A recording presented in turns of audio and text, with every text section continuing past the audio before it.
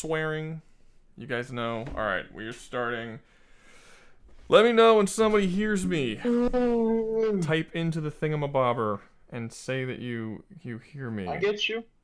Someone in the Make more words. in the chat in the actual stream, not in the Discord, preferably. Who can actually hear? Ad started. You can hear. Tappable Clock can hear. Tappable Clock is also in the Discord, so I hope he's hearing the right thing. Anyway, we have debates. Sorry, we're starting a little late. I was trying to get the debates before the stream started today. Usually we take like an hour trying to get them beforehand. I was kind of, you know, rushing with this one. But yeah, so we do have a couple. As of right now, we have two prepared. We have Doflamingo versus Lady Noir and a four-way sword fight between Henry from... Don't we have 3? What? 4. Don't we have... No, it's 4. It's 4. It's Jon Snow, Beowulf, Titus, and Henry from Deliverance, Kingdom Come Deliverance. Don't we have 3 debates? Because we have the Thing debate, too? Right, yeah, the Thing debate. Yeah, the Thing versus Dutch and his commandos versus Xenomorph. So we got a 4-way debate, a 3-way debate, and then a 2-way debate. Hey, we can keep going. We have a 5-way debate. Does anyone want to make a 5-way debate before that? What's up, Rouga? How's life treating you? Like it treats everybody. Like it's filthy whore that it just throws out into a side alley with a dumpster. Just like everyone else. That's not concerning in the slightest. Like which robots could win? Yes. No, it's not bad. It's relatively good. It's cold. I don't like the cold. That's really my only real gripe. Yeah. Howard. I prefer not to cook. You're in England, man. It's hot where I am 9 months out of the year. What about like Johnny 5 versus Claptrap versus Red Band? You gotta do your volume, man. It's way too low.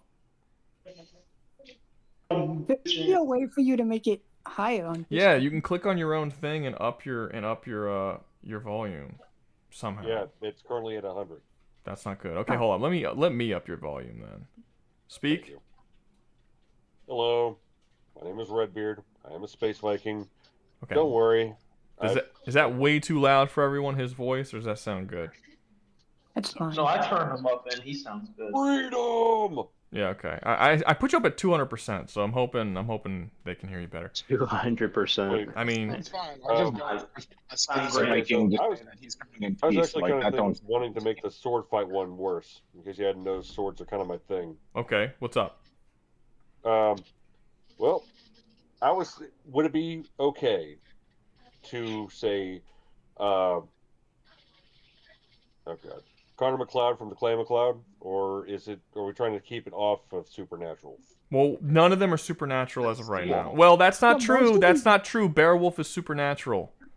He is supernatural. He is, which is why I think he's gonna win. But who's the McLeod guy? I don't know who that is. Oh, that's from Highlander. Connor McLeod. Oh. Isn't he fucking immortal? That's up to them. Do you guys okay with him adding Highlander? I don't know. He's immortal? I don't know who that Obviously, is. no. No, he's immortal. You can't kill him. Oh, So they rejected your choice. You have another one? Or Can I add a character from For Honor into the sword fighting debate? Yeah, I don't see why not, technically. If they say yes, they have to accept the debate. That's the whole thing.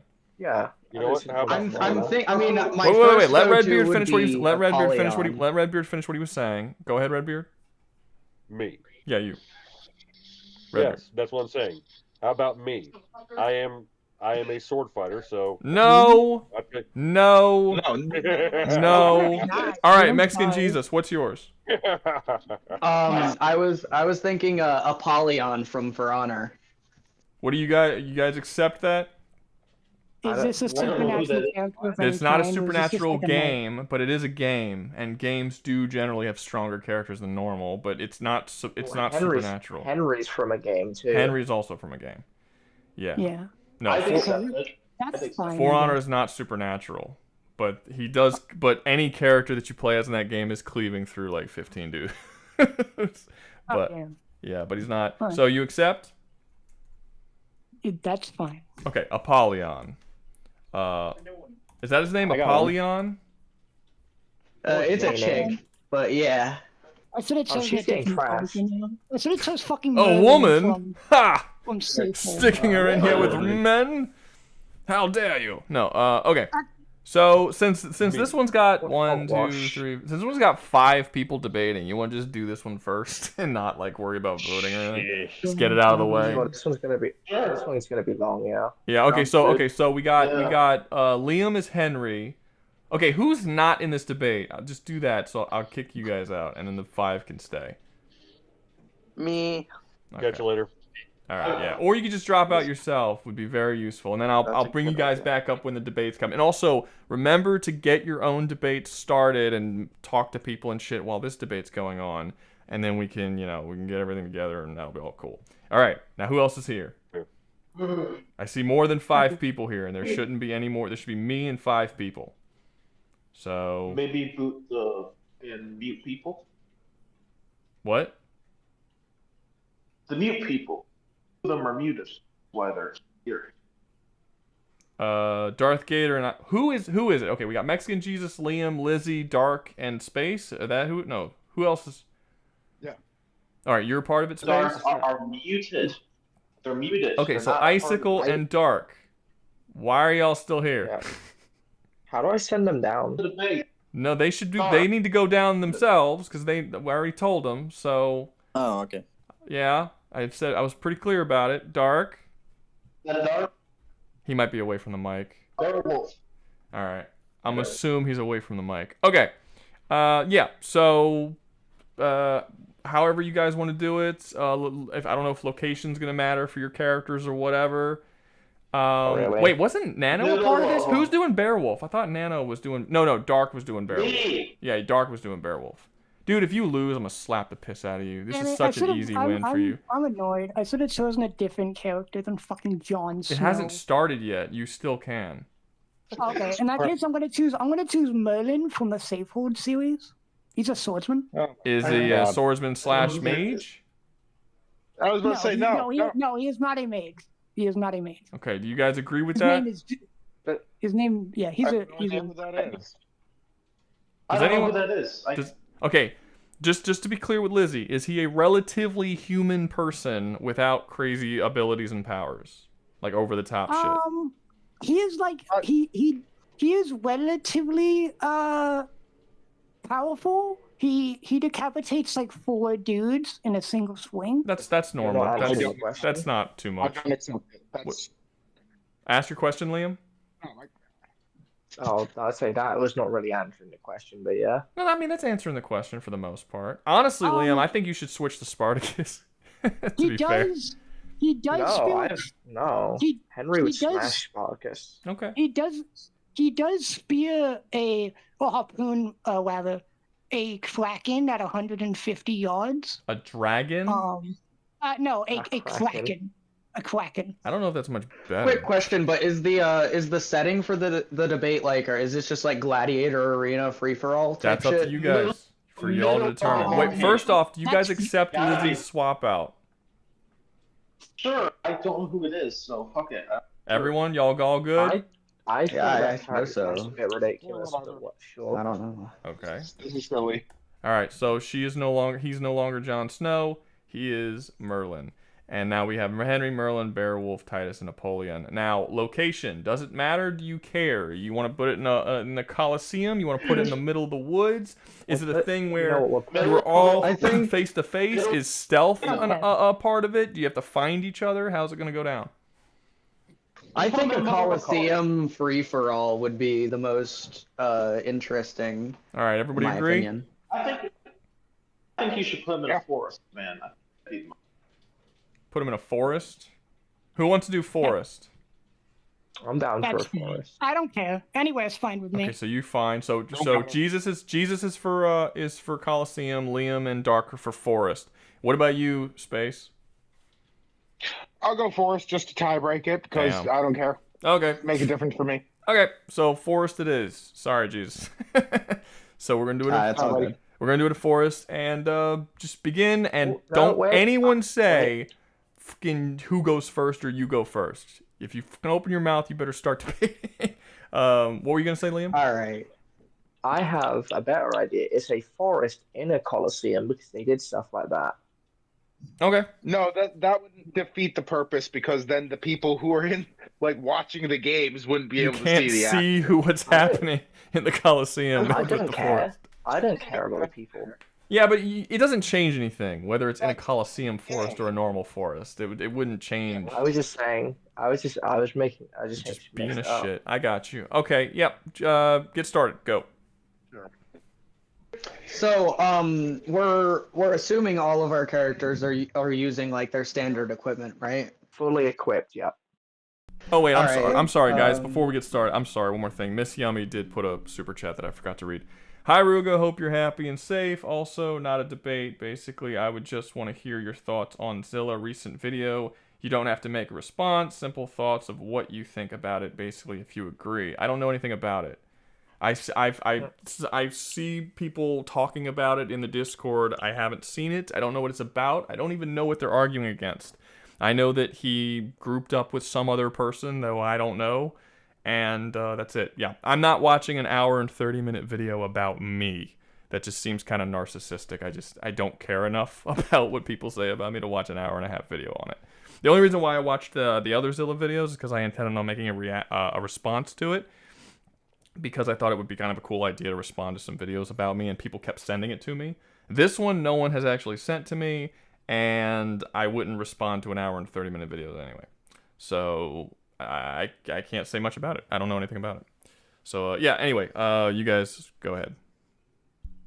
So the first thing I wanted to ask was because I'll tell you guys, but I wanted to know what your character's like base armor is. Like what are what's the armor they're packing? My character Titus is a Roman legionnaire. That's simple. So your classic standard Roman legionnaire kit. He's gonna have Henry would have a full plate armor. My guy, Nice. the Beowulf is Viking, so he ain't wearing much. Yeah. Just a And got, like, Apollyon, it has full plate armor as well. So far, unless Lizzie's character has full plate, it seems like Henry and Apollyon are definitely by far the best armored in the debate. So my character has full plate. Merlin's armor is made of battle steel. It is incredibly resilient. It is shown in the book that it can deflect rifled musket fire. And it is I also knew like, his character was going to be stupid. and it Yeah, can, this is- and it can also, it's at least mentioned that it can survive cannon shot and be unharmed. Okay, Lizzie, Okay, so this you time- lied. You lied. We asked you what the best thing he could do is, and you said he cuts off heads. You didn't say he could take cannon fire. That's the armor. No, that's the armor he wears. No, I understand, but when I specifically asked you before the debate started, what is he capable of, and is he a relatively normal human person with normal stuff? You said, yeah, I mean, the best thing he does is he cuts off 4 people's heads with one swing. If you did not say he can withstand fire from cannons, which is very clearly not normal. No, he can't do that.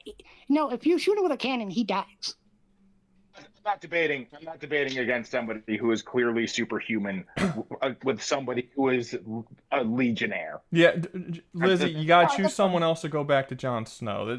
Jon Snow has a magic sword. Okay, that is already fucking OP. It's not that bad. The sword's not that bad. I mean, it's. I guess you could say it's kind of magical, but it's not really that. It's really good. It's Valerian steel. It's fine. It's fine. Like it doesn't instantly shatter the swords of the people it fights against or do anything like that. It's for the most part. Yeah, And also, yeah, and also, I mean, like I said, honestly, Beowulf is magical, but it's slight magic, but it's definitely magical. But no, you can't have dudes. What's up? Yeah, Lizzie, come on. It's not surviving a cannonball magical. Yeah, no, it's not. Well, We'll see. Yeah. I actually I mean, think you guys have no idea how much y'all are gonna get butt fucked with Beowulf. But I don't know anything about. yeah, it's a good movie. You should watch it. Northman's great. But no, Oh, Lizzie, come on. You gotta choose is someone that a little more character? realistic. That was just his armor. He's not surviving that. Yeah, but if his armor can survive, I mean, that's You realize, Lizzie? Yeah, You realize that's no armor. no sword is will, gonna go like, through that armor. Survive a bullet. Yeah, Oh. like even basic, even like plate armor, even the best plate armor they made in real life couldn't take even the shittiest musket. Like none of these other characters that they're arguing No, that's would not be able to true. swing their sword hard enough to even slightly scratch armor that's taking a cannon blast. So just I mean, it's mentioned that it could survive it.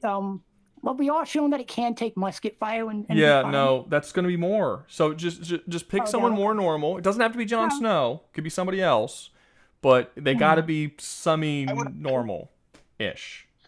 Yeah, I'll pick Jon Snow then. Jon Snow's Okay, fine. you're alright with it? Okay. We'll go back to Jon Snow. I think everybody here knows Jon Snow too, so you don't have to spend like an hour fucking describing Jon Snow's but yeah, okay. Okay, go back to the debate. I do still think it's unfair for Beowulf. I don't know who has seen that movie, but no one's rejecting it, so we'll see. Anyway, go ahead. Continue, my bad. So one of the reasons I think Apollyon definitely holds the edge in the situation is she literally led like a massive campaign across the entire world For Honor and fought like fucking everybody, conquered everybody, bitched everybody, collected a whole gaggle fuck of motherfuckers that only respected her because she beat the shit out of them. Like, she has the experience and the tactical know-how to be able to pick and choose the right fights, as well as being one of the most deadly combatants in the For Honor lore. And the For Honor lore, like, they're not like blatantly superhuman, but there are certain characters across it that have some feats and executions that do border on superhuman levels of strength or agility. So I think that gives her the general edge in at least a 1v1. But I just want to know what else you guys think. So part of the reason that this being fact that Is he cutting out from Beowulf- everyone else too? Dark, you're cutting out a lot. Fix your shit.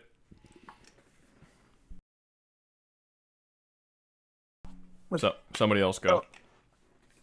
So generally speaking, like this character is more than human if you were to like put them up against, I don't know, just a regular soldier. It sounds like. Are you? Yeah. If you're just like some regular schmuck and you pull up onto Apollyon on the battlefield, it will be a genuine miracle if you come out alive. That doesn't sound like it's very much in the spirit of this debate, but okay. I don't really see what else can be done there. They have plate mail. Yeah. Apollyon does have plate. All right, so my mayor, I reckon. So this is we're agreeing this is in a forest, right? Yeah. Does anyone else in this list have stealth abilities? Because Henry does, and he's actually pretty good at it. Now I see why you chose Forest.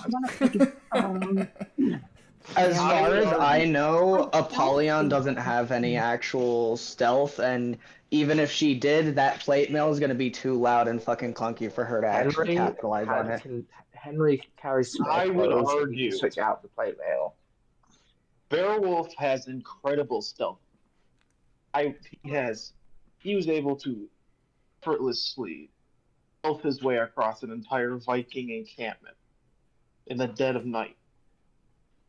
So I think that Beowulf would actually take Henry can actually top that in terms of. I would say it's more impressive. He was able to sneak out of a sieged castle at night, rescue his brother who got captured without being spotted, and then take his brother and escape with his brother who has a broken leg.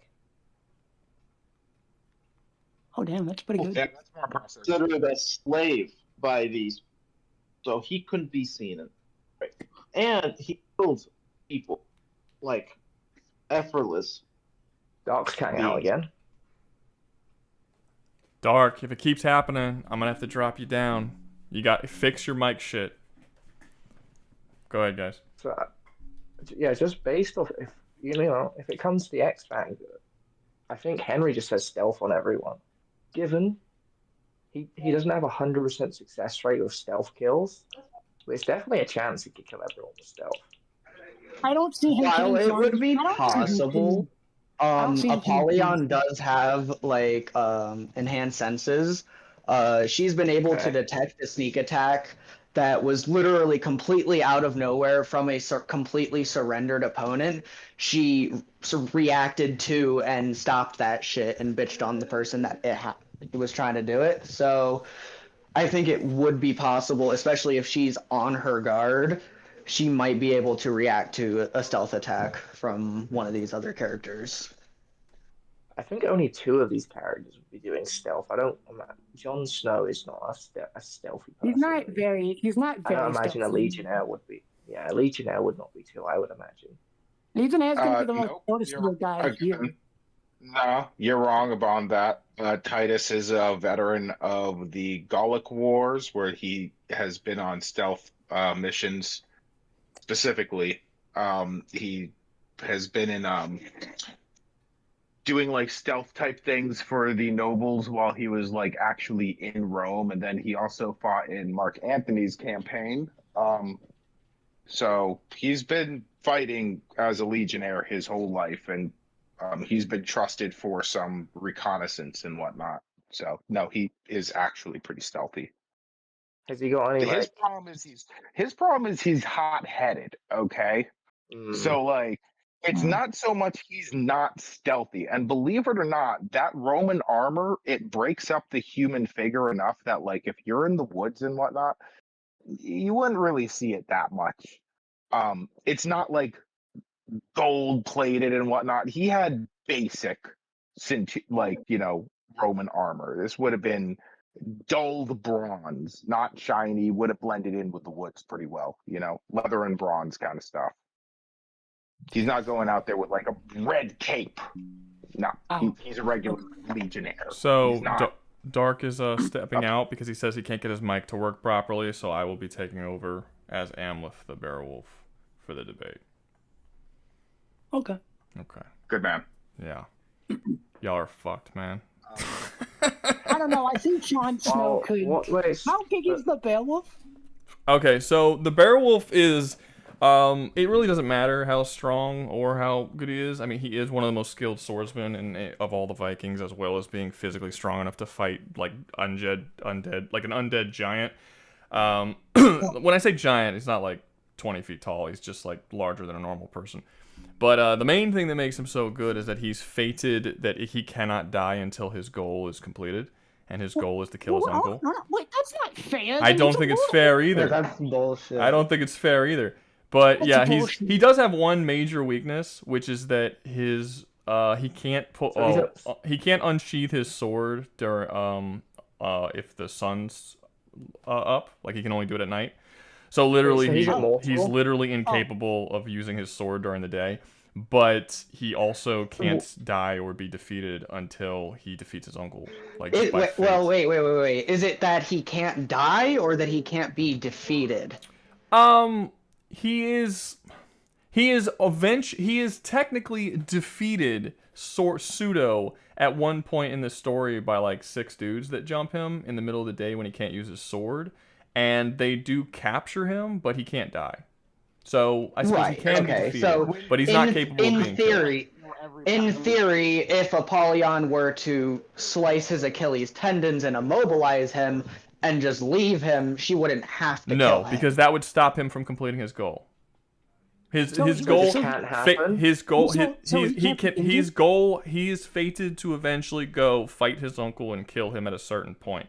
Nothing can happen to him to stop him in that goal. He's fated for that to happen. His uncle literally captured. But that's an injury that he could be healed and recover No, from. you cannot. So... You cannot recover from an Achilles tendon being cut. Okay. What Permanent about a different injury? Like if he gets stabbed in the fucking leg, and he can't put weight on it. Like so at that so point, Hold on. Can this guy even be injured? At all? He's cut in the story. He's cut. He's stabbed. He's beaten. It just doesn't stop him. Like he keeps moving forward with stab wounds and slices, and he's tortured at one point for days and starved of food, and he still continues to move around and fight. You can do things to him. He just won't stop from doing the thing that he needs to do. I like how none of us knew this. Ruga knew it and didn't say anything. I said it was going to be bullshit. I did say that. To be fair, we asked why. You didn't answer. No one said why. No one asked me why. I did. No one asked me why. Oh, I didn't hear you. But no, it's fine. Okay, look. Here's the thing. Well, to be fair, if you take Amleth out, I honestly think Apollyon is winning handily for the most part. Because that character is superhuman, or at least close enough to superhuman that I don't think anybody else could beat him. I don't actually think that Amleth is as physically strong or as powerful as Apollyon. It's just that Apollyon can't really put him down permanently.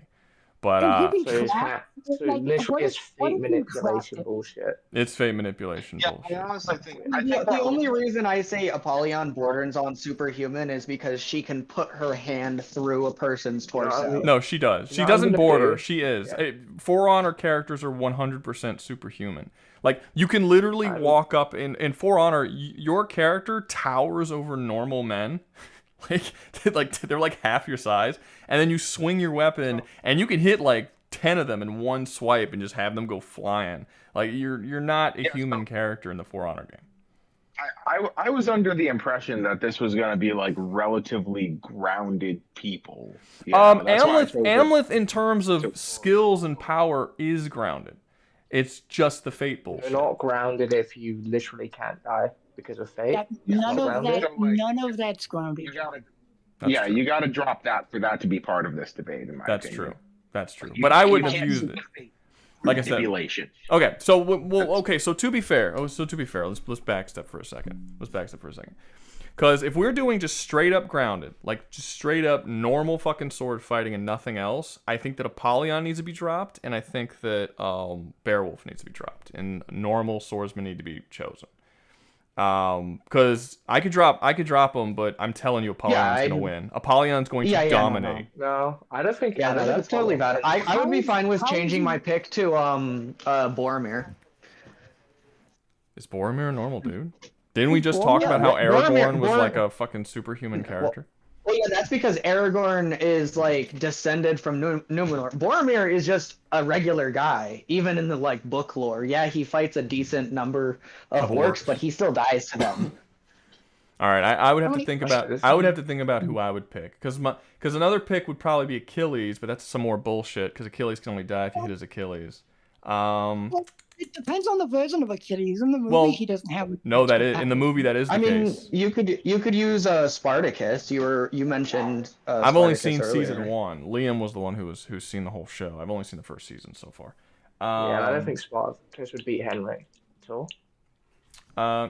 All right, let me think. I don't know. I could do Maximus from Gladiator, possibly. I'm trying to think of like normal sword dudes. Like, everyone who pops into my head are like video game characters that are not normal. What about Leonidas from 300? The problem with all these things is equipment, okay? Like, you guys chose a bunch of people who are like wearing full like 17th century plate mail, which is wild OP. John has a magic sword that can cut through the plate mail. All right. No. That really. sword. I don't know about that. It's not that magic. It's Valyrian steel. In the books and the show, it's said to be able to cut through armor, like actually cut through it. which normally speaking you Well, it cannot doesn't matter. cut through. Lizzie, it doesn't matter. Lizzie hasn't read the books and would only be using the I show read the version. book. Yeah, I've So only it's seen not the book. really relevant what it can do in the books. But Like I said, it's in the books and in the show, like in both versions. yeah, haven't but in seen the both show in a yeah, but while, in both versions, multiple characters, not just characters with Valyrian steel, are shown piercing through armor in multiple battles. That's not specifically a Jon Snow thing. That's just fiction never treating plate armor the way it's supposed to be treated. Yeah, I would actually say realistically, plate armor is most fucking- battles, Middle Ages battles in movies usually have them cutting through the armor. Pretty easily, like basically like fucking paper. It's just kind of a movie thing more so than a Valyrian steel sword thing. Yeah. Now, granted, he's a very skilled fighter in combat. He fights wildlings. He fights against the undead. He fights against the fucking against. I fucking think he's dark overrated. forces. I think he's overrated personally. Okay, so He wait. loses- Let's say Jesus. Who are you swapping him out for? Your character, to be a little more realistic. Boromir, because he is just a normal guy. Okay, so you're Boromir. Lizzie is Jon Snow still, and then you have Titus, and you have Henry. I honestly still think Henry is a video game character too is going to be a problem. Liam doesn't think so. I think it probably It's a is. very realistic video game. I don't think it's that realistic. I think he's the least skilled fighter in this entire conversation. Oh, For sure. Jesus. Mhm. Wait, he's the least skilled fighter? Oh, Yep, he's got great equipment. that's not gonna help him. If he's not yes, it skilled, will. That depends on the equipment. If I have a shotgun, I'm beating you. It depends on the equipment. I didn't He wanna has the bring- best equipment. He has a tank. He has an M1 Abrams tank. That's a very different situation. Well, actually, I didn't want to bring it up. He does actually have a shotgun. He has grape shot. He What, carries it grape? around with him. He actually has a gun. He has a gun? You might need to change yours too, Lee.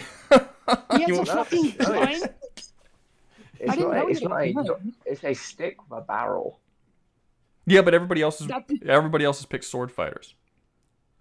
No, he has swords too. That's his main weapon. That doesn't He make has you a gun. that doesn't make you a sword fighter if you've got a No, shotgun. he's primarily a sword. He's primarily a sword fighter. Awesome, but you're gun is also giving him a shotgun.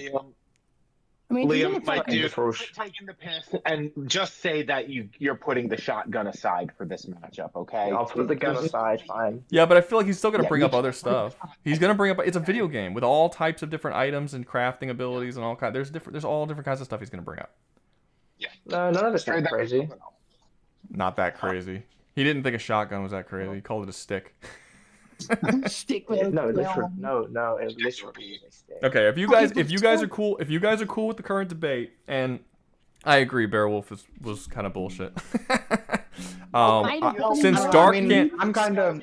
I'm kind of thinking, yeah, maybe it needs to be adjusted slightly. Okay, so Well, if I gotta say this, if everybody else is picking like full plate mail everything, can I just have like not Leonidas, but a Titus guy with even and, less armor than Titus. Well, okay, so to be fair, with the full plate mail from, stuff, like, the two of them. to be fair with the full plate mail stuff, you did know from the beginning that Jon Snow was going to be in it, and some of these characters you knew had full plate mail before we started. But Snow does not have full plate on. He does not have full plate. I'm not saying he's fully armored. I mean, And depending on where in the storyline, he's extremely fully armored. But I mean, it is what it is.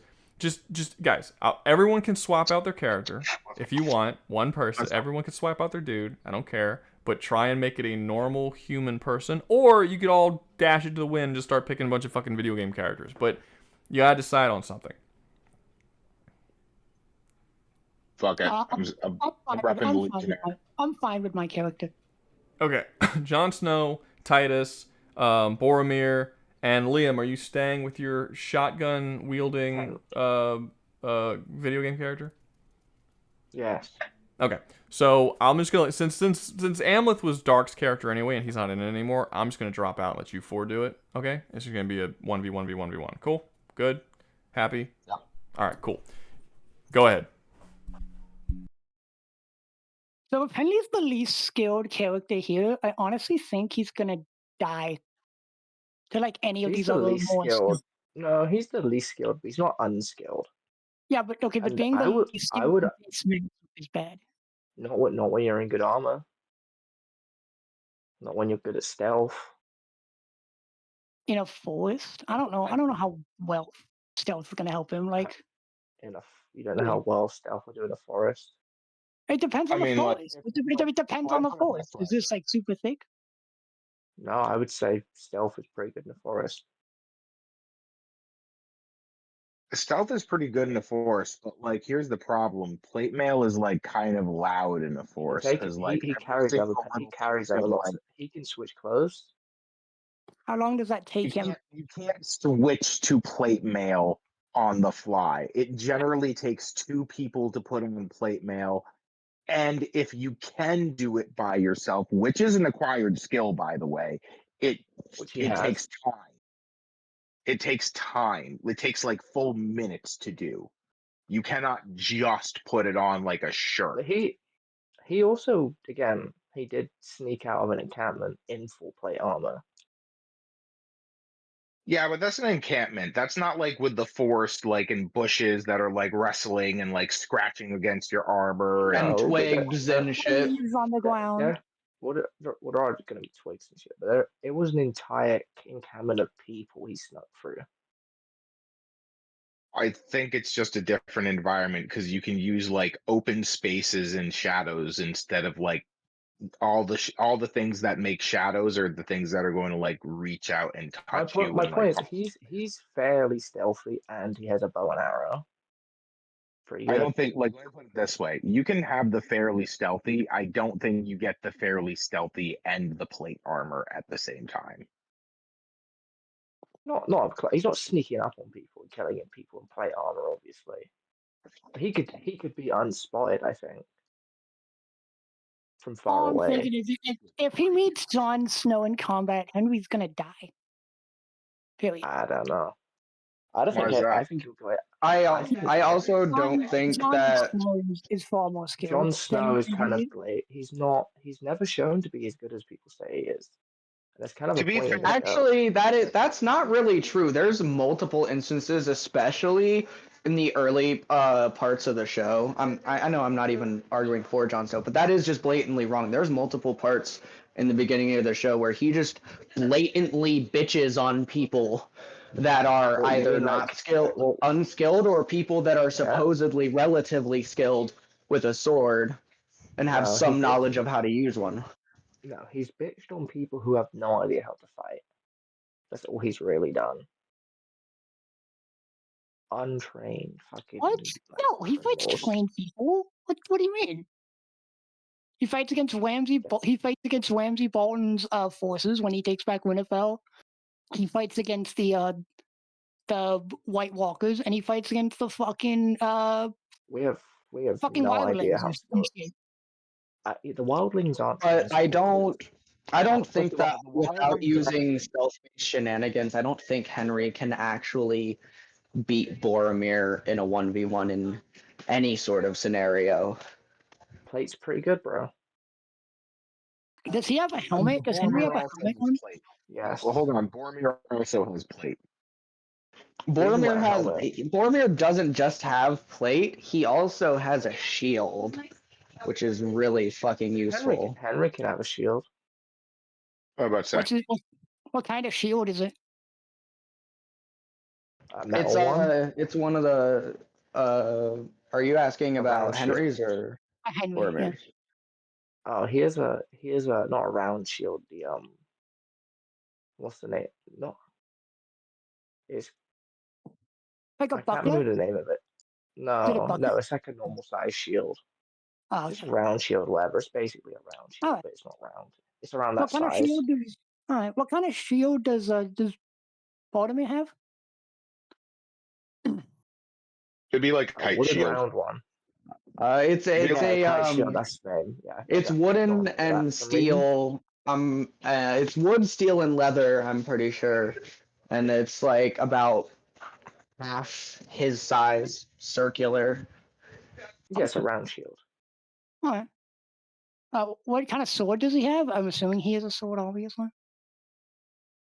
Is it just like a short sword, like a radius? It's not. It's definitely not a short sword. I'm pretty sure it's a long sword. No, Oh, it's a arming sword. Oh, okay. He uses an arming sword because he uses a shield. You would not use a long sword in conjunction with a shield because I a was gonna long say sword. that'd kind of be fucking difficult to do. Hey, Henry does it. I can't remember sword types, man. But Is there that's anything more or less. special about? Is there anything special about his like sword or anything? No. Oh, okay. Because then he Fair. would not be being used. Yeah, you're I the mean, only Jon one. Snow. Well, okay. You're the only one with a Jon- special character. I said, yeah, but Okay. Jon Snow's also, again, at this point, Jon Snow's not that shown to be not particularly like. They say he's a great fighter, but they never really show him against anyone who's genuinely considered great. The only person he fights who is considered genuinely great is Corn Halfhand, who lets him win on purpose. Hmm. Besides that, he loses to some random fight. He almost gets his ass killed. No, he gets saved against that fucking that criminal with 2 daggers when he has a longsword. Fuck, it's been so long since I've seen so. He did beat Giant Spain, but I don't really consider that much of a win either. No, this is what this Jon Snow even Damn it. Ballsy Ramsden says it. Is he as good as they say? And there's a question mark there because we never see him fight someone who's truly good. Damn it. I should have. Wow. Maybe Jon Snow was a No, fucking terrible he pick. beat Yeah, he Jon beat Snow's he probably gonna he's die. Jon No, that's Snow how he beats I'm beats pretty sure that Riker. if Jon Snow had fought like the Hound, he would have died. Yeah. Yeah, that's fair. Or the Mountain, or fucking Jaime Lannister, because Jaime Lannister's fucking great. Or even fucking Bran. Or is it Bran or Braun? Braun, yeah, the fucking. Bronn would You have know, probably Bronn would have been the closest, but I think Bronn would have beat him. Yeah, But yeah, Jon no. would. I don't think Jon can beat Boromir in a 1v1. Even with the magic sword, like, yeah, it can cut through plate armor, but Boromir has a fucking shield. We have never seen Valyrian steel cut through an entire shield in Game of Thrones. I don't see any reason to suspect that that's possible. So I think partially just because of that, Jon would overestimate his weapon and get clapped up by the way more experienced fighter that is Boromir. How old is Boromir? How experienced is he? I want to say he's in his like 30s or so. I can't remember exactly. Oh, He's okay. been in an actual war. Jon's kind of been in war, but not against like brain soldiers really. Yeah, Boromir has Very actually late. fought enemies that were trying to kill him with murderous intent, and he has slaughtered many of them, and he lived all the way up until getting shot 3 times, and he was still fighting with 3 arrows in him. Well, 1, 2, and then the third one kind of took him down. Hmm. He was what you can say is he was still killing orcs with 2 arrows sticking out of his chest. You can say that. Yeah. How many I orcs just was see he? How many orcs was he fighting? Like a lot.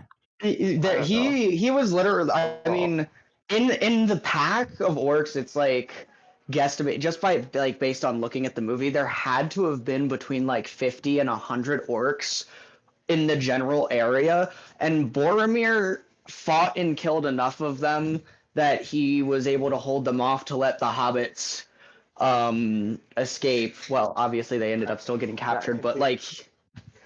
But he fought that and could be 10, 20, probably. yeah, like he killed at least like bare minimum he killed 8 orcs.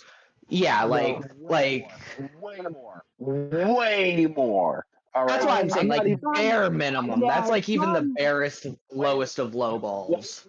Yeah, no, Jon way Snow is not beating that. the entire time that they hear at first when they go the horn. Oh God, that's the horn of Gondor. and they go rushing to his side. The entire time they're rushing to his side to try to get to him, he's blowing the horn and killing orcs.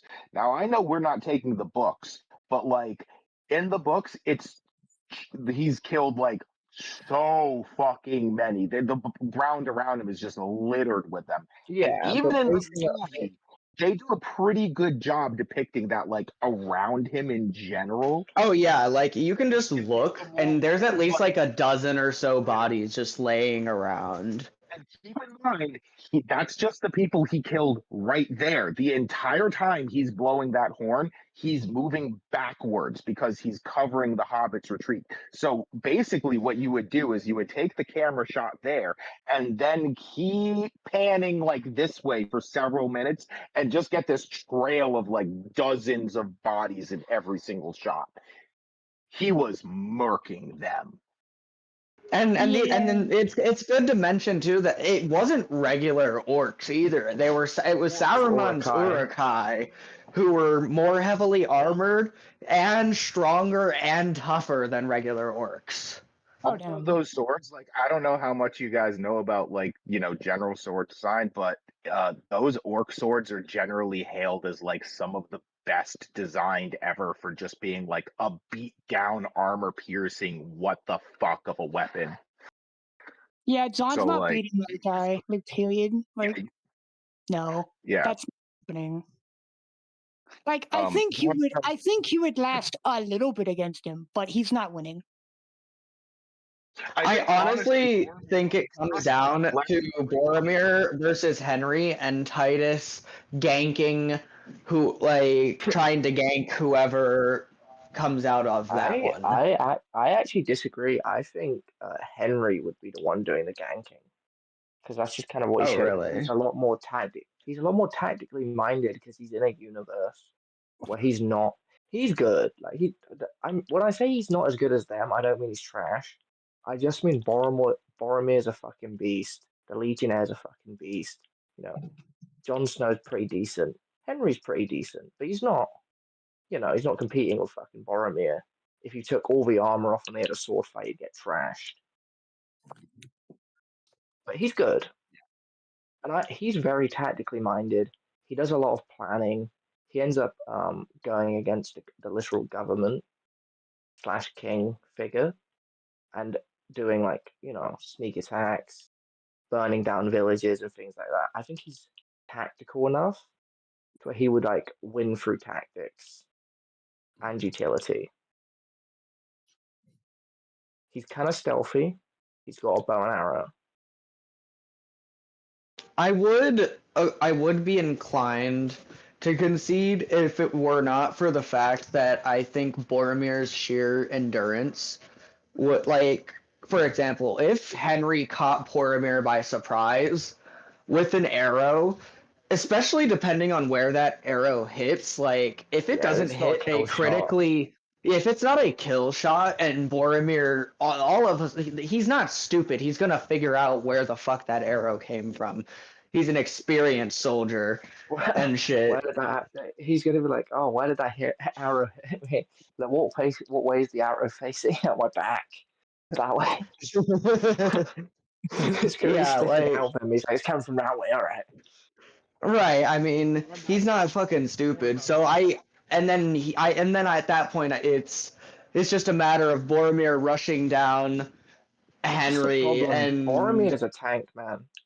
I don't know if normal arrows would kill Boromir quick enough for Henry to outlast him. They might. I think he could if he gets a couple arrows in him, maybe Boromir runs out of steam before he kills Henry.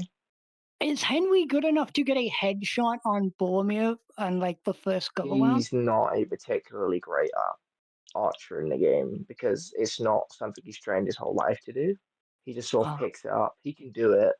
You can get headshots, but I played the game a lot and I cannot reliably get headshots, so I would say no. And Boromir has a shield, so he can definitely protect his head while charging. I think he would definitely get one arrow in based on his stealth abilities. I don't think he would get more in because of the shield. Right. And he doesn't, and it's not like he can fuck, he's not Legolasing this shit. He's going. Da-da-da-da-da-da. He's like, it's realistic. Draw back, heavy bow, wham, rinse, repeat. And It'll be that quite and that's the slow. thing too. Like opening combat with that, like drawing a heavy bow, he's gonna be quite exhausted by the time No, Boromir. he's got crazy good stamina. Oh, okay, fair enough. Sorry, I will correct myself. He has great stamina recovery. He doesn't have great stamina, but his recovery is pretty good. So he would recover from that. So, Duck, what do you think Titus is doing during this whole thing? So quite frankly, he's a legionnaire, but like this is not your average legionnaire because he's a veteran of the Gallic Wars with Caesar. So he was in some very hairy campaigns. Some of the only battles in Roman history where the legion was in real threat of like losing, but then came out ahead. I mean, obviously there are battles they lost, but there are some seriously hairy situations this guy's been in. He also fought under, Mark Antony. Or maybe it wasn't Mark Antony. He fought in the Peloponnesian Wars between Mark Antony and Octavian Caesar. He is a wild kind of veteran. So, how many years of experience would you say he has? Decades. He's in his like 30s. He's like somewhere in his mid 30s, and he's probably been a legionnaire since he's like of fighting age, which would be somewhere around like 14. So at least 2 decades, at least. All right. And I honestly think that weirdly enough, I thought his equipment was going to be like a massive problem. But the more I'm hearing about you guys, I think that he might actually take this because, first of all, he doesn't have a longsword, which would be problematic against each other because you can't really use a longsword against plate mail. You'd want a shorter sword, actually, so you can maneuver it when you're closer in and get into those gaps.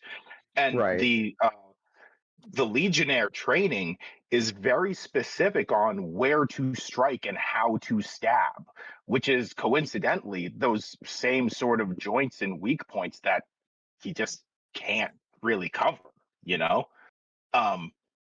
so he'd actually be pretty well equipped. He's lighter for sure.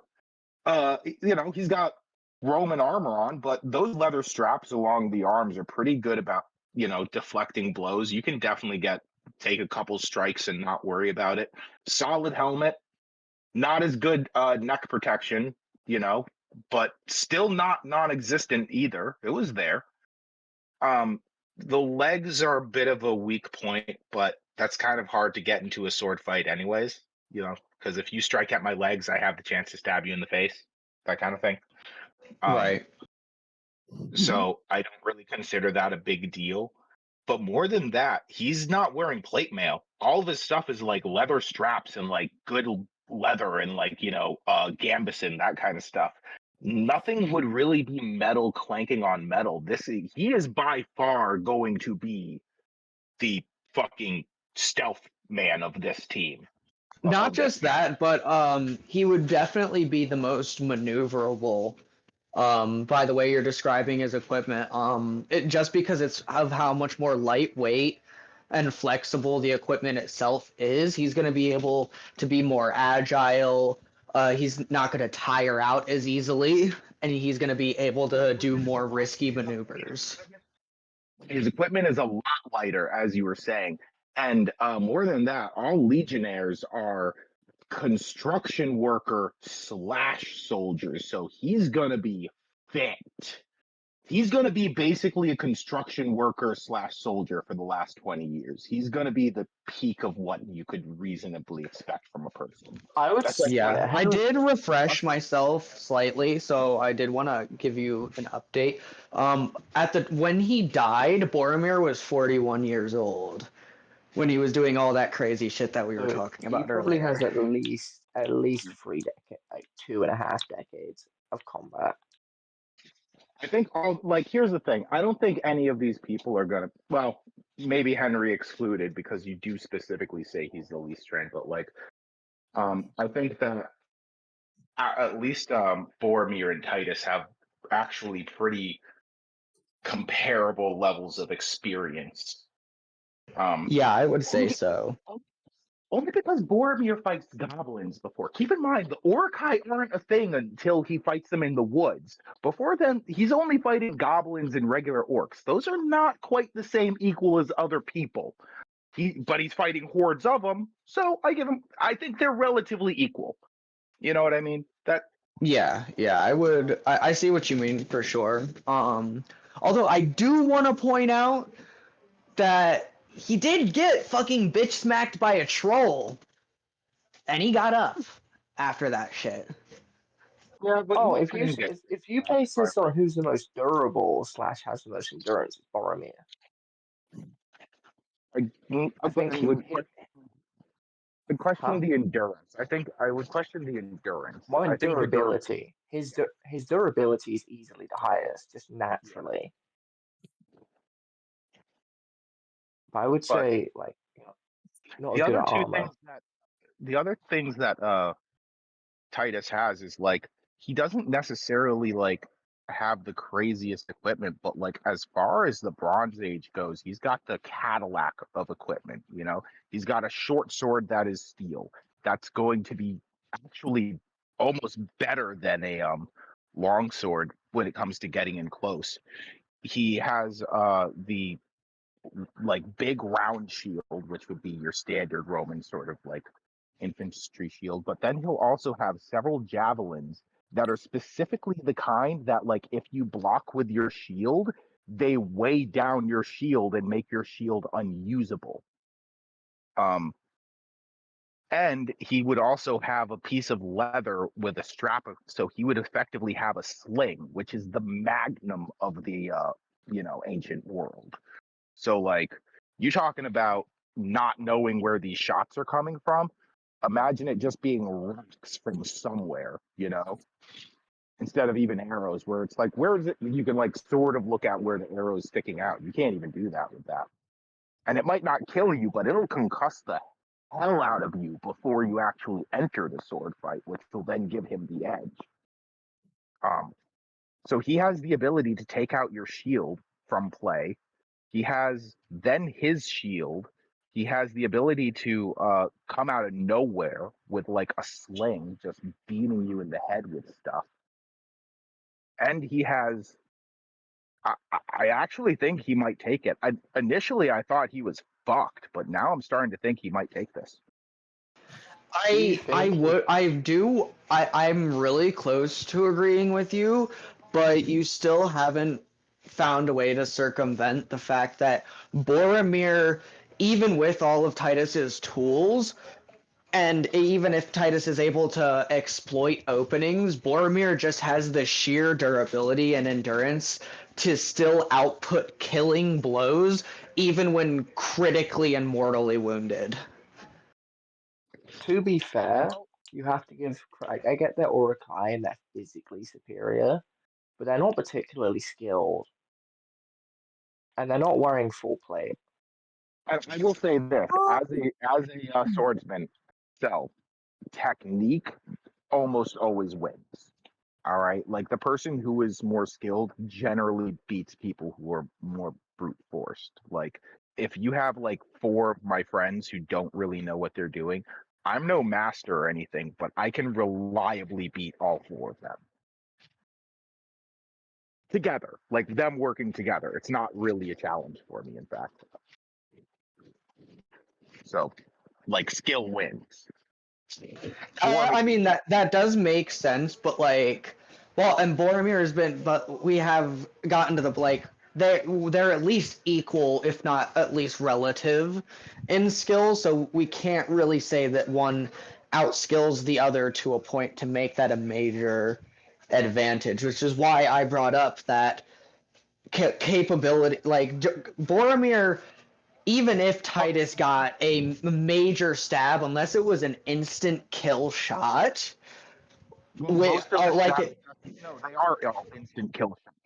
those are the stabs that the Romans are trained to do. They're trained to do the stabs for the under the arm, going for the artery that goes from your arm to your torso, and that kills you in seconds if that's severed. They go for the neck area. They have this really vicious thing they do where they'll use their shield to lift up your shield just a little bit and then drop low and stab you in the nuts, because there are so many like vital fucking blood vessels in that area. If you get stabbed in like the inner thigh to groin area, you're gonna die. Like just flat out, you're gonna die. So, That's the thing, though. Even if he does exploit a joint area, the type of armor that Boromir is wearing, it's not just plate. It has chainmail underneath that's specifically meant to protect against stuff like that. You're talking to somebody who actually knows armors. I'm gonna tell you, like the Roman gladius and whatnot can totally like pierce chainmail. They had riveted chainmail in the Roman time period. That wasn't new. That's the kind of thing this stuff was designed to pierce against. Like, sorry, my dude. And he's not even wearing like entire full plate. He's wearing like a decent amount for Boromir. Yeah, Most I mean, I just don't see how Titus is able to circumvent the Boromir's basically the willpower advantage, because while he is a trained soldier, that can go both ways. Trained soldiers are used to killing people and killing people efficiently, and if he fucking slashes Boromir and would expect a normal person to fucking back off or something, or even a well-trained person to like back off or something, and Boromir is just gonna fuck him up. So, like, I'm not going to go through the crazy storyline that is the show Rome, but I'm just going to leave it at, unless you want me to, but suffice to say, Titus is one of the few just thick-headed motherfuckers who is going to beat him, or not beat maybe, but match him on willpower. He literally goes through a journey through Egypt just for his best friend, like, who is dying the whole time, and carries him from Egypt back to Rome so he can see his daughters on his like deathbed, like right before he dies. So, like, if you're talking willpower, Titus got it. All right, that is a stubborn-headed, just unyielding motherfucker.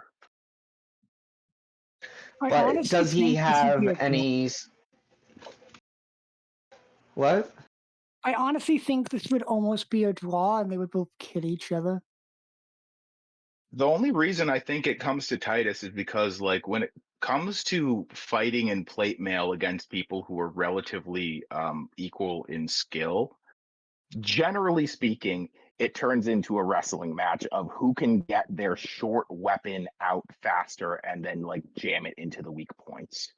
And quite frankly, Titus has the edge on the weaponry there. Well, Henry carries around a dagger for that. Oh no, Henry does, but I don't think Henry has the skill to take on Titus. He's not. He has the equipment. He has the equipment, but like he's got better equipment and he's decently skilled. I think he's not as skilled as a Legion. Who's been like going up against Gauls and shit like that. Yeah, I know. For like 20-something years. Yeah, again, Henry also has an advantage in range because he carries a bow and arrow. True. My guy carries my guy carries a sling, and you did admit that he isn't super reliably accurate with the bow, and like he can use it, but he's not like insane with it. You said can he pull off headshots? No, you said can he pull off headshots? I said no, he can't pull off consistent headshots. That's not being inaccurate. A headshot is a tricky thing to do. Yeah. Yeah, it's very difficult. he can hit you in the body a lot easily. The Roman And he's shield got- would definitely be able to stop that arrow, but like, yeah, there is some problems. The thing is, like, again, he has some javelins that he would have, and then he also has his sling, but that would basically be it when it comes to range. So like, he has basically, I mean, his you know, javelins are pretty. faster shots versus like less powerful. Like, that's pretty much the difference. Because he'll put more rocks down range than arrows for sure, and like definitely more But one's than crossbow bolts. But like, yeah, those yeah, arrows are one's way definitely more. doing more Yeah, damage one's a than lot more one. lethal than the other. I mean, Yeah. javelins Now are that pretty. being said, No, javelins are pretty useful. those are pretty not so in lethal. full But, plate. I mean, yeah, that would be more of to try to take his shield out of play. That's really what those are for. Yeah. In Um, which case you rather have to deal with a longsword or a spear. well, the Roman legionary definitely has a spear too. They have a short Yeah. spear as part of their equipment. That is not one of their javelins. That is not their throwing weapon. That is their Yeah. melee. But then that would come down to Henry having better armor while in a spear fight, but being less skilled. The question really is, would Titus actually? I don't think he would do that. I think he would charge down the person in armor because, armor. Henry You does sort have of genuinely to do good that. wrestling ability. I don't think he'd be able to out wrestle him. Yeah, You can but get pretty Titus strong is and like out a wrestle Roman. pretty big people. Yeah, but Titus is a Roman, okay? Like, that's wrestling is part of their thing, like sort of their thing. If he were a Roman Right. legionary for like 20 something years, I really get the feeling he'd be a pretty good wrestler. Not to mention, he did spend some time in the gladiatorial arena at one point. Like, he's got a pretty storied career within that show. I actually highly recommend it. It's on HBO. Not to turn this into an ad, but like, Rome on HBO. So good. Check it out. I would honestly be fine with Problem is it was conceding that canceled. Boromir loses a 1v1 against Titus, but he does at least injure Titus pretty decently. Yeah. I don't think Titus has the ability to take on like the one and then the other. I think he probably has the ability to like pick off the victor with like I ease. think Like that he can do. Okay, but my issue with that is what you said earlier. Is you said he's hot-headed, so he probably wouldn't do that. He's been trusted with stealth. When I say hot-headed, I mean like if you get him out and his best option is like to continuously throw rocks at you with his sling, but like you throw down your armor and like just challenge him man to man to a fight, he will probably do that. But I was he's gonna also say been that- known to be pragmatic, because there was one time when No. somebody like extended a hand in peace, and he took that opportunity to put an axe in the dude's head, and Okay. no, actually, Let- he headbutted him, bit his tongue out, and then threw his axe at somebody else. Oh, damn. So, Guys, let's put it. We know for a fact that Boromir will be fighting people head to head. So will Jon Snow. So they're both Yes. fucked based off that. yeah, So it would be between Henry and the Legionary. I don't know why I keep forgetting his name. Titus.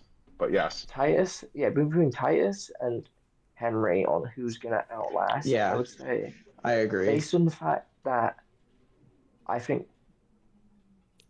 Boromir would beat Jon Snow. I Based on believe that, that. I think Boromir is also an absolute Chad, and he will be throwing down hands. He will be willing to throw down. So I think Titus, like you said, would match that. But Henry doesn't have that issue. He can be very morally ambiguous. So I think mean, he like, would be Titus completely willing to watch them fight. I just think Henry's more likely to not get involved based off of that. if he doesn't have any degrees of hot-headedness, then like I would maybe agree with that. The thing with Titus is like there are parts of the show where to be he's shown to be the guy a lot more reasonable, but then there are other times where he's the one rushing into combat like head first. So If like it's a Boromir bit of a throws toss down the up. gauntlet, is he not accepting it in your mind? Do you think he would accept the gauntlet from Boromir? I think he would. In that case, I think I think he Henry would takes kill that him fight. after. I think honestly he takes that fight and then turns around and gets an arrow in his chest or something. Yeah. Because they're all I think he is the relative most in skilled. different I think ways. he is the most skilled person, Yeah. and if he winds up being the last one fighting the last one, he's gonna win. But I guess based on this scenario, I don't think that's gonna happen either. The forest really benefits Henry. That's why I was kind of down for it. The forest also Mhm. benefits Titus. That's why I was down for it, because like he Yeah. has a lot of experience fighting in the forest because he's fought primarily in the forests. Like a lot of his experience comes from fighting with Julius Caesar against Gaul, which would be I think Western France. Yeah. No, Eastern France. Oh, yeah. Makes sense. So So I'm the story happy with is second place. Boromir kills Jon Snow. Boromir fights Titus. Titus kills Boromir, is heavily injured, and then gets put down like a dog by Henry. Arrow to the Oh, chest. I'm back. No actual fight. Yeah. So what? So what are we thinking? It goes. John does the worst, followed by Well, Boromir. it depends on who he meets first. If he meets Boromir first, he's like dead. Boromir and John are the only people who I think would outright just fight it out. Yeah, They're probably. not about they're not about that stealth life. No, John's very like not stealthy. That's just not a Yeah, thing. so I think out of John and Boromir, I think Boromir's winning like 7 times, 8 times out of 10. Yeah. Yeah, that's fair. So you guys are good? Yeah. Yep. Yeah. Okay. Oh, I did think of some characters. For one, Lizzie, you could have used Arthur Dane from Game of Thrones if you wanted to do a Game of Thrones. Arthur Dane would have actually molested motherfuckers. Yeah, you I also don't know enough another about one I that. thought I of that don't would know have done enough really good that I might have picked because I'm currently watching it. It was Theocles from Spartacus, who appears in the first season, and he's like the greatest swordsman that ever lived. And Liam, do you remember who that is? The dude who Crixus and Spartacus have to team up against? Oh yeah, he's a monster. Yeah, I think he would probably beat all of them. I think he would lose. I still think he would lose personally. To who and how? I think he would lose to Henry based on like the parameters we set. How? Not with an arrow, Not an without a arrow. fight. That wouldn't happen. Stealth. No. How? A speed. What do you mean? He literally takes 1,000 cuts. He fights 100 men at the same time, takes 1,000 cuts and doesn't go down. During his fight with Spartacus, he's a normal dude. It's not mystical in any way. He's just a genetic monster. He's 6'10" albino, and he just doesn't go down. He gets stabbed through the abdomen at one point, and he pulls the sword out, and then he's like, all right, now the fight really begins, because he wasn't actually going all the way. He's also considered the most skilled swordsman who has ever lived. He was considered the shadow of Rome, and it was literally said in the show multiple times that it's not possible for one person to beat him. You can only beat him with at least 2 people, because how well his skills are. His defense and offense are so perfect, no one person can get through. And like this was I think he's outmatched technology-wise, but he probably would just beat him through pure skill. But he might, him and Boromir might equal out, because again, Boromir survived getting shot with gigantic black arrows in the chest for a while. Not really. He was gonna die after the first one. He just, he was just fighting. Yeah, it was like he was dying after the first one. I don't think that he was ever gonna live. Yeah, It's just I'm the not other saying two he put him wins. down faster. I'm not saying he wins, but I'm saying he might be able to draw it out. I think that if we're talking about Theocles, I think that he's easily the most skilled one here. I think he beats the willpower shit of Titus because he can literally take blades and shit through his stomach and shit and still keep fighting. He's easily bigger and stronger. I don't know. I don't know. I thought about him while y'all were debating. I was in the other room. What equipment does he like? Nothing. He has 2 swords. He has no armor. But he fought against 100 men without armor. Yeah, like that was the whole thing. Now we don't see him. What's up? Did the 100 guys he was fighting against have armor, or are they all like they were gladiators. They had normal gladiator armor. He walks in with basically a like boots and underwear, essentially. It was like a rag that covers his crotch, and then he has 2 swords. I think he would die under the same premise Boromir dies, which is he's just gonna run out and fight people, and then get killed by one of the people who don't do that. Well, he wouldn't. I think he would literally die to like anybody. Like, well, he fought 100 people at the same time. I mean, yeah, but Boromir fought dozens and killed dozens and dozens of orcs but he did it while dying. Yeah, but he was dying to the dozens and dozens. Theocles wasn't dying to no, the he hundreds. didn't. He didn't die. He didn't die to the dozens and dozens of orcs. He died to one chucklefuck that was shooting him while he was killing the dude's friends. Sure, but Theocles was still more people, and he still fought more people, and he was taking more damage than Boromir did.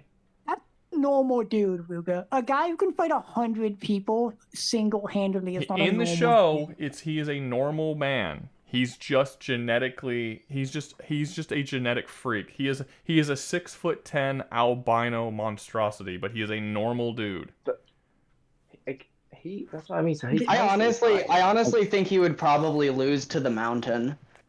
Oh no! I don't think the Mountain's that skilled. I don't believe that at all. I don't think the Mountain is in the top 10. The Mountain is the Mountain is skilled enough that combined with his plate armor. And the fact that you admitted your guy doesn't wear any armor, all he needs is one hit, and this dude would be fucking dead. But Theocles has experience. Theocles has never been beaten by anyone in ever. He retired. He gained his freedom by fighting in the Colosseum for decades, and now he just comes back to the Colosseum for fun at this point because he has no fear of death. He doesn't wear armor, but all of his enemies wear armor. Like, the Mountain doesn't have anything close to that. Wait, but what kind of armor do they wear? You said they wore gladiator armor. That's not the same caliber of armor. I don't think it matters when you're talking about a dude who fights against 100 people. The Mountain lost against one. The Mountain doesn't have any great. Y'all were talking about Jon Snow not having any like major wins. The Mountain doesn't have any major wins. But the Mountain's like 8 feet fucking tall. He's not 8 feet. He's not 8 feet tall. He's like 7 feet tall or some shit. Yeah, but so is Theocles. He's 6'10", and he's a genetic monstrosity that doesn't die after being stabbed through the stomach and out his back. I mean, the Mountain is also a genetic monstrosity that. He's not a genetic monstrosity. He's just big. The author is a genetic freak, but the Mountain died to a thrust from a spear. No, he died from the poison from a thrust to the spear. But yeah, it was it was a thrust of the spear in his stomach, and then the poison was killing him. But he's not a genetic monstrosity. He's just big. He's not just big. He cut a fucking horse's head off in like one swing. Yeah, that's because he's big. He's a big dude. Am I thinking of a different? That takes a little more than just me. I thought the Mountain was the huge ass undead guy in Game of Thrones. Yeah. I mean, if we're talking about the undead version, sure. But even the undead version was in a draw with the Hound. The Hound is not fighting 100 dudes unarmored with 2 swords and taking them all out. He's not getting cut 1,000 times without going down. How skilled are these? Like, super skilled? Experience? No, the Mountain is not skilled. Hound, I think, is I'm probably I'm not pretty talking skilled. about the. I'm not talking about the man. How I'm saying experienced were after these he's 100 dudes? Because like Yeah, We don't know. outsmarting 1,000 retards doesn't make you a tactical No, genius. but he takes on both Spartacus and Crixus at the That's same impressive. time, and I think that's more they're the That's two most skilled warriors in the gladiatorial games at the time. Neither of them can take him on. The only way Spartacus wins is after he's already beaten Crixus and Spartacus is about to die. Crixus uses his helmet to basically shine light into Theocles' face, so he blinding him temporarily, and then Spartacus quickly cuts his head off. But it's I not. just think you're It's like a split you're second. overplaying the 100-person feat. No, it's, again. I don't. Yeah, I'm because not we don't- overplay. I'm we not don't overplaying play- it. It would. That That is- was what happened. And it's not. Well, it's not just That the is a 100 good person. point. Ruga, That is a good overplaying it point, doesn't mean it but didn't something I happen. want to bring up to that is that fighting 100 dudes is different from a one-on-one duel. More impressive though, and those were gladiators who were mostly enslaved men forced to fight. They for were their freedom. enslaved. They Not were all of them enslaved were. men who are My trained. We see throughout the show of Spartacus that the gladiators are trained every single day from sun up to sundown, solely And in some the of them act of still suck, combat. and there's still Yeah, some of them massive suck, skill though. differences. Some of them just suck. Yet none of them. No, none of them. They suck for gladiators. But in order to even become a gladiator, you have to pass a test, and the vast majority of people die before they even become gladiators. They show in No, the new no, show. I'm thinking of Actually, in the new No. show, they show the gladiators. Some of the gladiators are so bad that the worst of the original cast would actually Yes, but destroy the best. of but them. you're holding off information. The reason why that is because specifically Asher's gladiators are considered the worst because Asher doesn't care about training the gladiators properly. You don't know how Asher you himself don't know how was good these 100 are. Asher himself was one of the worst gladiators of his original gladiator group that he was in the original show. He was one of the worst, and he easily beats his best gladiator. And it is, and yeah, his Ludus, I guess, yeah, his Ludus is significantly below what normal Luduses are, like significantly don't- so. My point is, All we right, don't know I'm, how good these head are. out. For all we know, All right, these see you, Max. 100 people are as good as his Lewis is right now. It doesn't matter. It's 100 people. It doesn't matter if they have no skills at all. That's more impressive than anything the Mountain has ever done, by far. Oh no, the amount. And you I would already say the admitted that he took on Crixus and Spartacus, who are not unskilled. I agree. I'm not disagreeing. He would beat the Mountain. The Mountain is kind of awful. Anyone who can size match the Mountain will probably beat the Mountain. People who Who's the can't size guy- match the Mountain I- has beaten the Mountain. What's up? I forget no, who but the I'm saying guy- if you who's the can, it's a guy- guaranteed win, pretty much. Who's the guy in Daenerys Targaryen's army? He's the leader of the Unsullied. Grey Worm, that's his name. About him.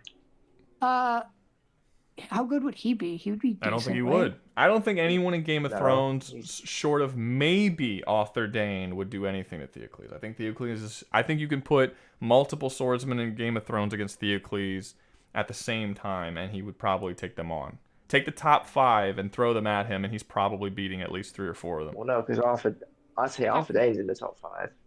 I don't know enough about. That's what I'm Arthur- saying. That's why I Arthur said top. Dayne. That's why I said 3 or 4 of them. Arthur Dayne is so good. He makes literally everyone else look like fucking But so beginners. does Theocles. I don't know why you would give Arthur Dayne so much leeway just based off No. of stories that people have told about him, but not Theocles. Because his Well, we stories, they know- built him up just as much. I never said Theocles wasn't.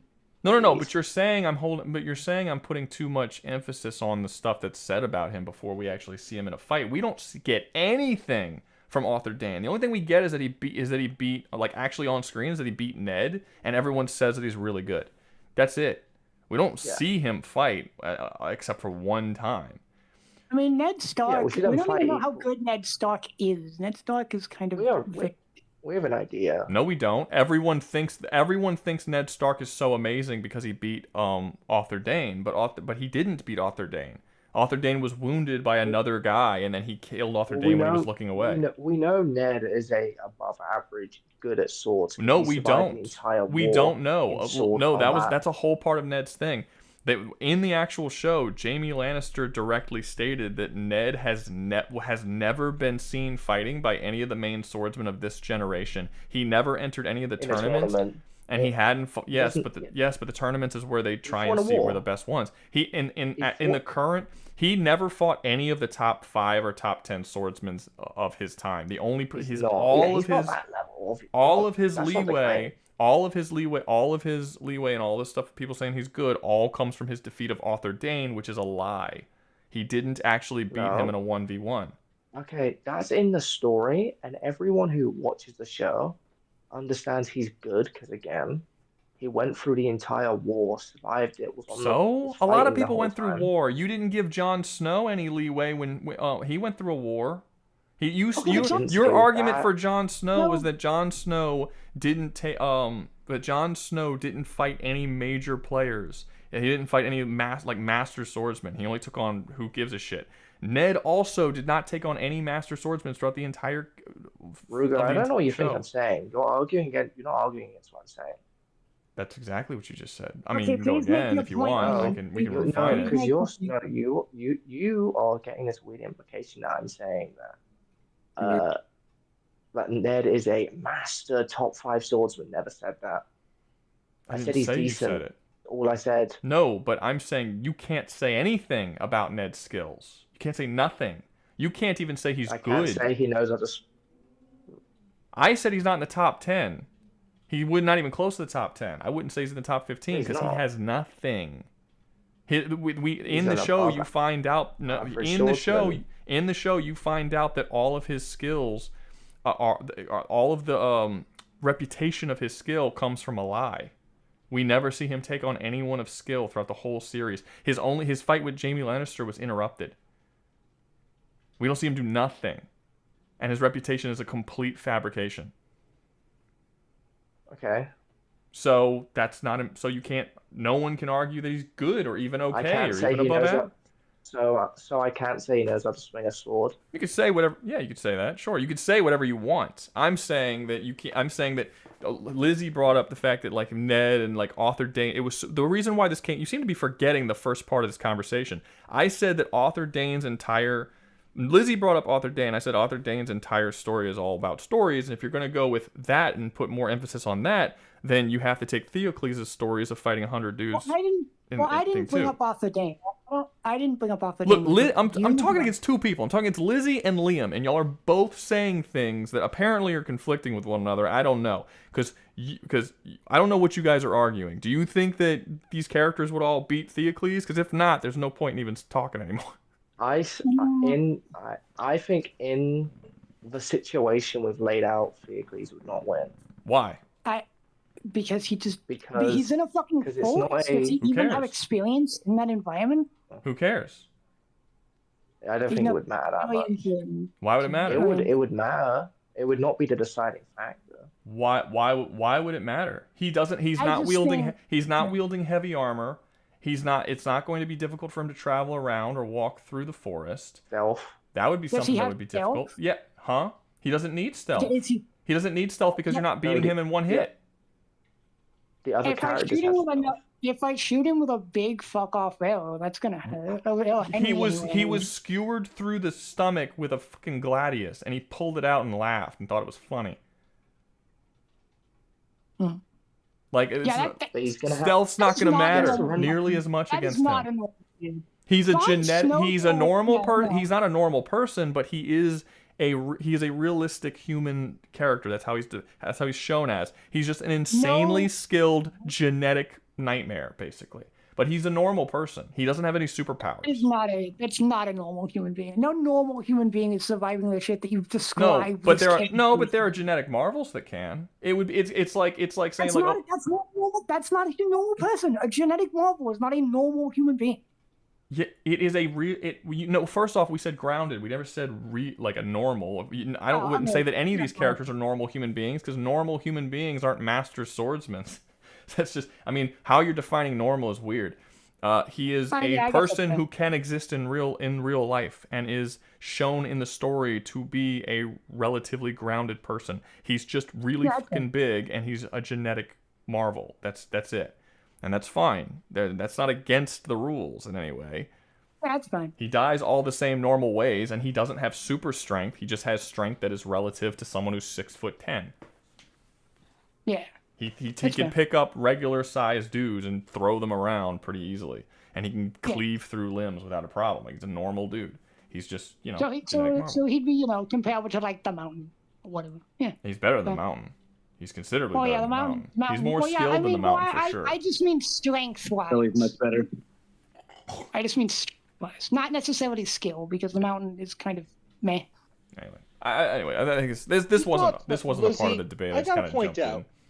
What's up, Lizzie? I gotta point out, when this whole debate first started, we said relatively grounded, and you were bringing out somebody whose armor could like survive tank shots and whatnot. She said cannon.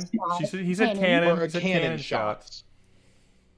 Cannon shot, but Merlin himself isn't surviving that. He's dead. His armor would. No, but that also means that that means no sword can cut through it. Weapon that's handheld would be able to go. No one here is coming in with a cannon, so any person who would try and stab through his armor plate would not be able to scratch it if it can survive a shot from a cannon. That's the point that he was making. I think we get through weak points. So probably weak points. My point is this, Lizzie. You didn't exactly come in with a grounded person either when this whole conversation was I would argue Theocles is grounded. He's a legendary I would argue Theocles is more grounded than Merlin, okay? Yeah, he's just if you look at him, here, look, I'll pull him up. You could tell he's a fucking genetic nightmare type character, but he is I don't know if I'm going to spell this right. There we go. Look, he's a giant 6 foot tall monstrosity who's an albino freak, but he's a normal dude. He doesn't have superpowers of any kind, Right, that's right. He's just a really big dude, and he doesn't wear armor. He walks in, he's like, hey, let's you want to fuck around? Let's fuck around. Let's do it. What did you do, Doug? What is this? The time has come, the time is here, the time is now. I warned you a 50 was coming to request skeleton for a video. However, you hate that idea, so I'll change it to Transformers, preferably as a challenge, not challengers. But I understand why not challenge. 50 would not be enough for me to do it as a challenge, but I will do it as a challenger. I have no issues with doing it as a challenger. All right. Yeah. But yeah, I'll do it as a challenger. Sure. I'd have to find something that's that I could do it. That would be a good thing to do it for, which is going to take me a little bit. Let me see something. Boop, hold up. Boop, so I don't forget. Take a little picture of that. Okay, bam. Here we go. Now go over here, put that up here. Boom, look at that. All right, cool. Thank you, Doug. I will try and do. I actually thought of I don't know if he's still here. Who is it? Who was it? Dark? Was it Dark? Not you. Was it Darkman who gave me money for shit. Yes. Yeah, it was. Who? Adabisi. Adabisi.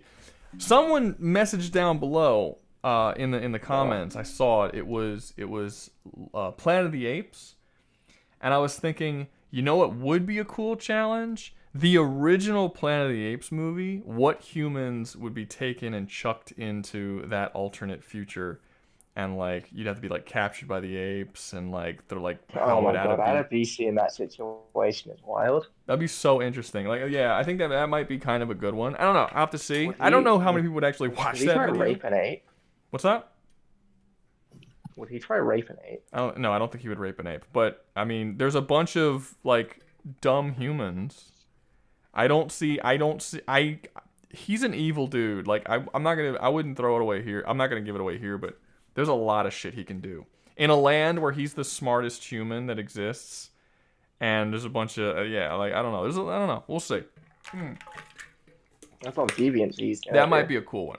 I don't know. We'll see. I think that's one that no one will watch, because I just don't see people watching a survival challenge for a movie that came out in the 1960s. Time to do a private video. Wait, what's that? Members only, baby. Wait, what? Time for a members only video. No, it's not gonna be. What? Because then, I'm not going to spend that much time to release a video that 50 people are going to watch. I only have 50 members. So I give members other stuff, but Not that. That would take me a while to actually make and shit. Anyway, let's move on to the next debate, since we've been on this for quite a while. Let me see. We'll end this. End poll. I don't think they ever... Did they ever vote it was bad? No, they never voted that debate was bad, which is interesting. Okay, so that one's done. You saying it was bad? No, I'm saying they usually after that much time passes, they'll vote, and people will vote and get tired of it, but no one did. All right, so next up we have the Doflamingo versus Lady Noir, which I don't know who your opponent was, Lizzie. The Thing versus Dutch and his Commandos versus Xenomorph, which Darkman was supposed to be a part of, but he can no longer do it, so we're gonna have to get a replacement for that if that is the case. And then we also had a Dexter versus, but we didn't have anything against it. Does anyone else have any other debates that you wanted to bring up that I can add to the list? Had plenty of time to make the debates. Not you, Liz, like people who actually... Obviously, people who took the time, how long has this been going on for, this stream? For hour and 35 minutes, they clearly took that time to come together and make debates to do, right? You didn't just sit there and do nothing, right? Right? I don't think they did it. Rouga off topic, but how did you feel about the... Why does everyone keep asking me that? I haven't seen it. I haven't looked at it. I don't know what... All I know is it's an hour and 30 minutes. Clearly cares. It's an hour and 30 minutes, and I'm not watching an hour and 30-minute video about me. That seems very narcissistic. I have no interest in seeing an hour and 30-minute video that's about me. Good. I don't know what the topic is. I don't know what video they're responding to. I don't know anything about it. I don't know nothing about it. I haven't watched it. I wasn't intending on watching it. What's up? You're scared. Yes, I'm sure that's what it is. I'm scared of... I've already done 2 reactions to Zilla, but I'm totally scared of the third one. For sure, that's what it is. Because the third's the charm, right? The third one, that's the one where they're gonna get me. Yeah, the third video is gonna be done. That must be it. That must be the one. You're finished. Also, I mean, look, I reacted to the first one that he did for 2 reasons. One, the video he did that was a response to me did really well. It was like it had like 50,000 views, so that was good. Also, it was relatively short, so it didn't take me that long to actually respond to it. And doing a response video is shorter than doing my normal stuff. So I was like, all this stuff, I was like, oh yeah, sure, why not? Let's do it. I also responded to a second video, which did horribly on my channel. So, I mean, I don't have any sort of reason to do another one. And it would take way less. And to respond to an hour and a half video, how long would that video be? I mean, mine would be like 2 hours trying to respond to all of the... No, I'm not doing that. That's ridiculous. And it would get like no views. Absolutely not. I'm not doing that. I mean, how many views does How many views does the video even have? Couple hundred, couple thousand? It wouldn't be worth me doing it. The response video to another video always gets less than what the original was. So if he made a video and it has like 2,000 views, my 1.5K? Yeah, what the hell am I responding to that? An hour and a half video that has 1,500 views for? It'd be a waste of my time. It's a reply to your original video, not to your newer reply either. It's weird. I don't know what the original video is. It wasn't a reply to your reply video. It was a reply to your original Helldivers and Oh, and they Covenant? the fucking CIS. Yeah. Yes. Yeah. No, I mean, cool. I guess it's not. I don't have interest in watching an hour and a half video about me. I don't think it's worth your time personally. No, I don't. And I'm not saying that as like, oh, I'm above them. I'm just saying like, if I make a video, I'm not gonna watch an hour and a half video on me for my own leisure. And if I do watch it, it's going to be for the channel, and the video that I make from it won't do well. So why would I do that? Like, I just don't have any reason to do it. I'm not trying to say, like, it's not worth my time. Like, oh, this little bitchy channel that's, like, however small. That's not what I'm talking about. I'm just saying, just in general, it's just not worth it. So, yeah, anyway. Is that... Did you see the new Running Man movie? No, I did not. Guys, we need a challenge. Ask me questions. Ask me questions once we have a debate starting. I'll debate Oni against them from Halo. Who's Oni? Oh, I'm talking to some. IMC from Only is Titanfall. the Halo, you know. Didn't you say Men in something, Black. Doug, earlier about wanting to debate Army of Two guys? The two dudes from Army of Two? Yes, I would love to debate with those guys. Okay, does anyone want to debate Army of Two? Against Army of Two. Does anyone know Army of Two? That's the first question. I I know Army game. of, I know Army of Two.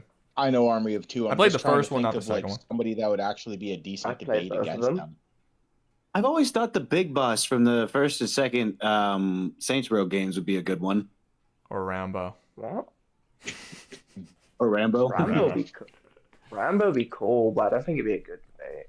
Yeah, he killed him. Okay, Maybe it well, would yeah. actually. It's like one Rambo special would- ops person versus like two special ops persons. So it's Those like guys in games that persons. I could do. people. People. I think it's Yeah, relatively even. Don't misgender them. Person. Those guys are really fucking good though in those Dudes. games. I've played a bit of those They games. are. They're really good. Yeah. I think Brother they is would just trying to be- slander Zilla because of a deep. When did I slander Zilla? When did I say anything negative about Zilla? I just said that I'm not interested in Oh, it's watching the the common- video. It's the common. You said he had a little bitch boy channel. That's not what I said. I specifically said I wasn't saying that. I specifically was like, I'm not saying anything negative about his viewer count or anything like that. I'm just saying if I made the video, it wouldn't do well, so I have no reason to make it. That's what I'm saying. But it's not. I'm not saying anything negative. I have no issues with Zilla. Zilla is on the Discord. He's a fucking member of my Discord. I talk to him in voice chat and shit. I have no issues with Zilla. Oh, Yaku? He left the voice chat. Oh, Zilla? Yeah. Did I do something? What's like what is happening? I didn't even know that. He makes some like implications in the video, but he doesn't say it. It's really weird. I mean, okay. I mean, what did people like chase him off the Discord because of opinions? Because that would No, he says it's about you, but he doesn't say what. It's very Wait, odd. he left. So wait, he left the Discord because of something I did? Yeah. The fuck did I do? I don't know. He explains it. You go watch the video for. Wait, he says in the video that he left the Discord because of something I did. Yeah. Well, he says he doesn't want communications with you anymore because of or connected with you or whatever. He doesn't want communications with me because of what? I can't remember it. Fucking, he says it in the video. I don't remember the wording. I mean, is it something that I fucking did? Because I don't think I did anything. Like, I don't know what the fuck He I doesn't did. just he says he literally doesn't say it in the video. He just Okay. says he'd get into it, and I'm like, this is a fucking weird way to word this. Yeah, because I right didn't now. say anything. Is it because of the fucking blackface thing? Is Is that what it is? Funny, eh? Is No, that he thought that was funny. okay? I was about to say, did he also not get the joke? That would be that would be great. So if it many was people that. did not get the joke. I was shocked by how many people didn't get the joke. Okay, so we're gonna talk about blackface for a second. So I posted a community post, right? Hold up, let me. I gotta duplicate. Boop. Yeah, okay, here we go. So I let me see, blah blah blah. Go to my channel. Go to fucking posts. Scroll down here. Okay, where is it? Wait, where is it? Where is it? Okay, so I posted this, right?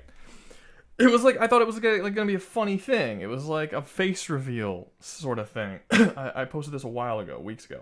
And it was like a montage face reveal. And the thing was like, oh, I've taken, in the speech thing, I was like, oh, I've taken many forms over the years, blah, blah. And it was just like a funny thing. Well, one of the pictures is this one right here. You guys can see it. It's this dude in blackface. And it was a joke.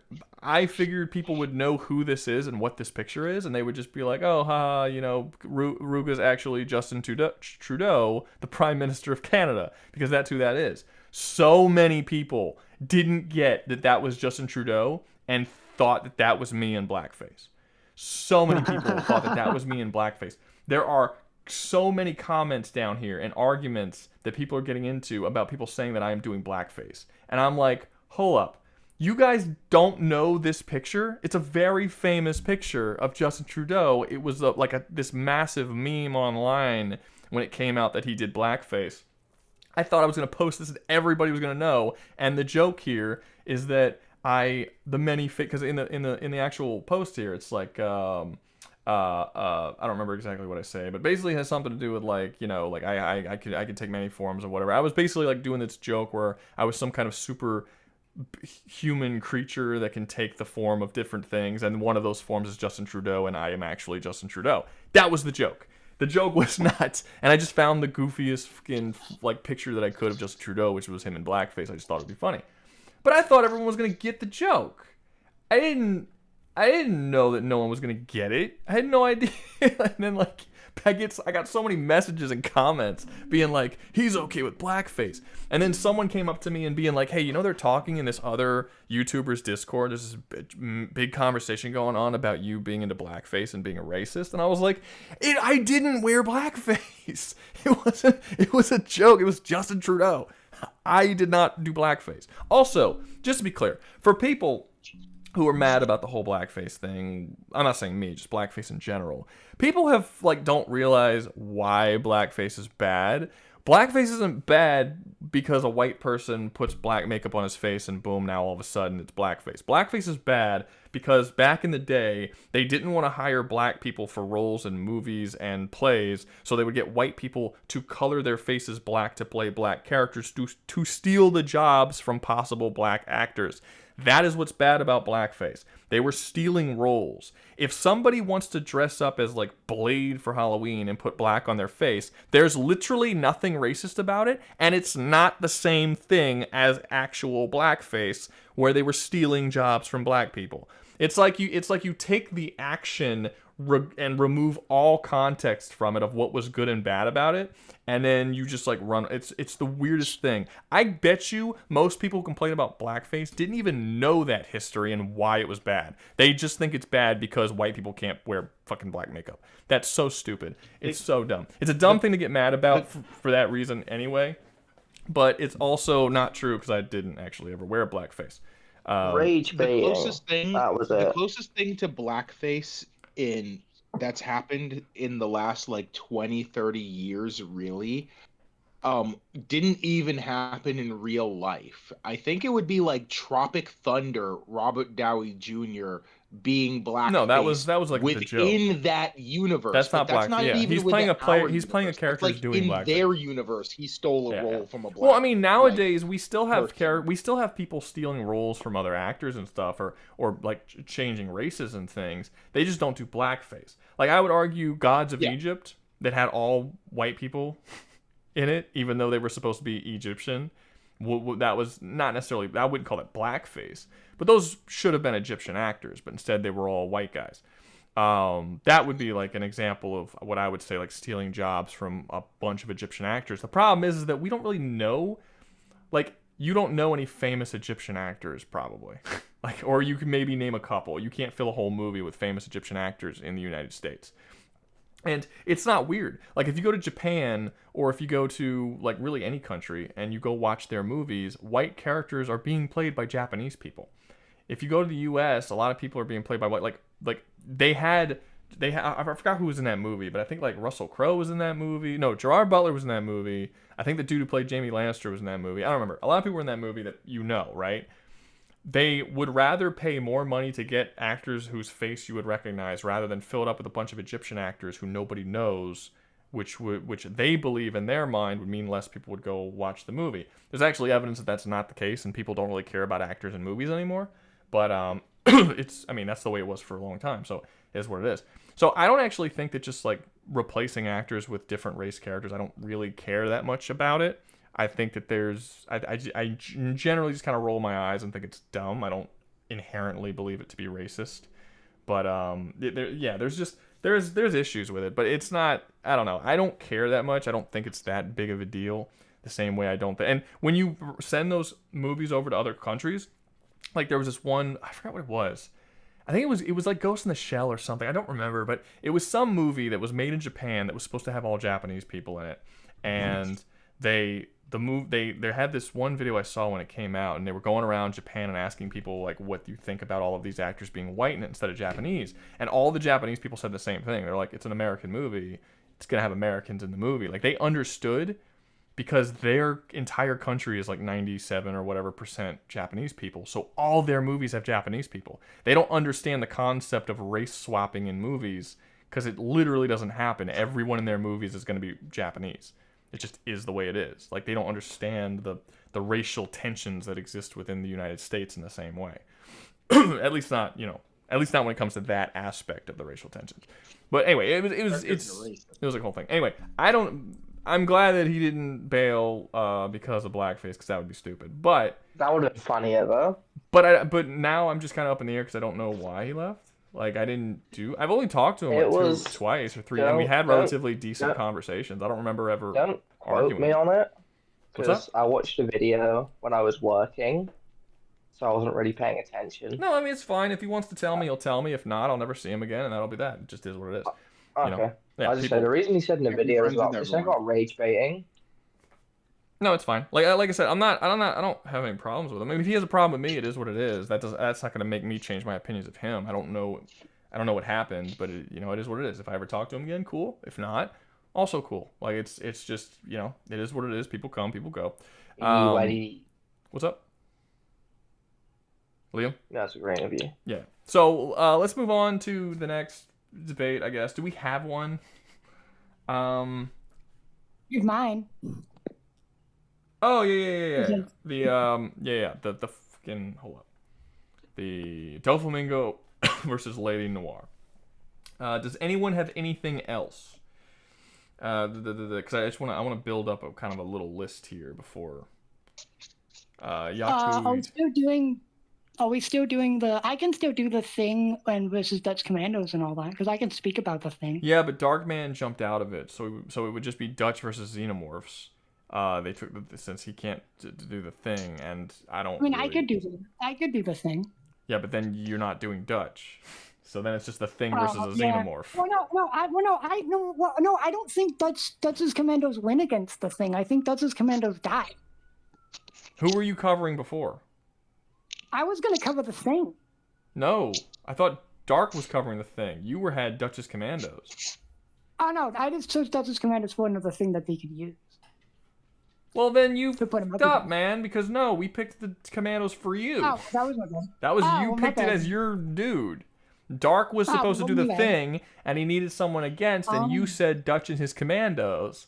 So we were like, okay, so it's gonna be you and you two, and you're gonna and then what's his face? I think he left, but he was supposed to do Xenomorph. He's not here either anymore, so that one's basically done, unless someone wants to come and fill it up. But if you could fill it up, I would just say, just make a new one. You could pick new monsters or whatever. I don't care. So the Dexter one's also gone because the dude who wanted to cover Dexter is not here currently either. Looks like he left. So that one's done. Let me see. Nightmare from Soul Calibur versus Doom Demons. He just doesn't agree with the point. He may have misunderstood, but the difference. I don't know what this is. Does anyone have a debate? We need a debate. I don't care. Clock have IMC versus the Oni. I'm sorry. Say that again. Tappable Clock and I might have a debate for Oni from the UNSC Halo and the IMC from Titanfall. I feel like we've done like 3 Halo versus Titanfall debates on this thing. Just pretty good matchup. Oni is very specific. I know. Yes, because IMC is rather. It's because the IMC is too small to take on the whole UNSC, so we're just taking Oni to try and even the numbers. No, but I mean, like, Oni's weird because technically all of the Spartan 2s are the Oni. Oh, thank you for reminding me, Epic. I don't have a link to the fucking Discord down there. That is true. Give me a second. I mean, it's still Oni? Technically, Katana's Oni. I don't know what Oni Who? is. I do not know. Cortana, the AI. Oh, Cortana. I mean, yeah. The whole idea. Also, they're basically majority the of UNSC the other just color and will do shadier shit and like actually and as well as experiments and tactics to win wars. That a fucked up part of the UNSC. Yeah.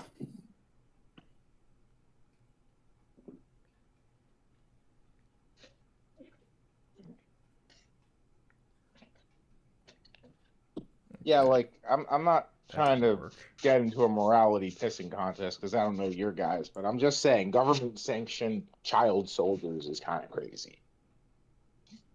I mean, What a it is pussy. crazy, but it's understandable given the like No, it's humanity not. is getting like wiped out. No, Like I'm no. desperate times call for very desperate No, they weren't measures. getting wiped out when they were made. They didn't even know the Covenant existed when they were getting Oh made. yeah, that's fair. Yeah, it is pretty fucked up.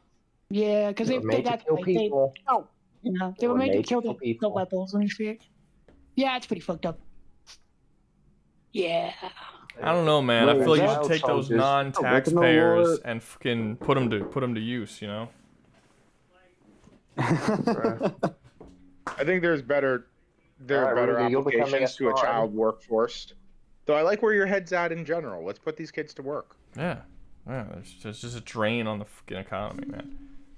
Yeah, no, wow. What, Put 'em in the education? mines. Fuck this. Put them in the mines, the front lines. That's what we do. All right. Let's see. Yaku says no. Oni's methods were justified. Without them, the UNSC would have fallen apart. Damn. They became This is what- justified in the end, but if the Covenant never showed up, The Yeah, if the Covenant never- Yeah. the Spartan 2s weren't justified if the Covenant never showed up. It's kind of a happy accident that they worked out against them. Literally. It's like Goku's whole thing, where it was like Goku. Everyone's like, everyone was pissed at Goku when he endangered the entire universe by going to Xeno. Yeah, he's right. And then everyone was Yeah, like, Goku's a piece of shit. And then like 3 or 4 episodes later, it was revealed that he had intended on erasing all of it anyway, and Goku accidentally saved everyone.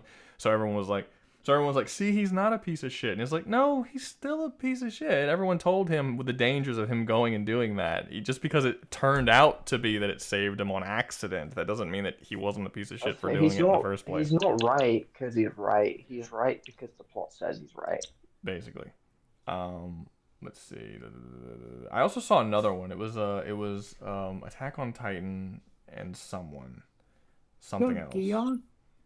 Yeah, Code Geass. Does anyone want to do that one? I don't know I'll anything do that about one. Code Geass. I mean, I know I about can be Code on Geass. Titanfall's side. No, it wasn't. Motherfucker, did you hear what I said? Attack on Titan. Not everything's Titanfall, Doug. Well, what my? Let's see. I don't know. This is gonna be Yeah, a bad matchup. What, That's a Code killer. Geass? I don't know anything about Code Geass. Is it? Code Okay, they're Geass is a fucking- mech they- anime. That should be. They should Oh. go against the Imperials and try. That doesn't mean it's going to be one-sided. It depends on They the have mechs. The mechs are giant fucking good. automatic weapons. The mechs are That fucking doesn't good, mean dude. that doesn't mean what you it doesn't mean what you think it does. They're gonna necessary. wipe out. No, they're gonna wipe out Attack on Titan. Attack on Titan is World War One. They're gonna get fucked. It depends on what you're talking about, because if you're talking about Eren at the end of the series, then it would depend on the mech. I wouldn't argue that the mechs in any series would have issues against the humans, but that's not the same thing as fighting against Eren at Even the the end. Titans. They wouldn't have issues depending upon the mech. They wouldn't have issues against the Titans either. No, I'm not saying they would have issues Yeah, against I'm the actually Titan. with Lizzie on this one. I am specifically talking about Eren. I'm not talking about everyone. Okay, but but What about him? depending on the mech, they're not gonna have a problem with Eren either. Just saying mech doesn't mean that they're not gonna have a problem with Eren. The types of mechs in You gotta Code know I get Geass that. and the types I of mechs understand in what Code you're Geass saying, are but fucking the Code Geass mechs, like They really some of fucking- the they really fucking advanced drive mechs in it. Code Geass, like I actually am with Lizzie. I don't think they have a problem with any of the Titans. They are just wielding wild kind of weapons. Yeah, it would just like, a depend. couple It would of just depend on the weapon. Yeah, I don't know what So, the like, weapons are, but I'm just saying. Yeah, I'm just saying. Lizzie saying World War I versus mechs is not accurate. Like it's a little more complicated. Okay, but most of the I world agree, is but the- whatever you classify it as, it's like that versus World War III. Yeah, it's not comparable. This is like this I would would be like say me say saying- that we would struggle to kill Aaron today. No, we wouldn't. No. Yeah, We we would. wouldn't. Short of dropping No. nukes, You yeah, we reckon- would. We wouldn't have to nuke. No, we would drop a we Moab. couldn't airstrike. We couldn't We would drop a airstrike him. fucking Moab on him when he's dead. They literally aren't capable of damaging him. The only thing that's capable of Well, damaging him is one Titan. They can't damage anything on him. They don't really have strong. And he regenerates weaponry. instantly. And the whole neck thing of destroying the back of his neck doesn't work. Titans are not that good. They're in that universe. Titans are already being like. I didn't say anything about the Titans. I'm talking specifically Okay. about Aaron. That's the only character I'm talking about. What's so deadly about Aaron once you wipe out his entire Titan army? He Nothing. can create Is an it infinite you? number of more Titan army, and there's not really a whole Can lot of he? evidence that we would be able to wipe out an army as big as that very quickly. No, we'd be with a nuclear bomb. You would Or nuke fucking what are you Moab? nuking the whole fucking planet because they have an army big enough to go across the entire planet in a couple of hours. Are you nuking everything? Are you destroying the surface of our wouldn't- planet, which is you wouldn't basically have what to you would nuke have to do to everything. wipe them all out?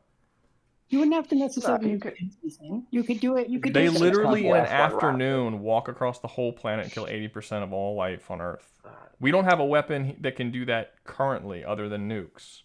So unless you're saying that we should nuke, unless you're saying that in order for us to beat them, we just nuke them all and basically destroy our own planet in the process, that's not going to well, happen. No, Well, these I- Titans can I- also be killed with via the neck thing. Those Titans specifically can. You would have to know that that's a weakness of theirs, and Yeah, we don't have obviously. we don't have weapons that can slice the back of the neck like that. Bullets don't work. We've already seen that. We have we have fucking missiles and automatic fucking. We have missiles and shit that can do that. That's not that hard. I'm not saying you don't have missiles that can, yes, if you knew that that was the weakness.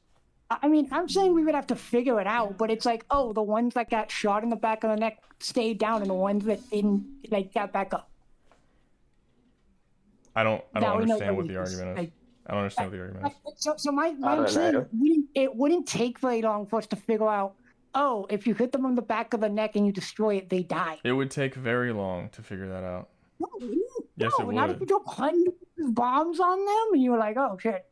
The ones that got hit in the back of the neck died, and the ones that, you know, What fucking do didn't you get hit think back that would then? look like? What do you think that would look like? What I'm just saying, bombs some are of you them dropping? need How many more. bombs do you think we have? How fast do you think we can teleport? We can get them over there.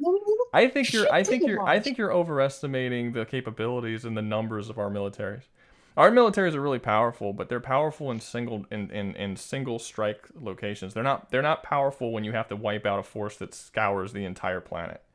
We don't have the numbers to deal with that situation.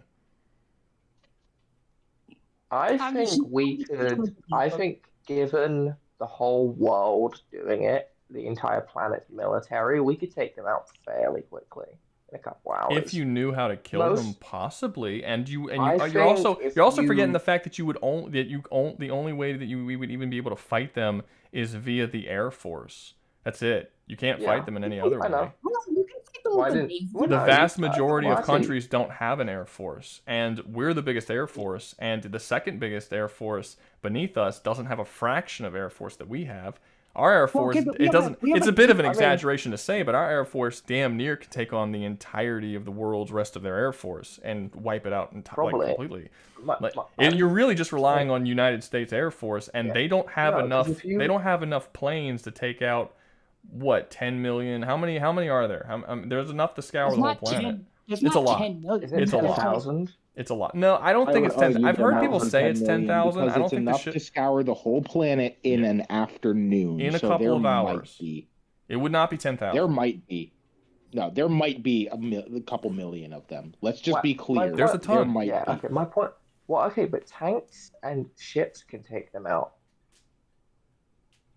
Yeah, like we have a Navy with big fucking guns and all kinds of shit. We I'm can just- like, sorry. shit, A what can take them out? I'm pretty sure a tank would be able to take one out. How? Again, they are killed. They are killed by like the guys who fight against them when they use What those do you think the explosive range weapons. of a tank is? Do you think tanks can shoot down planes?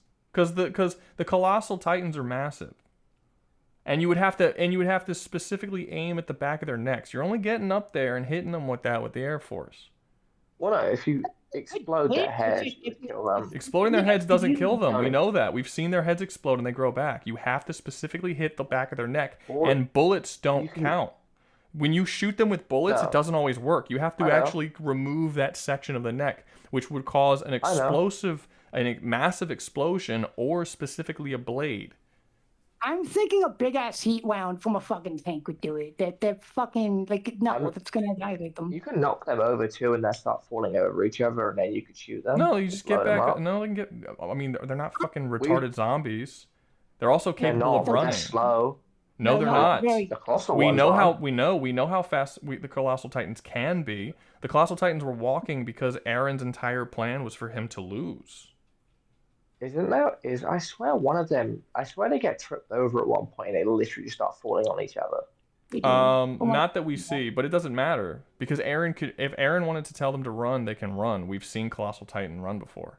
I still think a nuke would fuck them up because they would get vaporized. Yeah, one of the main characters turns into a Colossal Titan. He moves just like any other Titan. He's just bigger. They seem pretty slow. They're slow in that scene, but that's because Aaron wants them to. Aaron is supposed to lose. They're not literally slow. You know what I mean? Like they don't have to be slow. They don't have to be. saying, Aaron literally orders them to just be in a straight line and just walk across the earth in a slow pace because he knows the future and his plan is to wipe out most of life, but at the end he's supposed to die and he wants to save everybody. That's his whole goal, is that he's going to lose. That's the whole thing. He even refuses to fight against them at the end. He doesn't do anything to fight against Misa or the rest of the gang to try and stop them from attacking him at all. He wants to lose. If he wants to, he can order all of those millions of Titans to start hauling ass across the world and killing anybody he can. They can actually have some kind of they can react to things and they can move out of the way and try to not be killed. There's different things they can do. And if you have 10 million dudes that big who can cross the entire planet walking slowly across the whole planet in a couple of hours, then they can get basically anywhere they want almost as fast as a fucking jet can. It really wouldn't be that slow to get around there. It does say tens of millions. Yeah. There's a lot. There's a ton. And we don't have that much. We don't have that big of an air force to deal with those numbers. And tanks are not going to do it. I do think tanks can't shoot. Tanks are not about to look up and fire up and hit precisely onto the back of someone's neck. That's not what a tank is designed to do. If you take out their knees, they fall over and then you can shoot them. They have regen, and I think you're underestimating how big they are. I don't think a tank shell is going to make them fall over at all. I think a tank shell would be like, shoot me with a BB. They're not 60 meters. Sorry, they're like 50. They're taller than the wall. Then how are they? They're wall titans. They can't be taller than the wall. They are taller than the wall. They literally look over the top of the wall. That's in episode 1. No, different. That Titan Shifter Colossal is bigger than the normal ones. He's bigger than those guys. Yeah, he's way bigger. How do we know? Why do you think they're bigger? I guess they were standing in the wall, so technically, I guess since they were in the wall, they would have had to be shorter than the wall. So that's fair. Both their heights are stated. No, I'm not saying that. I'm saying since the Colossal Titans that they are actually buried in the wall. So the fact they're buried in the wall means that they would have to be shorter than the wall just to be in there. So that makes sense. That doesn't matter. I mean, you're still talking even if they're 60 meters. If they're 60 meters, you're still talking about 200-foot Titans. You're talking about Titans that are taller than most skyscrapers. I just want to say, Rouga, that's not necessarily true that they would be shorter. They could be recessed into the ground as well. No, I don't think they are. I think it's pretty. I don't think they are though. But it doesn't matter. If they're 60 meters, what he's saying it's stated they're 60 meters, it still makes them like 200 feet. So they are still taller than most skyscrapers. You're not taking out the knee of a colossal titan with a tank. Yes, yes, it's a fucking 120 millimeter fucking heat rounds are gonna do that. Who gives a shit? You What do you think that's gonna realize that do? it doesn't blow up. It's just a Doesn't blow giant up. bullet, right? Just it doesn't. It's not gonna do anything. A heat round doesn't blow up. Why is it called high? Because it's heat. Because it's hot. It doesn't blow up. It doesn't explode. Tank shells don't. Tank shell. Yeah. It doesn't matter though. When you shoot, even if you wanted to shoot an explosive tank round, no, it's not taking out the. What do you think you can take out the fucking foot of a skyscraper? I don't think you know how big these things are or how small tank shells are compared to them. 15 Well, I mean, meters. aren't they taking them? 60 They're like meters, he said. damaging them pretty. Yeah. Yeah, Lizzie, I don't think you've ever seen a tank shell actually shoot something. It's not. It's not blowing up fucking buildings and shit, which is what you would have to do. They kill Titans in that show with like those big explosive rounds they use. Those aren't comparable to tank rounds. First off, they don't kill colossal Titans with those. To be clear, they kill the much smaller Titans. But also, those are pinpoint accurate as they're flying behind them to hit them in the neck, and they don't hit it with one; they hit it with several. Remember the armored Titan? They had to hit it with like 40 of those bitches. But that's the armored Titan. Yeah, but they don't ever do it against the colossal Titans. They only do it against the normal Titans that are like 20 feet tall. These Titans are 10 to 20 times that size. That's not an apt comparison to make. I still think nukes would be effective against them. They would, but Earth isn't destroying half of its planet to kill these things because there's tens of millions of them. Yeah, it's very You literally have to wipe out large portions of your own planet to take them out. Yeah, not good. Like it's not like I'm not saying I mean I don't really know what I'm saying, to be honest. But the I don't. You guys you started this by comparing it to World War One, and I'm like, it's not World War One. It's not at all World War. We're not even talking about. We're not even talking about Aaron. We're not even talking about Aaron. No, not the vast majority. If you have tens of millions of colossal Titans that are 200 feet tall, I mean the rest of the world is essentially. It doesn't matter. It doesn't matter. It doesn't matter. That would be like us talking about One Piece and you being like, well, you know, the fucking first town in the East Blue sucks. Who cares? That's not relevant. Because you have Whitebeard and you have Kaido and you have the fucking like Akainu and you have all those characters.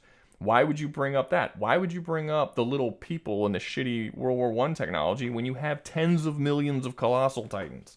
It doesn't make any sense to even bring that up as a concept. In that case, I don't. The real question is, would the characters of Code Geass be able to use their abilities on tens of millions of targets? I don't think so. There's the main character, and he does it to like hundreds of dudes. But like one of his main fucking drawbacks is he has to look them in the eye. I feel like we stole this dude's debate because it was someone else's idea for a debate, and we just hijacked the shit out of it. It's just like he's not even here. I don't know who said that. Someone said that they wanted to discuss that, but apparently there's more of a discussion to have than nothing. You know, there's some kind of discussion. But again, I don't know. If Code Geass has a bunch of mechs that are blowing up countries and shit, then yeah, obviously it's going to be very one-sided. But it would depend on the mechs that he has. One of those mechs has a cannon that can shoot and like blow up a skyscraper with a single shot. That's cool. But how many mechs does he have? No, like I said, no. But I was about to say, now that is, as far as I'm aware, one guy with one mech that has one experimental cannon. So it's not standard issue. Yeah. So the other ones wouldn't be able to do that. The guy who wants this debate before we continue this. Who's the guy who wants the debate? That's a good question. They're saying people are saying he's in the chat, but not giving us some names. That's not helping me. I saw that too, but that's nothing. That's not giving me any information. Rouga, there's a guy who wants to do it, and he is here. Oh, cool! Thank you. Very helpful. We haven't even talked about Aaron, who makes the colossal Titans look like tiny. He's way bigger. If the colossal Titans are 200 feet tall, then Aaron is easily thousands of feet tall. The size difference is considerable. Meters. What's up? I think the colossal Titans are 50 meters from what I've looked up. He said 60, and it says 60 here, so I'm gonna go with 60. Alright, It says I mean, 60 or about 197 feet, so I'm just saying 200 feet. I to think round. it's Red Tower Emu. Wait, hold on. Fucking dyslexia. Jesus, where'd the comment just go? Yeah, Red Tower Emu. I think that's the guy who wants to hop up here. Okay. Is he joining me, or is he adding to the fucking Code Geass shit? Hey, what's up, man? What's up? Do you have So anything to basically, say? the main idea is that the rambling is going to be the last resort for the Attack on Titan verse. Like from the beginning, that. I mean, the main combatants will be mainly Paradise and Marley. Maybe not together, or maybe separately, depending on how well they would be willing to fight against Code Geass. Well, Marley's I getting think wiped off the if- map, unfortunately. I Like, it's not think if fun. either of them can fight against Code Geass with any level of success, then Code Geass would lose. And for Because one, Code Geass has the advantage technologically. Granted, the Titans normally are like twice the size of Nightmare frames, which, Rouga, to give you an idea, Nightmare frames are mobile mechs that also have their own version of 3D maneuver gear. Most of them will shoot like the equivalent of armor-piercing rounds, which, even if the Titan's weakness is the nape of their back, that will still put most of them down, except maybe the main Titan shifters. Strategy-wise, I'd say most of the Attack on Titans. No. I mean, most of Code Geass as the leader of. I mean, in Code Geass, it will be like two main factions: the Britannians, which is basically the main antagonistic force, and the Black Knights, led by Lelouch, the main character. Lelouch is considered, at least in anime, one of the best strategists, one of the best, the smartest characters. In the sense also that he's consistently being multiple strategists in his own verse. Red, look, I understand that English isn't your first language, but you need to talk faster. Like, you have to get to the point way faster than you're doing, because we got to move on. Okay, so basically, go ahead. the biggest advantage is that I do think that Eren will have to go to use the rambling quickly enough for him to be able to beat them. Like, if it's a prolonged fight, Code Geass will win eventually. If he uses the rambling, the best chances that Code Geass has, it's with either the Lancelot or the Gurren, which are the two best mechs in the series with the best pilots, which both have the capability of flight. Having two mechs, unless they're literally blowing up countries, is not going to be enough to stop the They are, Roman. but they might as well. Many of the mechs in from what I remember, the ship can fly. Yes. A decent amount of them. Yeah, but it doesn't matter. It doesn't matter if they can fly if they don't have the numbers to overcome the rumbling before the rumbling destroys. And if we're going into this, with the understanding that Aaron's not holding back and not trying to lose, that means that the Colossals can run and can fight back, which they weren't doing in the original. I mean, this also depends on if Aliens is just straight out. We know they can run. I've never seen a clip of them running. Okay, they don't run, but we know the Colossal Titan can. When? The Colossal given with a shifter, or just the Colossal that appear in the walls. Wait, hold up. Here's the thing. First off, why are we assuming the Colossal Titans can't run? They can. It's fine. Who gives a shit? Yeah, this is a bit like why is the assumption that they can't run? They're just big dudes. That doesn't remove their ability to run. At that size, technically they shouldn't. Hang on. At that size, they technically should not be capable of physically existing. It so doesn't the matter. fact that they wouldn't be capable of running. When Aaron is in his Titan form, he should not be able to run. He shouldn't be able to move at all. He should be so heavy that he can't lift his body weight. He's literally destroying he's destroying his body while moving. No, he's not. That's the thing also. Yes, he is. His No, rib he's not. cage is literally being destroyed at the bottom. It's the No, same he's with not. Rod Reese Titan. No, he isn't. No, I think that It's thing the same with the Rod Reese Titan's the same. No, it's not. The armor Titan doesn't destroy his body when he runs. The female Titan doesn't destroy their body when they move around. None of these things are destroying female. just by moving. It doesn't matter. It doesn't matter. They're all defying physics. I mean, they are, but I don't think literally is destroying itself as it moves. None of them should be able to move at all. So using physics is not relevant here. You assuming that the Colossal Titan is the only Titan that can't run simply because it's big doesn't make sense, because none of them should be able to run. I think the reason Titan is physically limited by physics. No, there's no evidence that any of them are physically limited. Okay, if they were there's literally a Titan. Okay, no. Okay, so let me explain. There's a Titan which cannot support its own body mass and drags itself along the floor. Yes, that is one deformed Titan that doesn't come out right. That's not the same thing. Its head is literally larger than its body. That's not what you're arguing. You know that's a dishonest point. Well, we've never seen the Colossal Titan ran, and I'm pretty sure it's an advantage that they had throughout the series. That he is just even whether we have or haven't. Why would you make an assumption that it can't?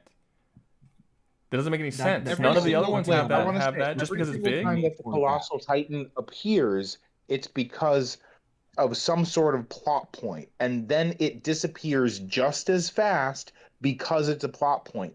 And we find out throughout the show that it's one of the people that was like always there, you know. Yeah, it's only being used. He's a spy, so he's not supposed to get discovered, and he's literally only used in their plan to get through the walls. That's it. That's why I mean. Yeah. So that's what I mean. The thing is that one time that we see that a Colossal Titan run is when Eren or Armin is there. Those guys aren't Titan shifters, so there isn't a human there with a human mind or cognition. We never even see Armin run. When the Titans cross across the planet so quickly, they swim, which doesn't make much sense. But they're still never running. They're never shown. We never see Armin. We never see Armin move as a Colossal Titan. He only uses his Colossal Titan. He only uses his Colossal Titan one time to blow up the bay. I think he uses it. Maybe he uses it one more time that I'm forgetting, but he never travels. Eren. What's up? No, he fights Eren in it. He fights Eren in Titan form. You mean at the end of the show? Yeah. Yeah, but he's not running. He's not moving. Well, he takes a couple steps. That's not the same thing. He's fighting. That's not. We don't see him travel. He travels to Eren. No, he doesn't. They fly on the back of this thing to get to Eren, and then they jump on top of him and they start fighting these little things on his back. Then they land, and Eren comes out. That would be the assumption of jumping out of a plane that you would land. Well, no, because Eren didn't jump out of a plane, did he? I didn't say Eren jumped out of a plane. He's not already out of the plane. What scene are you talking about? I said Eren jumped out. I said Eren when Eren lands, and then you said, well, that's the assumption they jump out of a plane. I said Eren. No, I didn't say anything about assumption jump. I don't know. If you're saying about when Armin fought against Eren at the end of the series when they were all on his back fighting, I don't know what you're referring to. No, after that, when Eren's a Colossal Titan. Eren isn't a Colossal Titan. He turns into a Colossal Titan at the end. No, he doesn't. Armin? Eren does. No, he doesn't. Big Titan. He's a big Titan, not a Colossal Titan by category.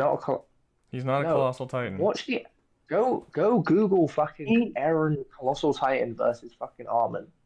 Eren doesn't turn into a. What are you talking about? Google it. No, Google it. Google it right now. No. Do you mean when he's in the city and he does it and he explodes and he kills a fuck ton of people? No, Google Eren Colossal Titan. I'm not debating something. I just know it's literally on YouTube. Yes, but what's it from? The Attack on Titan. It's the final fight. Final season.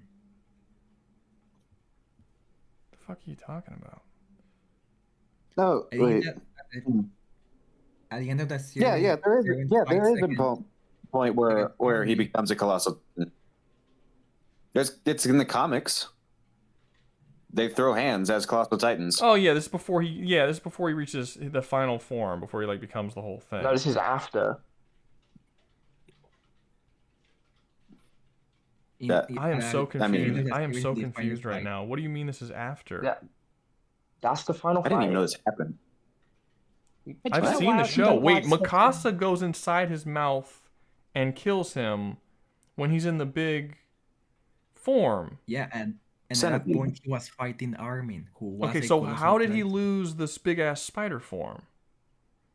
I'm forgetting this. I mean, it's not that he lost it. He put him out. He himself. He got rid of it himself.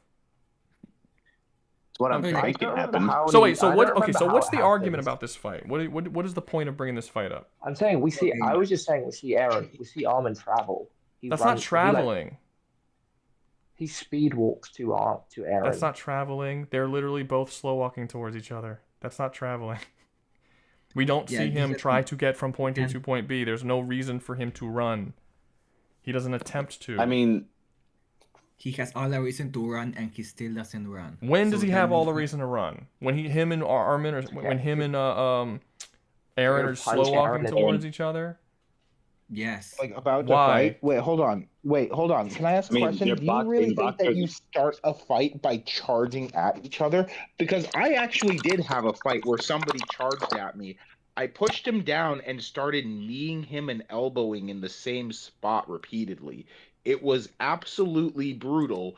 Do not charge at somebody. Well, yeah, but that's not the point. The to point is that they're initiate making the a fight. assumption that if he could run, he could here. It's a big assumption. There's no reason to make that assumption. I don't see any reason to make the assumption that these things can't run just because you don't see them run. Like the idea that just because a character doesn't run in a series, that means they're physically incapable of doing so, seems odd to me. Especially considering that the entire plot of the story is Eren not actually wanting to destroy anything. Or not wanting to win, I guess. Not he definitely wants to destroy shit, but not wanting to win I the thought fight. his whole thing was he wanted to win. He doesn't want to win. He wants to No, he lose. wants to His lose. plan is to lose. Oh, okay, that's okay. Sorry.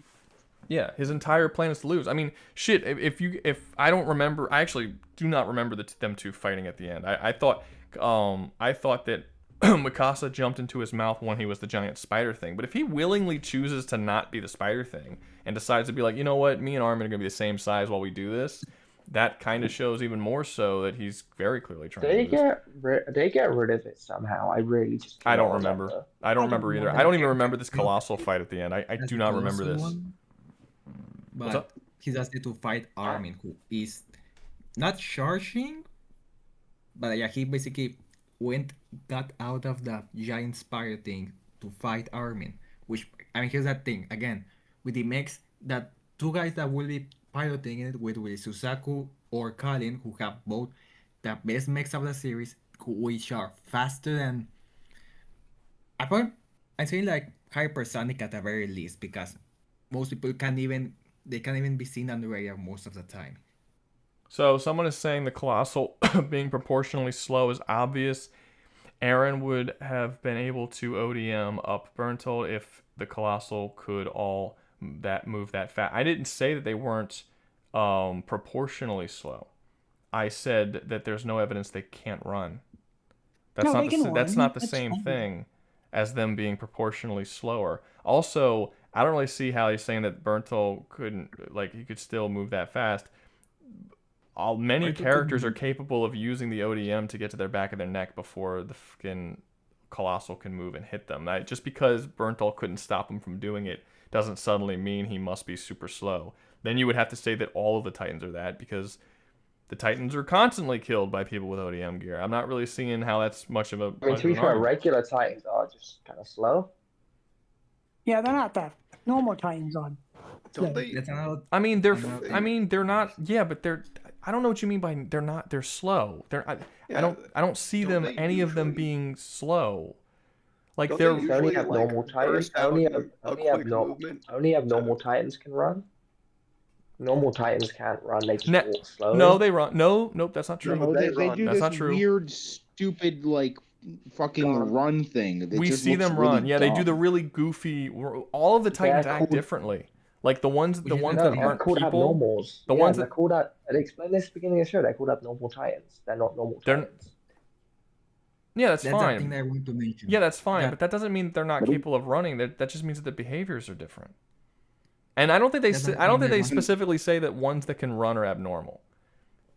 They No, do. it's definitely not, because like when you see that whole mission in the first season where they do like the reconnaissance in the woods, you see these things moving. All right, Yeah, they're that, like abnormal. when they want to, they can move.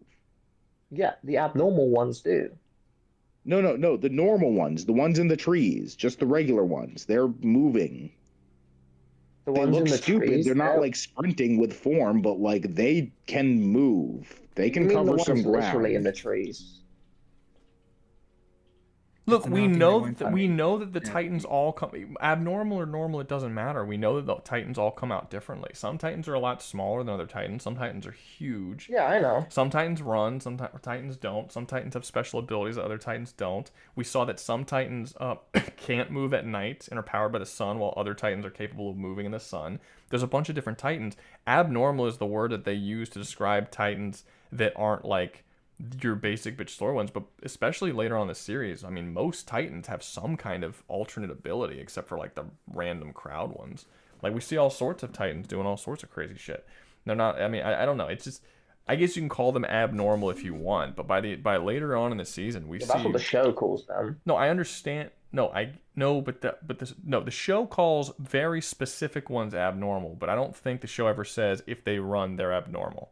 I don't think they ever say that. That's true. But That's true. running the That's one what the I'm talking standard about. ones who run, like the ones made by Zeke, they're considered abnormal Titans. Yeah, I'm not saying that abnormals can't run, but I'm saying I don't think that the ones that can run are automatically abnormal. I think that I don't some really think Titans behave differently than I'm other pretty Titans. I think some walk and some Yeah, run. I yeah, think they I have know. different personalities and behaviors.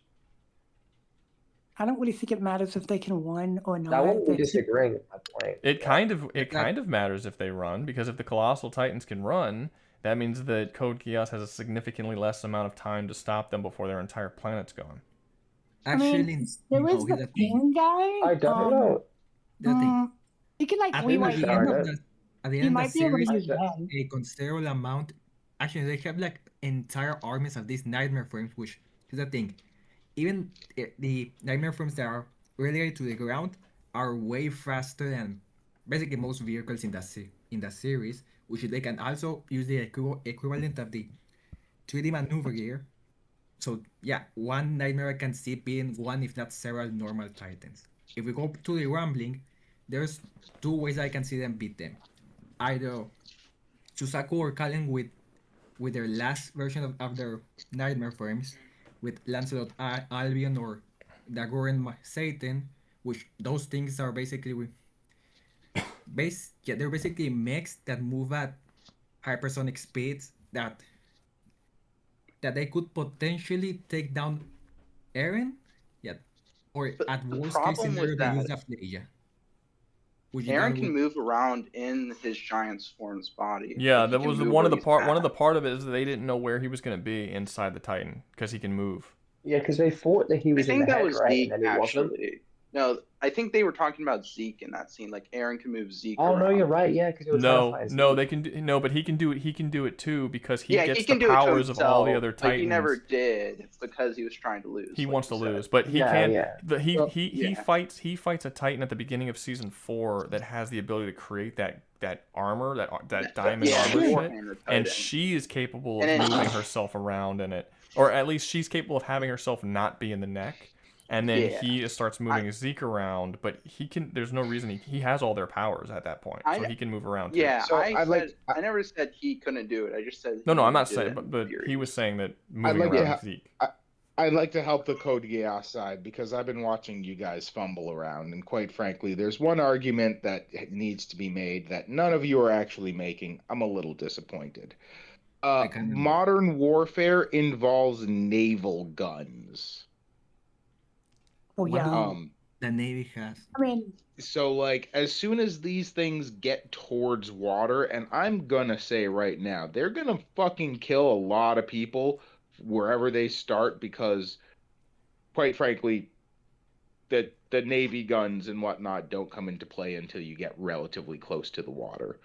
But as soon as they start throwing out like what are essentially minivan-sized shells out in numbers, because like currently we can get like one destroyer that can remove entire hills, like not bases on top of hills. I mean entire hills will just disappear. Yeah, but hills in the wake don't. of Yeah, but our- hills don't move, and hills don't regenerate.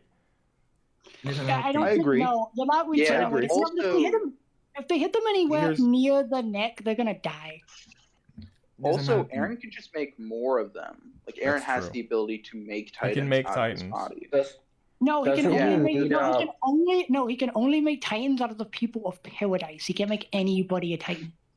He can spam them though. It's not Well, like no, that- not he only can't people. spam No, them. not only people of paradise. Any there's a word for it. It starts with an E. Any Eldian. Yeah, he can do Eldian. it. He can make any Yeah. Eldian a Titan. Yeah, but there aren't many Eldians though. There's not There's a a lot. lot. Yeah, there's a I'm ton. also remember like when he like the made regular titans out of population. his bones, like at the very Yeah, finale? but they have to be Those are like connected to his body.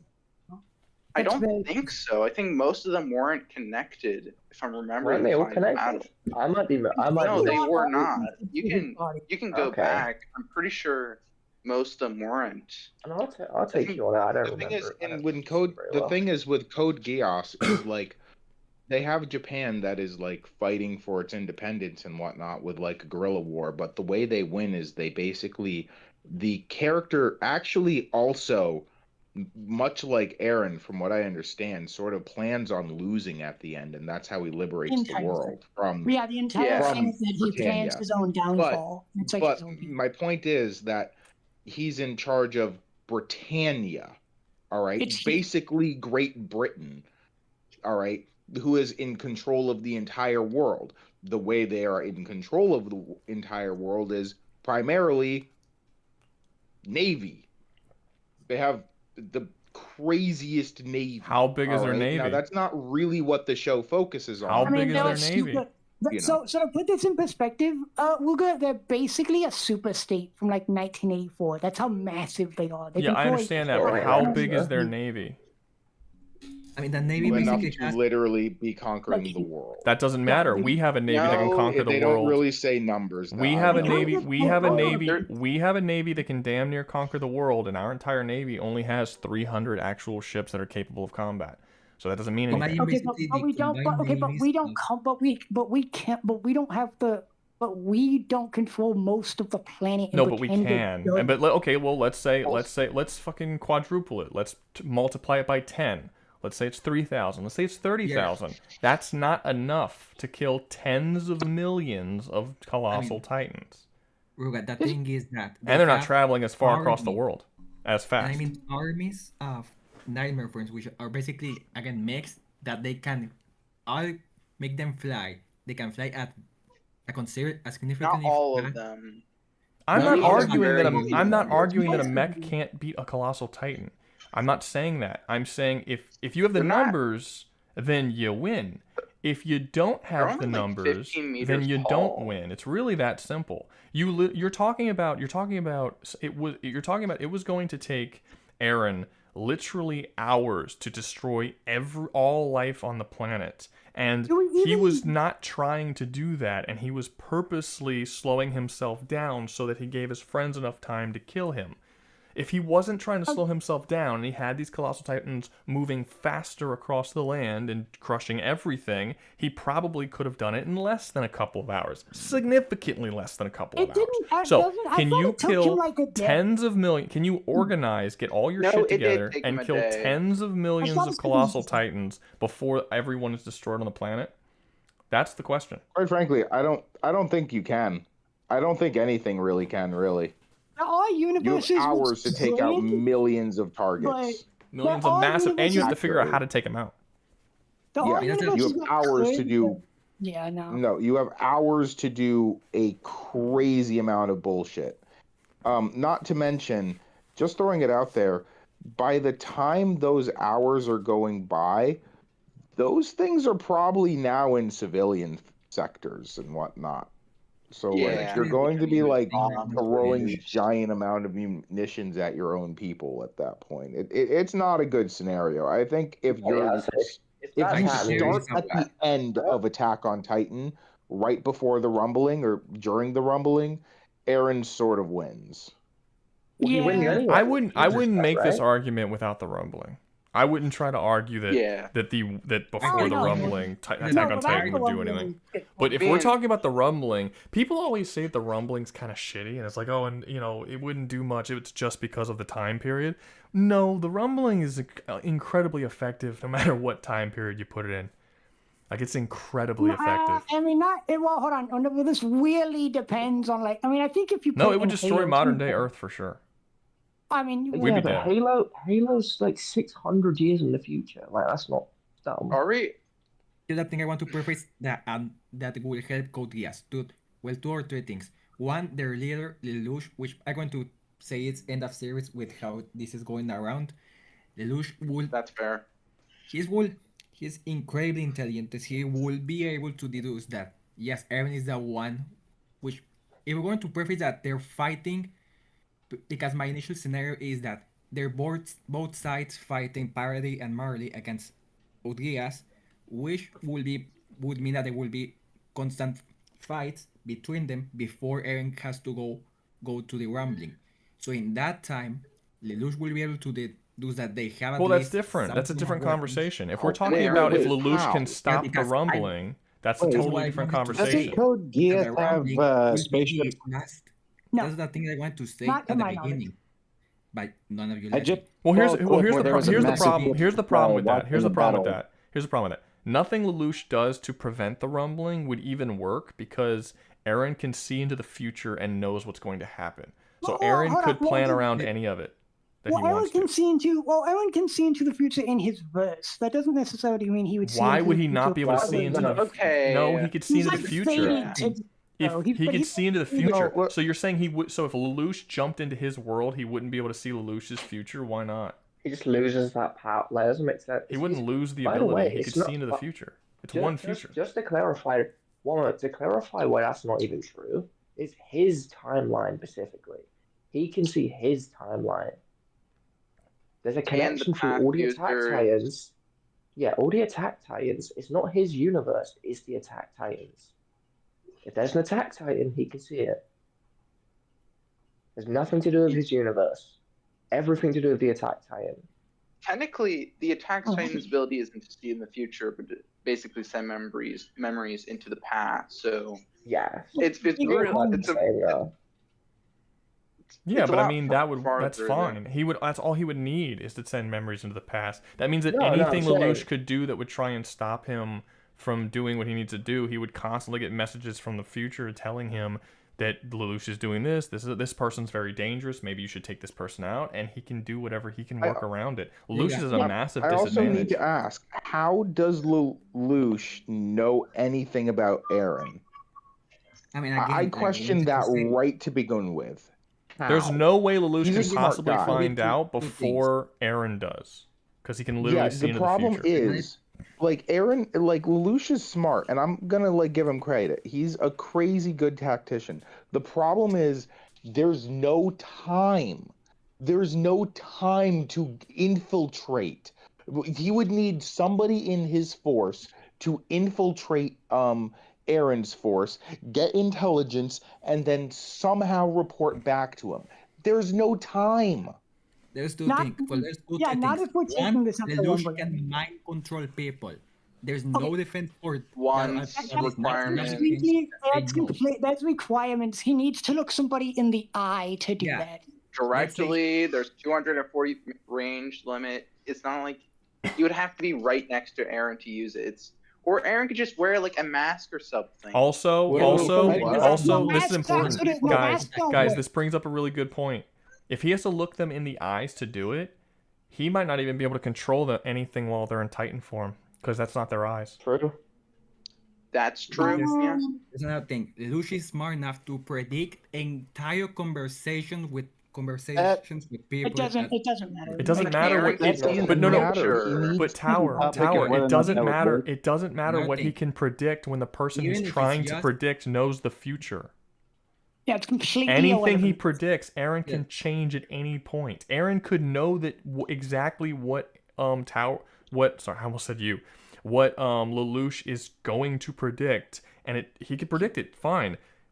Aaron knows, so he can just choose to do something against that prediction.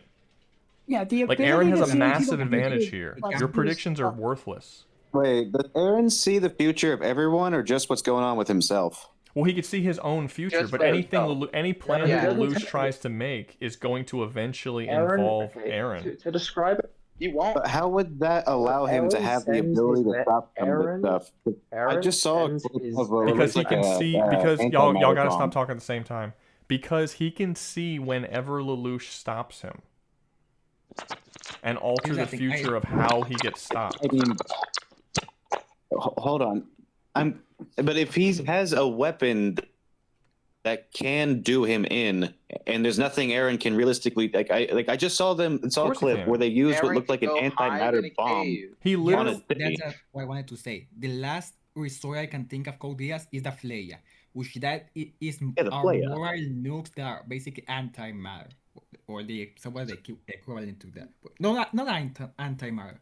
It's Sakuralite, which it basically works as the equivalent of a nuke. Which they can, I mean, the way it worked, it looked like it was touching things and then they would disappear on contact, and it wasn't even like an explosion. And it was sucking things into it from the clip I saw. Also, Like, you let's know not more forget. about Let's it. not forget. Now he never does this. Aaron never does this in the series. But he can if he wants to. He does it once, but he has the ability to do it again, and he never does because again he's trying to lose. But he doesn't just have the ability to see into the future. He has the ability to actually send a version of himself into the past to mentally fuck with people in the past, to alter events for the future. He does this to his dad. They have to be What is attached. But they are Yeah, attached. yeah. But they I are. believe. By the end, Yeah.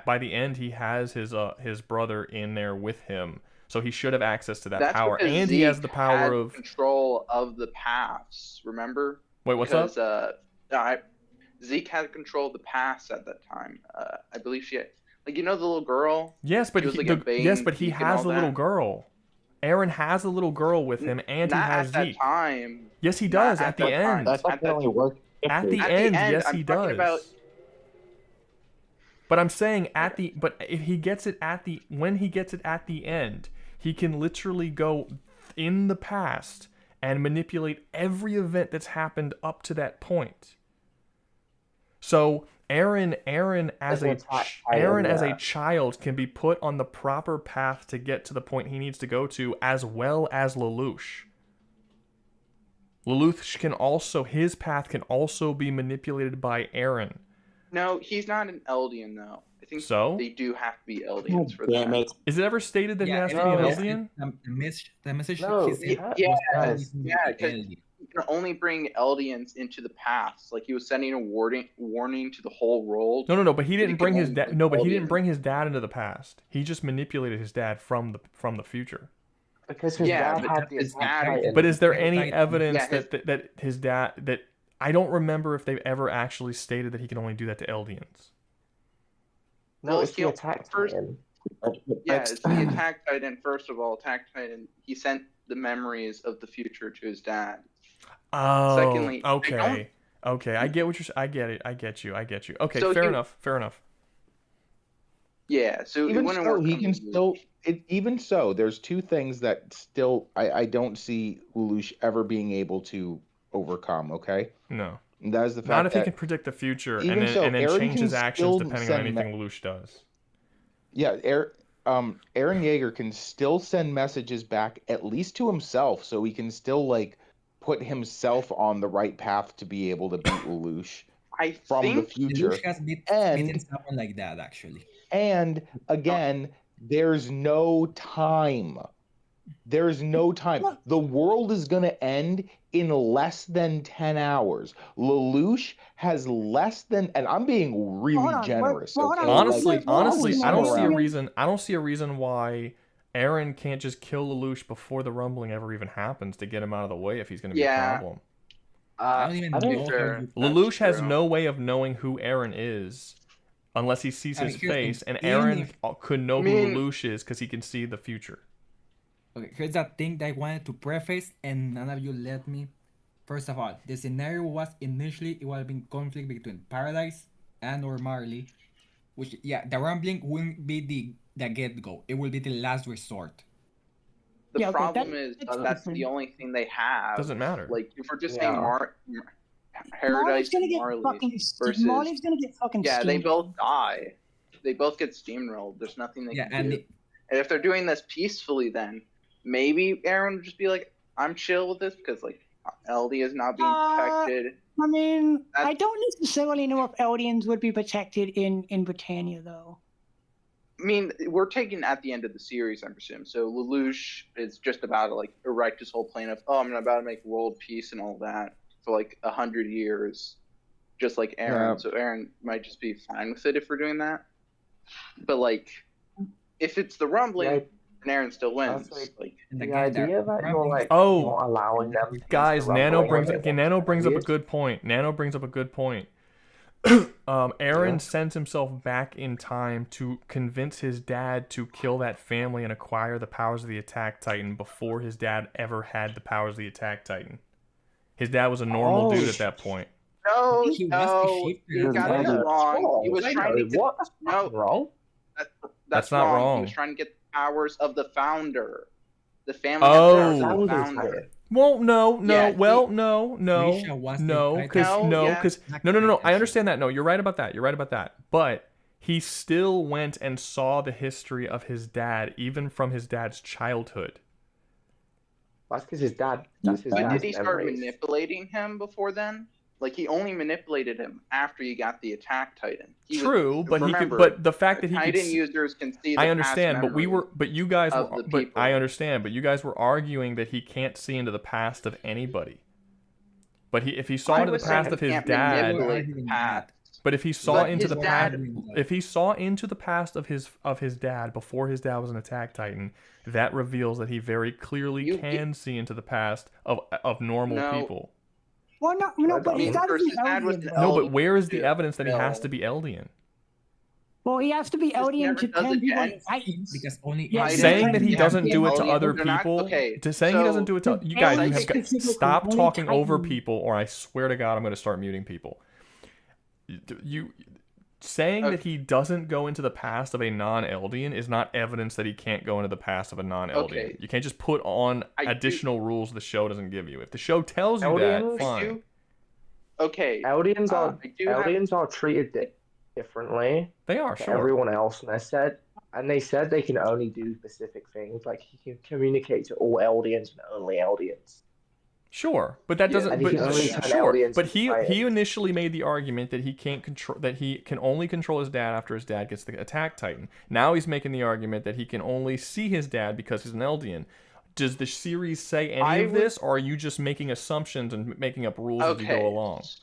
Okay, I was not okay. So where does the series say that he can only see into the history of Eldians and he can only manipulate Attack Titan? Okay, those are two. First. My argument for that is because the Attack Titan can send memories into the past of the past users. So Aaron was using that to manipulate his father. Secondly, the paths are connected by blood. So when you're born an Eldian, you're connected to it. That's how you transform into a Titan. Presumably, your memories wouldn't be connected unless you're related. That was my argument.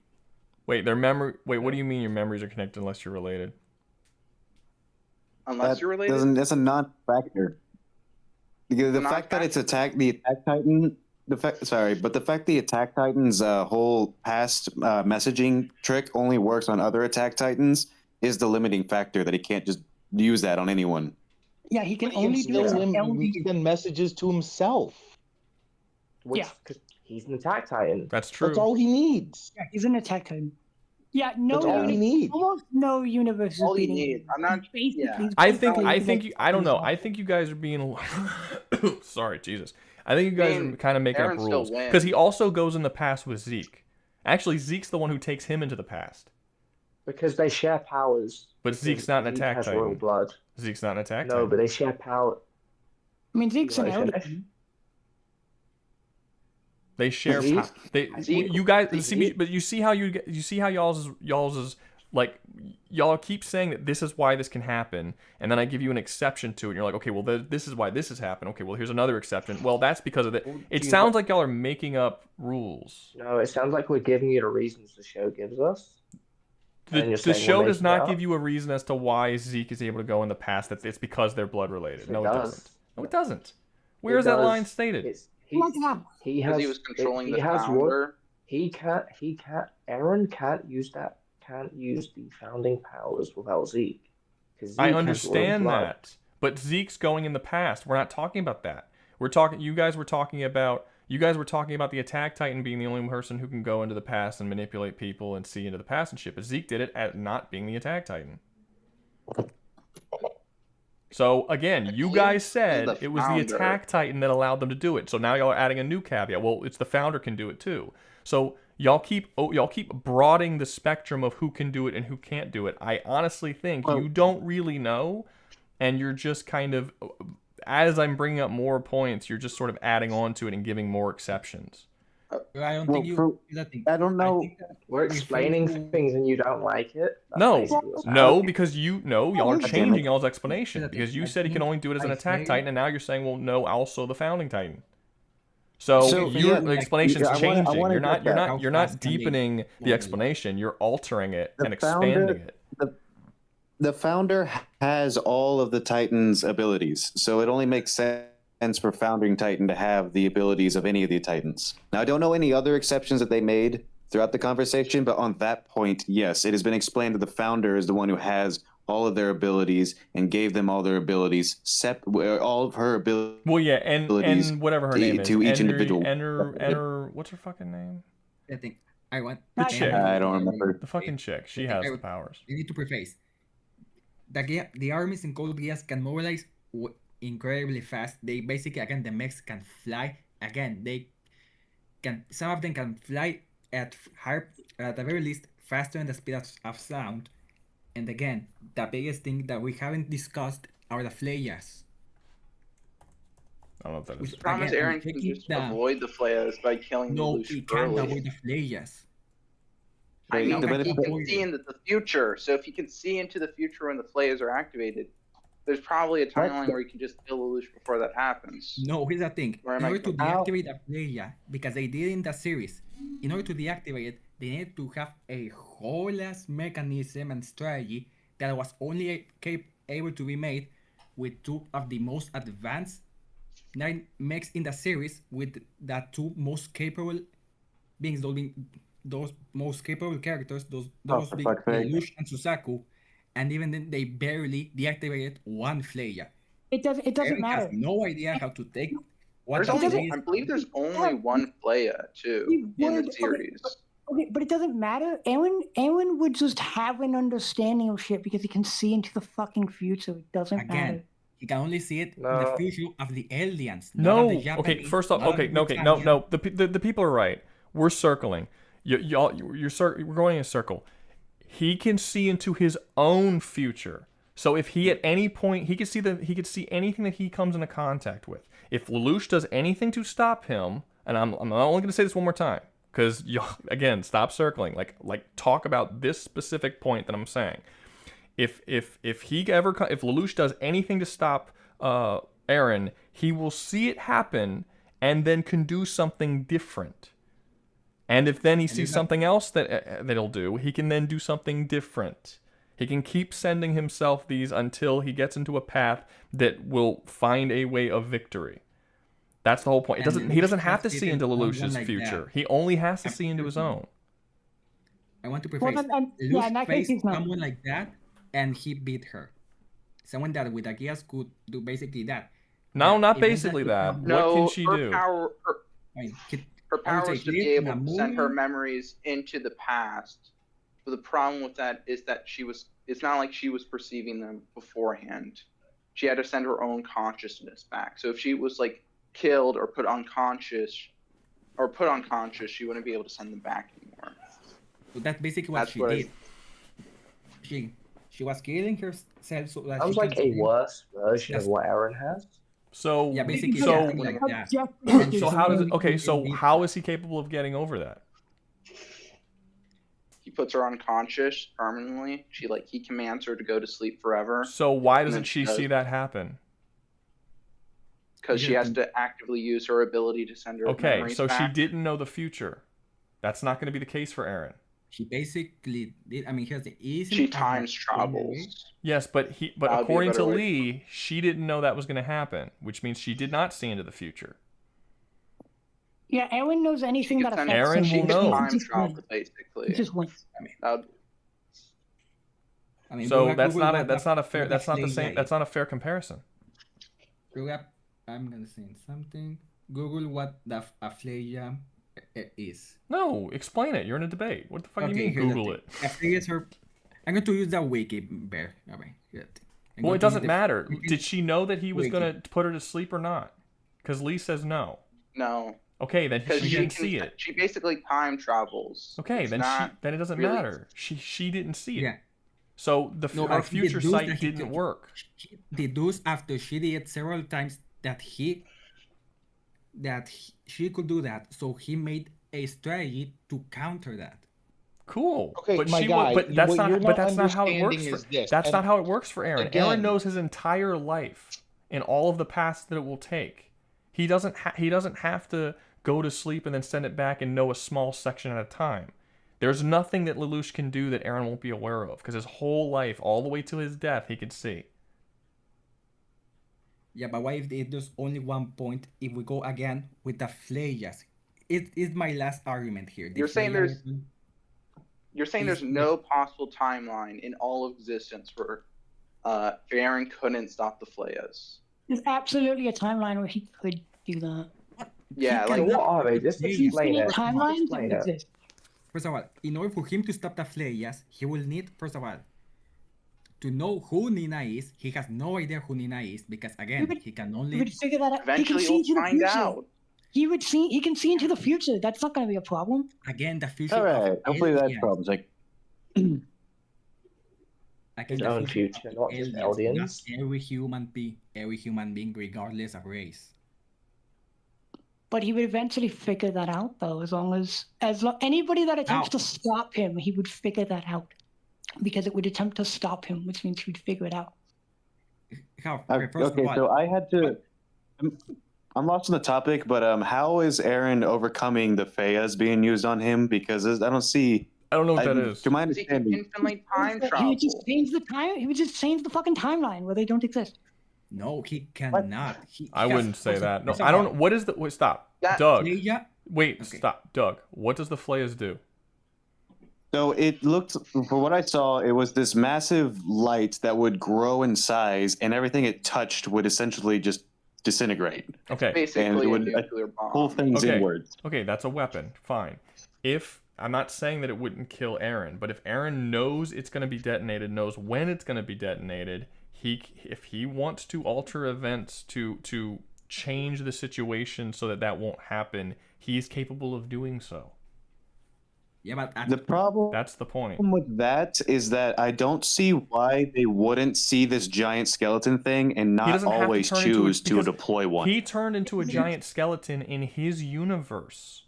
Because in his universe, he had a specific plan that he wanted to have come out. And that happened. As we see with the Colossal versus Colossal fight, he doesn't have to be a giant skeleton. He could take form whatever he wants. He also got decapitated, so we didn't really get a choice as far as we're aware.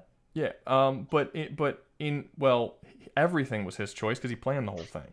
But if he sees in the future that he's going to become the giant skeleton thing and then immediately get hit by a fucking light nuke bomb thing, then come up with a new plan. Like, the assumption that you're making is that he's going to do the exact same things in the exact same way, despite the fact that he knows everything that's going to happen before it happens. Unless you say it instantly kills him, in which case he loses, but it would have to instantly kill him. Yeah, and first of all, it would be able to kill him basically instantly, because he has no way of deactivate them in any way. Again, if I know, the I best get. way, It's the not only about way for no, him, it's not about no. You're not understanding. It's not about deactivating. So we If removing. he So we survives removing. it, he can warn himself. So it has to kill him immediately. So he can't do that.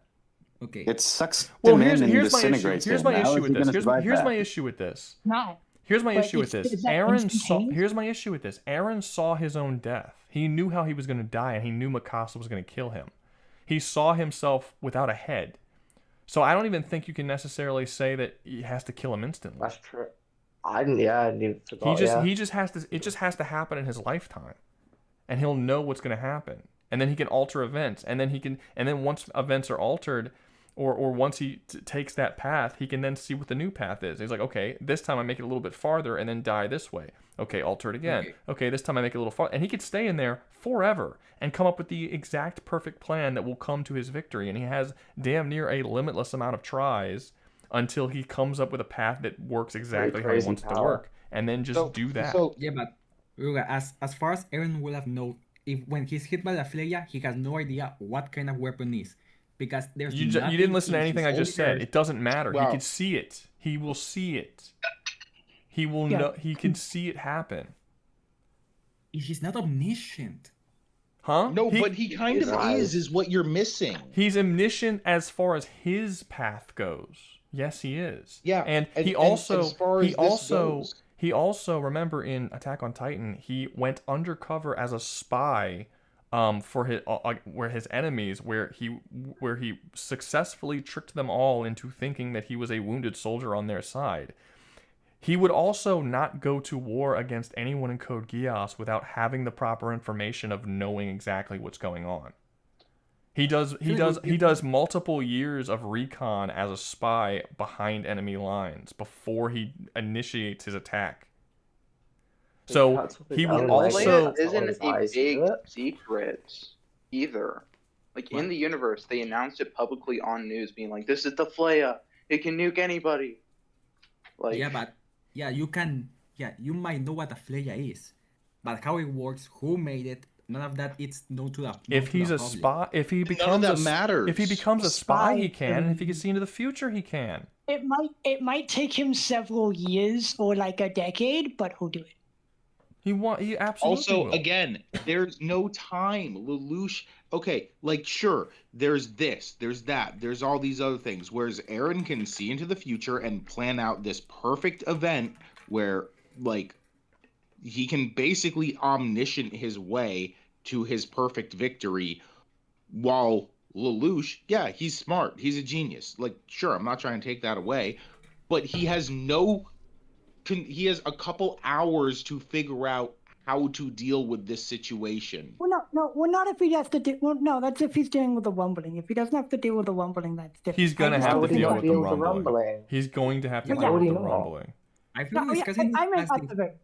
You're not stopping the rumbling. You're not gonna, because again, you're just kind of swatting aside the fact that he could see into the future. Like I don't know why you don't think that that's enough to have him win.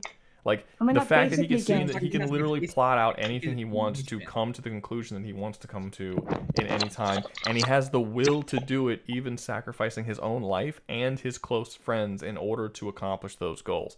The fact that the idea that you think that Lelouch is just smart, so he can just I don't get where you're coming from. I don't understand it at all.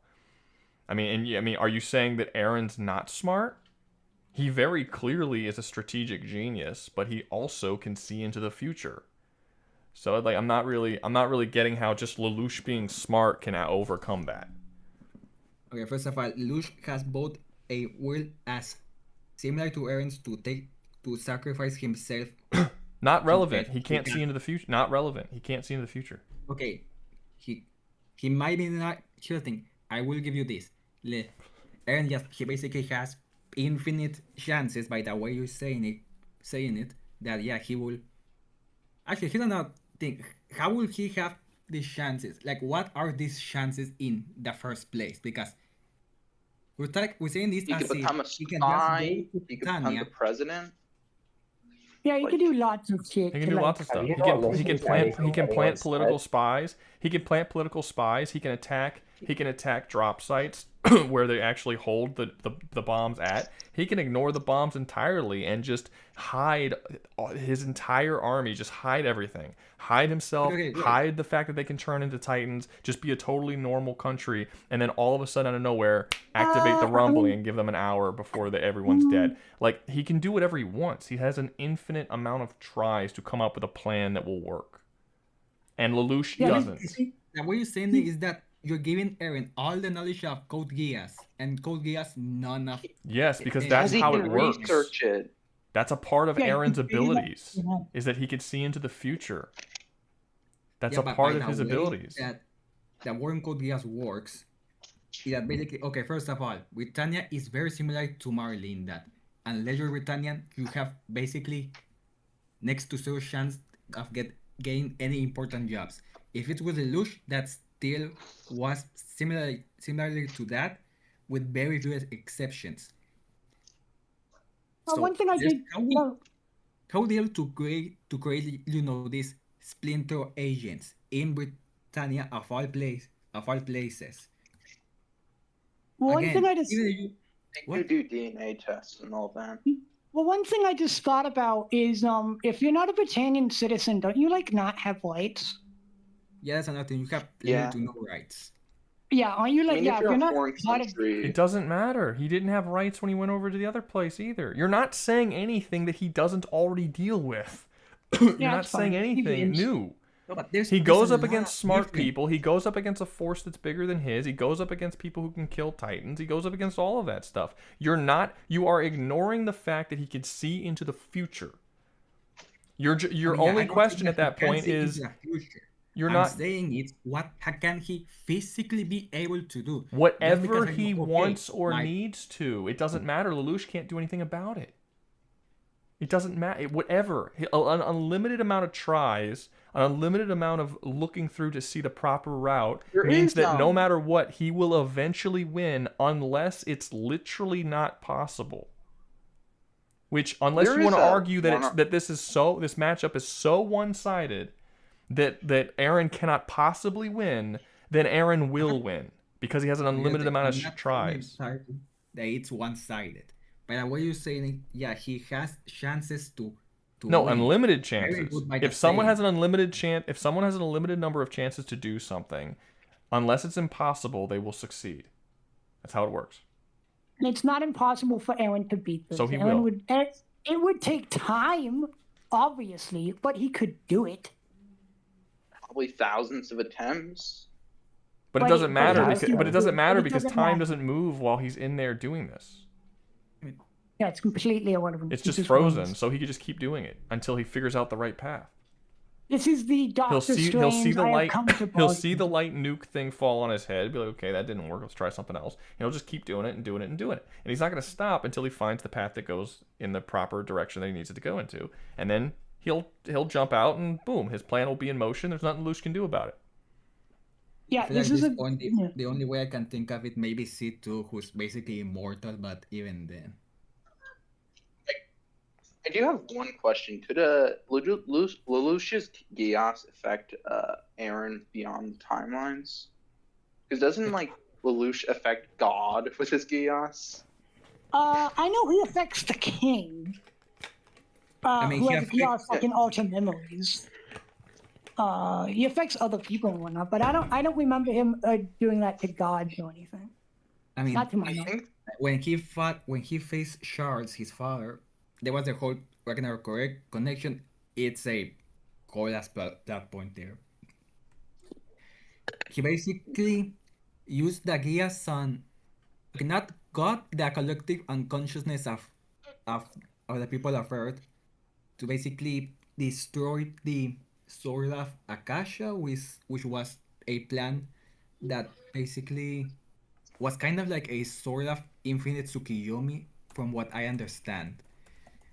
He basically used the Geass so that he can break the Sword of Akasha, which is, again, the collective unconsciousness of men, and basically made it collapse onto itself.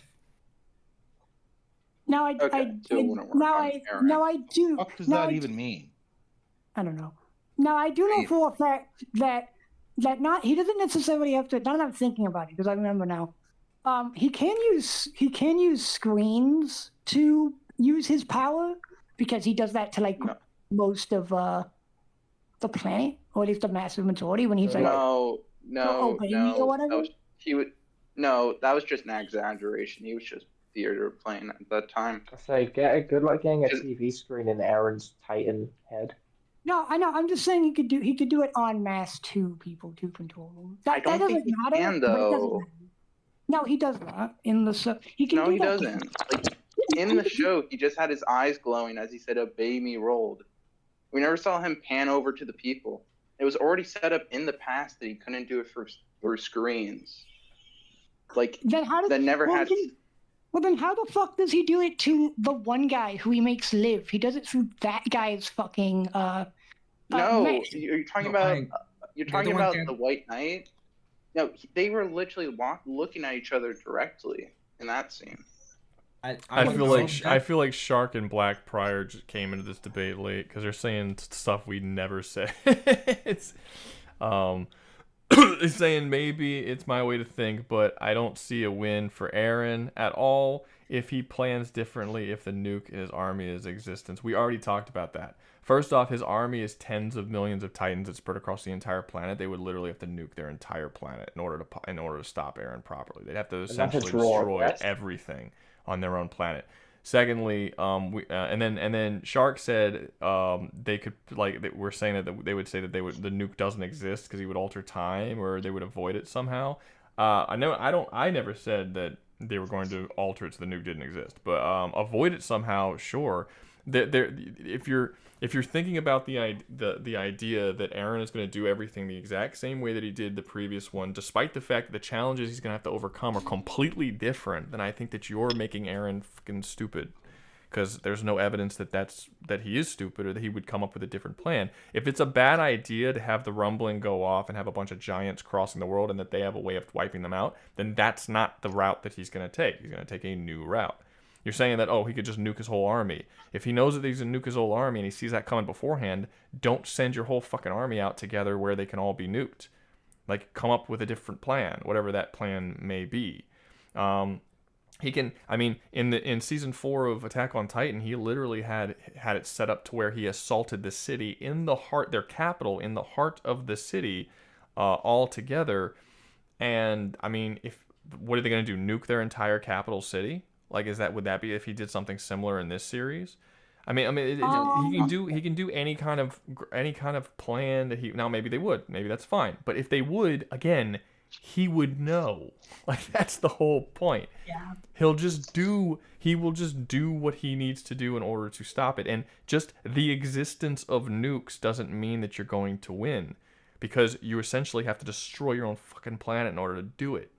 It doesn't make any sense. And if he knows that he's going to be nuked, if he could see into the future that I'm take this action, ergo this nuke is going to go off. Okay, don't take this action. Find a new action. And he has a limitless amount of time in order to do as many actions as he needs to see which direction to go and where that doesn't happen. Whatever that action may be. The only real weakness that Aaron has is that he has a timetable. Not for his plans, but you die after 15 years or something after getting the 13. The Titans. Yeah. Was it 14? Yeah, after you gain the 13. Yeah, it's 13. Okay, so he has 13 years to enact whatever plan he has. That's his timetable. That's not even necessarily true, by the way, because I don't know how far this goes back, but if he affects his dad, technically he could affect further back. Oh, into other Attack Titans. I think it might be. So technically, it depends if we're doing 13, they were there from the beginning or 13 years in the future. That's true. Technically, if he wanted to go back several generations of the Attack Titan and alter events past the point of his father, I guess he technically could be able to. It would just. I guess it would depend on the influence of the Attack Titan at the time. Go fuck Lelouch's mom and make sure he's not born. It's something else. That's my kid. Aaron is a very Greece is gonna be make Lelouch an Eldian. Make Lelouch an Eldian.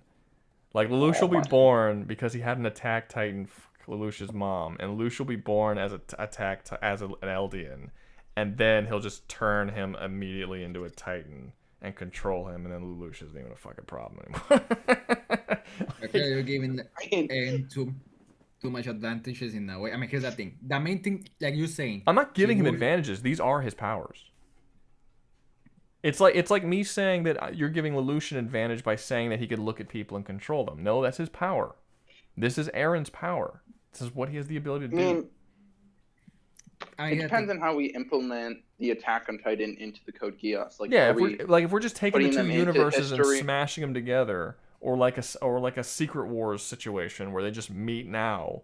I mean, there's different ways you could do it. Yeah, but I'm not saying seriously they can go back in time and stop Lelouch's birth. I'm not gonna take that too seriously. If it's an option, fine, it's an option.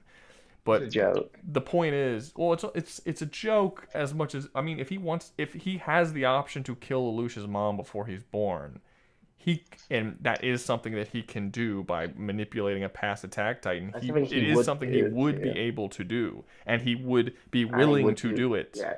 But I'm not saying that that's what he would do, but I'm saying that he has a limitless amount of options. And I'm not hearing any arguments anywhere that says anything about the fact that he has an unlimited number of tries, and if he has an unlimited number of tries and Lelouch is possible to be defeated by him, then he will succeed. There's no argument that's been given for that, because I don't think there's any argument that exists. The only argument that would exist is that Lelouch is so god-fuckingly amazing that Eren literally stands no chance.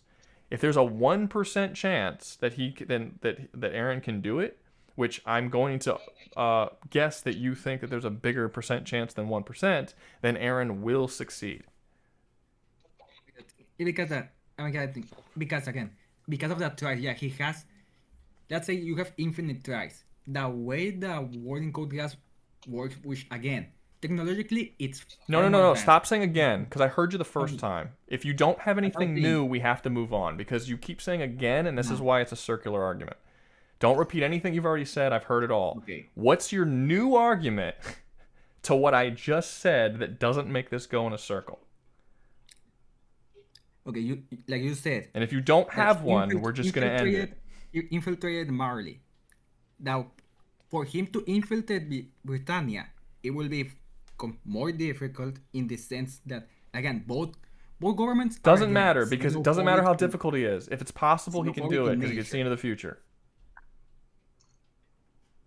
Doesn't matter if it's difficult. If it's not impossible, he can do it. It's definitely possible. He can do it. So it doesn't matter how hard it is. That's my whole argument. Regardless, that's the argument. Regardless of how difficult it is, if it's possible, he'll do it, because he has an unlimited amount of tries to do it. That's it. It's the only argument that you could possibly have is that it's not possible for him to do it. Other than that, he's gonna do it. Okay. Unless you have something against that, is that logic incorrect? I think we've reached the end of There's this only debate. one last thing that I can say, and that's that there's a character, C2, she's essentially immortal. He could put Eren in like some sort of mental loop, which again, he'll know is coming before it does. I don't know if you can even put someone in an infinite loop if they can send messages to them past selves. I feel like that would break that. Actually, that's another thing. C2 once made contact with Suzaku when he was inside of his mech. She just touched his mech, so he doesn't have to touch Eren directly, So she could use her telepathy to screw him over. Which, here's the thing. Let's say that, like you said, that Eren can bring back his consciousness. What happens if C2 manages to screw up his own consciousness? You'd have to get that close. Like, he'll see it happen before it happens. Well, okay, let's Actually, no. You say that he can see it happen when it happens. Before it happens. Okay, before it happens. So it means that he will know that it happened to him. So it will come back to him. But if he, let's say he doesn't have, he's at 100%, like his mental faculties are affected because it messed up Susaku really badly. He will see it happen before it happens. He saw his death. He saw Mikasa holding his severed fucking head. He will know it happens before it happens. It's not the same power as the chick you described where she could send her consciousness back. He sees it happen all the way to his death. If that's the case, the only thing I can think of is that he meets Lelouch. He sees that he has a similar mindset to him, and they work together and help both universes. Then it's the that is a concession if I ever heard one. Yes. I would say ultimately they become friends, and that's the end. Hopefully of the they story. become friends, and my character is might safe. be a possibility actually. Now that I think about it, because they have similar mindset. They walk into the sunset. Oh man. Actually, anyway, if, look, everyone wants to move on. Literally everybody wants to move on, except for. I will recommend you check out Code Geass. It's in Netflix. It's a good series. You might like it. No, I don't know. Maybe. I don't know. I'm watching other stuff right now, but we'll see. Do we have another debate to go, or did everyone just want to move on to nothing? Yeah, move on. It's okay. It's okay. Oh, thank you for giving me permission. Didn't we have the one three-way? You're welcome, Rouga. I'm glad. Love three-ways. Three-ways are awesome. Is it a devil's three-way? Is that the one you want, He doesn't Rouga? know what a devil's three-way That is the one he wants. No, I have two dicks. That's what I was talking about. You guys didn't get it. It's fine. Rouga. Well, I mean, I'm pretty sure the other guy doesn't really care. Ugh. Okay, so super chats are super low today. So this might be the last debate. I don't know. We'll see. Okay. Depends if we get more super chats. What's the debate? What's going on? What's happening? Anybody got one? Me and Crazy were going to debate. What were you gonna debate? Crazy's here. We're gonna debate Doflamingo and Lady fucking Lady Noir. Yeah, Lady Noir. Weirdness. Okay. Do we have anything else? Just so we have some options here. We got the Oni versus IMC. Is Doug even? No, Doug left. Okay, so that's off the table. What else we got? I'd be willing to debate the Imperial Zenfort. Do we have anyone who isn't Lizzie? Because Lizzie's debated every single time. Do we have anyone else to debate? No offense, Lizzie. It's just I want other people to be able to fucking debate, and it seems like you're the only person debating, or you're the only person who's coming up with the ideas. Debate. I am a debate, bro. Anybody else got one? Someone in the chat who's chatting in the YouTube text chat. What are you guys got any debates? Any good stuff? Any BC shit? You know, I was thinking we could do more debates similar to the last one where we kept on bringing up. I know it wasn't like the main idea of the debate, but I kind of gave him the idea. It's like, what if a real world Earth fought against like other fictions? Well, that's the start of an idea that could eventually evolve into a debate, but that's not a debate. That's what I'm saying. It's like could real world Earth defeat other fictions? To a debate. Yeah, probably. Yeah, like I'm opening the door to a debate. You know. I don't need a door open. I need someone to walk through it. Well, just tell someone to walk through it. I don't know what to tell you, man. What are you talking? It's your fucking idea. You opened it. You walk through it, bitch. What's the fucking debate? I have walked through. I did not walk through it. You didn't walk This through is that like one. so. Hold on. That's not even an open door. That's like an open. That's like a cracked window. What's up? So your idea is Earth versus other fictions, like we'll like yeah, Earth like versus... like maybe like scenarios or just other like factions of fiction or something like that. You know, like we could have the I don't know the God Valley incident in our real world Earth or the Naruto Shinobi War. Josh is coming up with like his side of things. If you guys want to debate him against something, he's got He's got Darkstalker from Wings of Fire and Kaladin Stormblessed. I don't know who that is. I don't know what that is either. I have no idea what either of those are. I would have to, I mean, if anyone knows who they are and wants to come up with, or I mean, you don't have to know who they are. You just have to have a matchup that would be interesting. But okay. I think I need to know something about. Yeah, he I says need his name. basics. His name was what? He said what his name was. I saw it. Sky Blue Jay. I don't see a Sky Blue Jay here. Oh wait, is that it? It's the hand up thing. Boop. Yeah, there's a Sky Blue Jay there. Let's see. Can real life Earth actually beat War of the World? Can in real life Earth beat War of the World? Testing. Am I sorry? Yeah, testing. War Am of I the on? You are. Isn't War of the World? They die of real world oxygen, Earth? so I think we do pretty well. Oh no, Yeah, no, they don't many die of things that are oxygen. real They world. die of bacteria. Doesn't matter. No, they it die of doesn't shit that say is that naturally found on Earth that kills them on their own. We don't have to kill them. We just have to survive long What's enough funny for about that? bacteria No, to kill them. what's funny about that is that we would win faster because we have a better military than it is in the movies. Not even Well, the original. the military. No, the military in the movie is just as modernized, and they're completely worthless. They're not just as modernized.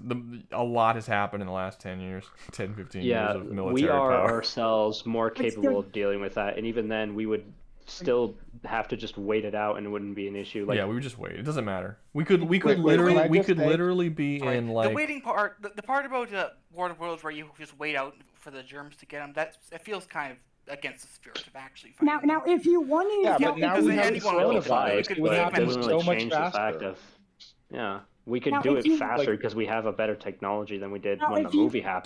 Dark Now, if- Reflection. Dark Reflection says Supernatural Sam and Dean versus the Stranger Things upside down. Oh, that's a good one. I think Sam and Dean got that. I don't know what Sam and Dean is, but okay. I know Sam and Dean I pretty just said damn well. Supernatural. I honestly don't remember much from Supernatural. Yeah, I know but a you know decent what bit. it I've is. It's a seen fucking show. You know I've what it seen, is. I've seen the entire series. I know what it is, but I don't. Yeah, You I'm said you not know sure what why it not. was. The fuck. Yeah, I mean, Share I can- useful information. I can argue for Sam and Dean. I honestly could argue for Stranger Things. I still Someone said know Planet so of the much. Apes. Planet of the Apes. Well, I think nice. Sam and Dean would survive the Upside Down. Like they're Sam and Dean. They beat God. Anyway, who are your characters, Sky? Oh, we don't actually have to use them because both of them have a bit of a handful of stuff that I would have to explain about them. Neither of them are especially bad stat sticks, but their powers are mostly in their powers, and that does take a couple. There's like 5. Like they'll have like a handful plus another handful of abilities. One of them is a swordsman, and another one is a dragon. Very different series though. Okay, got you. COD zombies would be interesting. You guys keep coming up with one sides.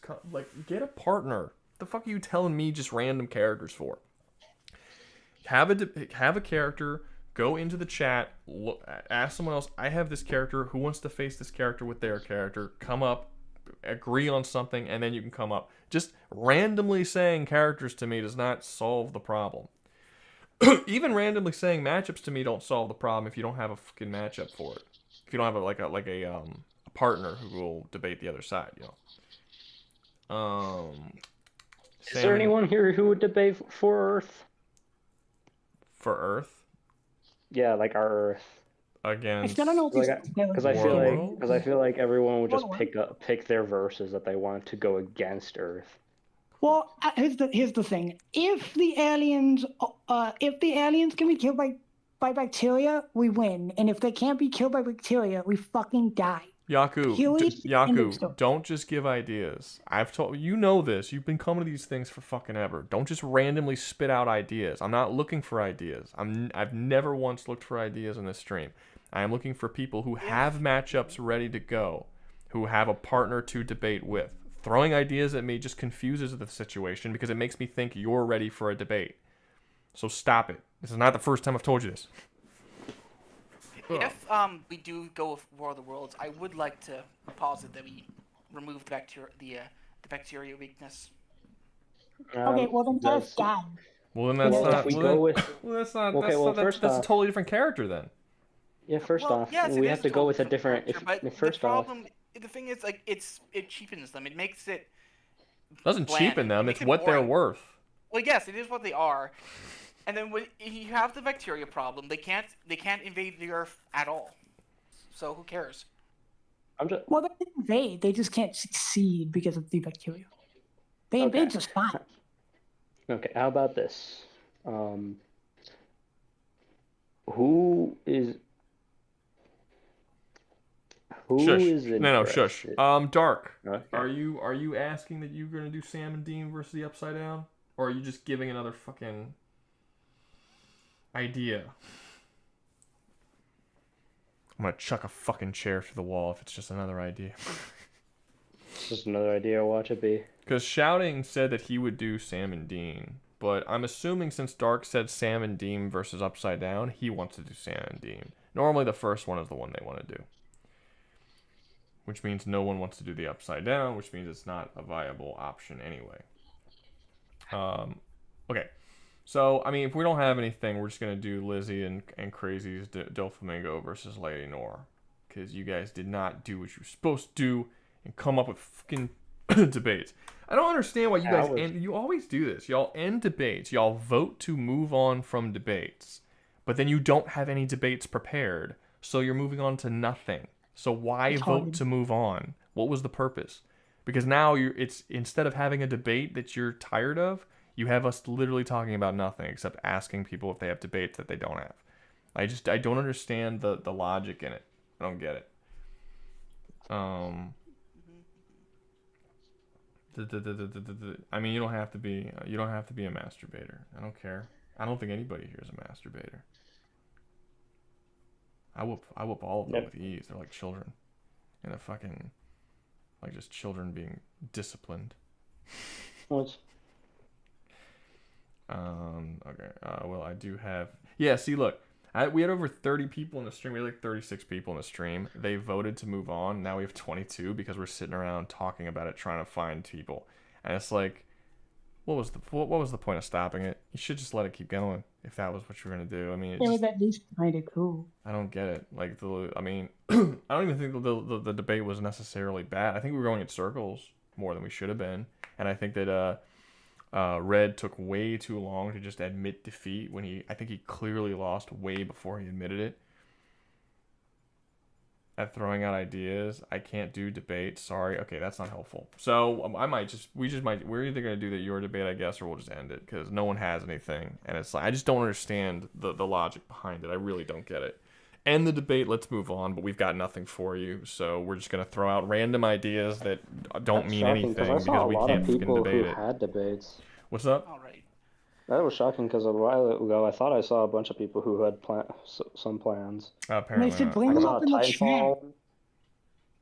Okay, well, just how about name swordsman? Kaladin's probably decent vibes for this group, so let's name some. No, we already have I mean, we have Doflamingo versus Lady Nor, so we're just gonna do that one. I'm not gonna spend the next 15-20 minutes trying to come up with something. I'm gonna kick you back down, Sky. I'm sorry. Come up with a debate. I don't think I've seen you here before, so you're new. So I get that you're not aware, but the idea is I'm not new. I've been in the Discord for a while. Really? Have you been up here? I don't recall you up here debating. Not in the voice chat. That's what I'm talking. Yeah. I've been in the streams on the YouTube and on. Yeah. No. That's what when I say first time, I mean up here. But so yeah, so you should know. I mean, you go down in the chat, you get a partner, and you come up with a debate ready to go. Otherwise, there's nothing I can do. There's nowhere to go after the debate ends. It's like, you have to prepare. Guy, the stream's been going on for 3 hours, almost 4 hours, and I have had to prepare all the debates by coaxing people into getting together rather than not a single person come up with it. Lizzie did. Lizzie and Nano. I think Lizzie and Nano, this debate that we're about to do is the first one that they actually put together themselves. Sorry, I almost took away y'all's props. My bad. Apologies, Lizzie. I didn't know that I stole from you. No, you didn't steal from them. People steal from me all the time. It's cool. That's not good. That's not good. You shouldn't let them steal from you. Okay. So I don't know how long this is going to take. Let me see. What is it again? Doflamingo versus Lady Nor. Normally, I would say this is going to be fucking instant loss. but Nano's terrible. So we'll see where it goes. Okay. I mean, sorry, I don't see sorry, how Nano. I don't see how Doflamingo's I'm gonna assuming win. Nano is Doflamingo. Yeah. Okay. Go ahead, Nano. Okay. I hope you do well. Well, thanks, Riga. That's No, I mean that. That wasn't meant to be backhanded at all. Yeah, no, that's That what was meant I'm to just be, saying. like, Is that it actual- means so much. I hope you do. Made it sound like a All dick. right, so I guess I should lay out the basis. This is Doflamingo, his family, army, whatever the hell that he calls them. This is whoa, that's very different from what I would. You didn't say his family. You said Doflamingo very specifically. You didn't mention his family when we talked about this debate. Oh, you're right. Now, Kinda if just you assumed wanted to that for do some that, reason. fine. But that means I get access to the miraculous. Why and in the that case, there's fuck not a would you assume the whole group in a 1v1? Yeah, he specifically said Doflamingo. That doesn't make any. specifically. Why would you assume 30 fucking people are gonna join him when she says Lady Noir? Yeah, that's like what? That doesn't even make Like, no. sense. You wouldn't have assumed that in Yeah. any other debate that it was like, let's take the whole fucking team.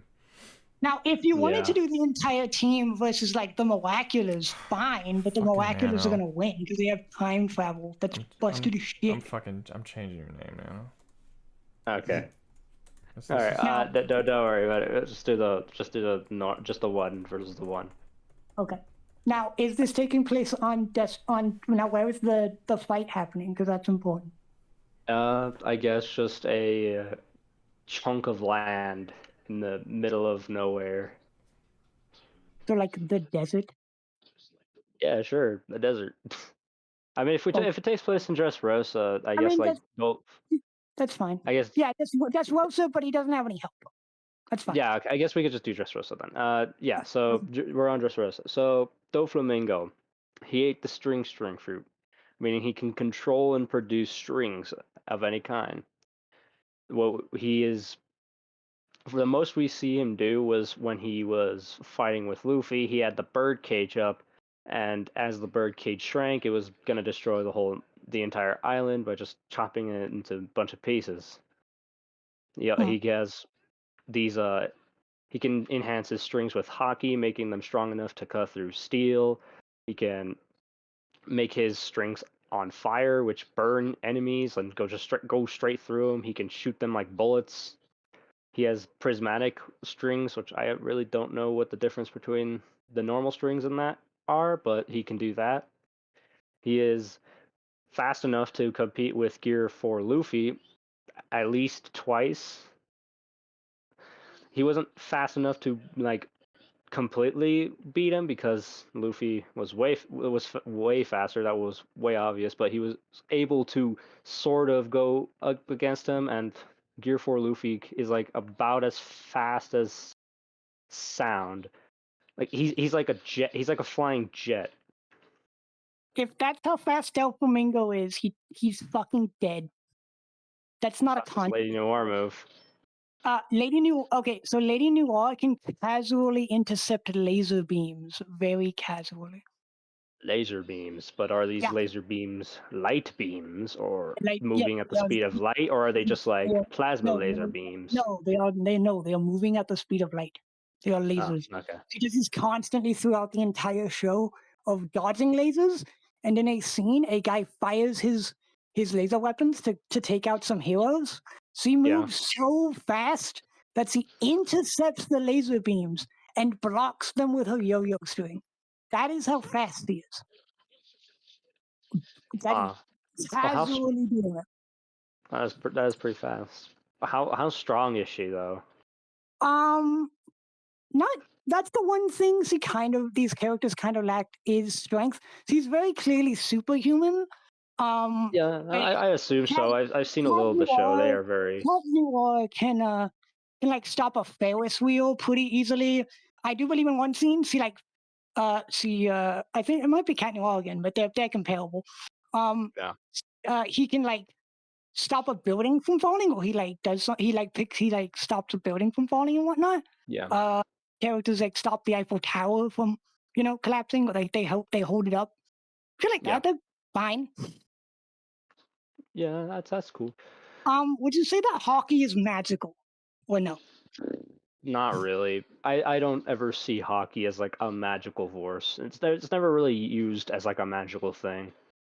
Okay. Does he have any like quote unquote magic abilities, or no? There is magic in One Piece, but Dofi doesn't really show like any of those like qualities of magic. Like his string fruit doesn't really give that off. Even though, well, it's weird because you can argue that maybe that the devil fruits are magic, but I just never really bought that they could because they grow like normal fruits. Yeah. There's just like things about like the way that the power systems in One Piece works, because there is magic like the hypnotizing ability. Yeah. That what's his face had, I don't remember, but I just don't think that. Okay. Yeah, I just don't think that devil fruits and hockey work like that though. Okay, so in that case, he literally doesn't have a way of harming Lady Noir at all. I mean, why is she only weak to magic? She is completely immune, essentially, to any conventional attack. She gets like massive fucking explosion, and she stands in the middle of it, and she's fine. Well, I don't really. Well, sure. I mean, maybe the strings would abide by that rule, but hockey, I just don't see how that would, because hockey is tied to will, and what we see hockey do is just absolutely insane. Like, for example, Logias, right? Logias don't get hurt by any conventional means, not physical, no bullets, no nothing, not even other devil fruits, unless they're elemental weaknesses, which most of them don't have any. But hockey, specifically armament, is shown to be able to do that. It can harm people. It attacks like the user's like normal body. Like it doesn't. And if you stacked it on top of like Conqueror's hockey, which first off can just knock you out if you have a weak will. Conqueror's I wouldn't assume Lady. No. So Lady Noir has supernatural willpower. She's able to overcome the conceptual a conceptual like weapon of gift. And what gift is basically it shows somebody their truest desire, and it traps them inside of the like mind, basically. So he was able to overcome that with her willpower in a matter of seconds. She was able to overcome that. Willpower is not a problem.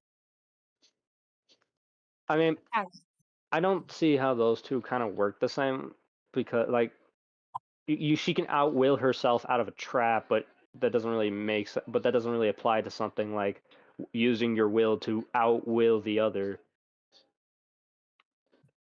Like I don't really see how that would work.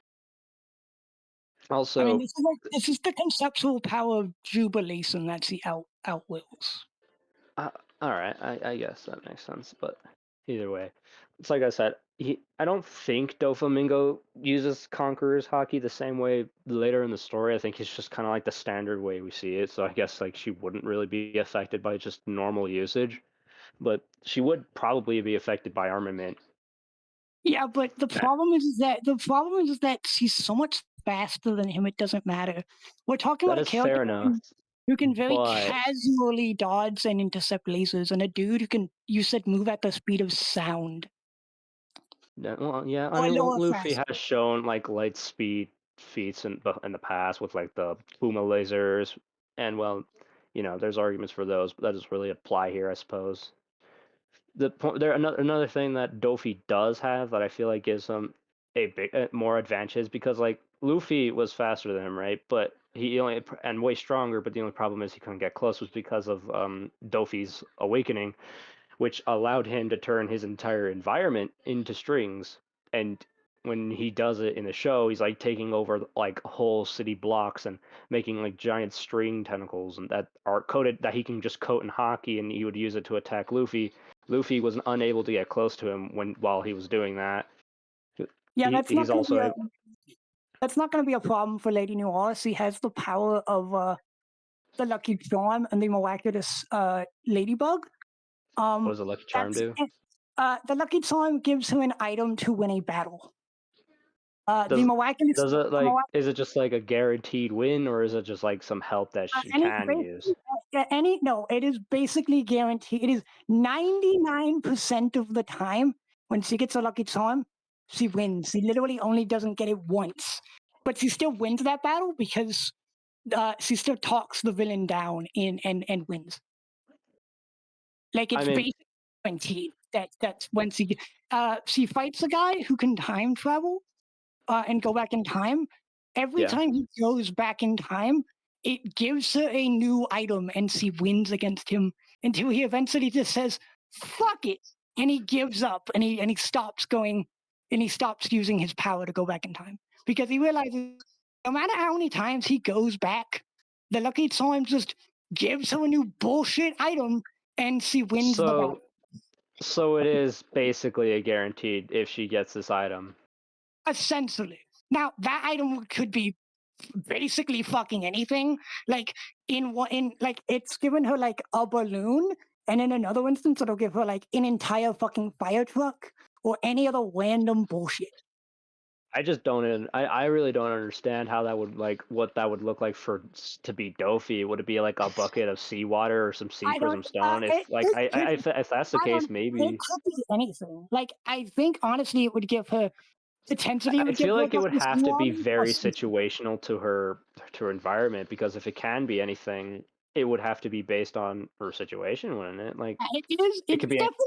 Well, these items are magical in nature, so like it gives her an item that it knows will help her win in a battle. Right. That sounds weird. Yeah. And also, it kind of sounds a little broken because that could be literally anything. No, it's very broken. It's very, very broken. It's really stupid. Like I could actually see her just getting like a whole chunk of like sea prism stone and just would probably beat him or something like that. But like I don't know what that would still look like. I guess that would be her insta win, but then again, she would have to know how to use it. She is incredibly intelligent, and she does figure out how to use like. I mean, if she could fucking use a balloon to defeat a supervillain, then sure, yeah, she would probably figure it out. It's really stupid. It's very busted ability. The other ability she has is Miraculous Ladybug. Generally speaking, she uses this after she defeats the villain.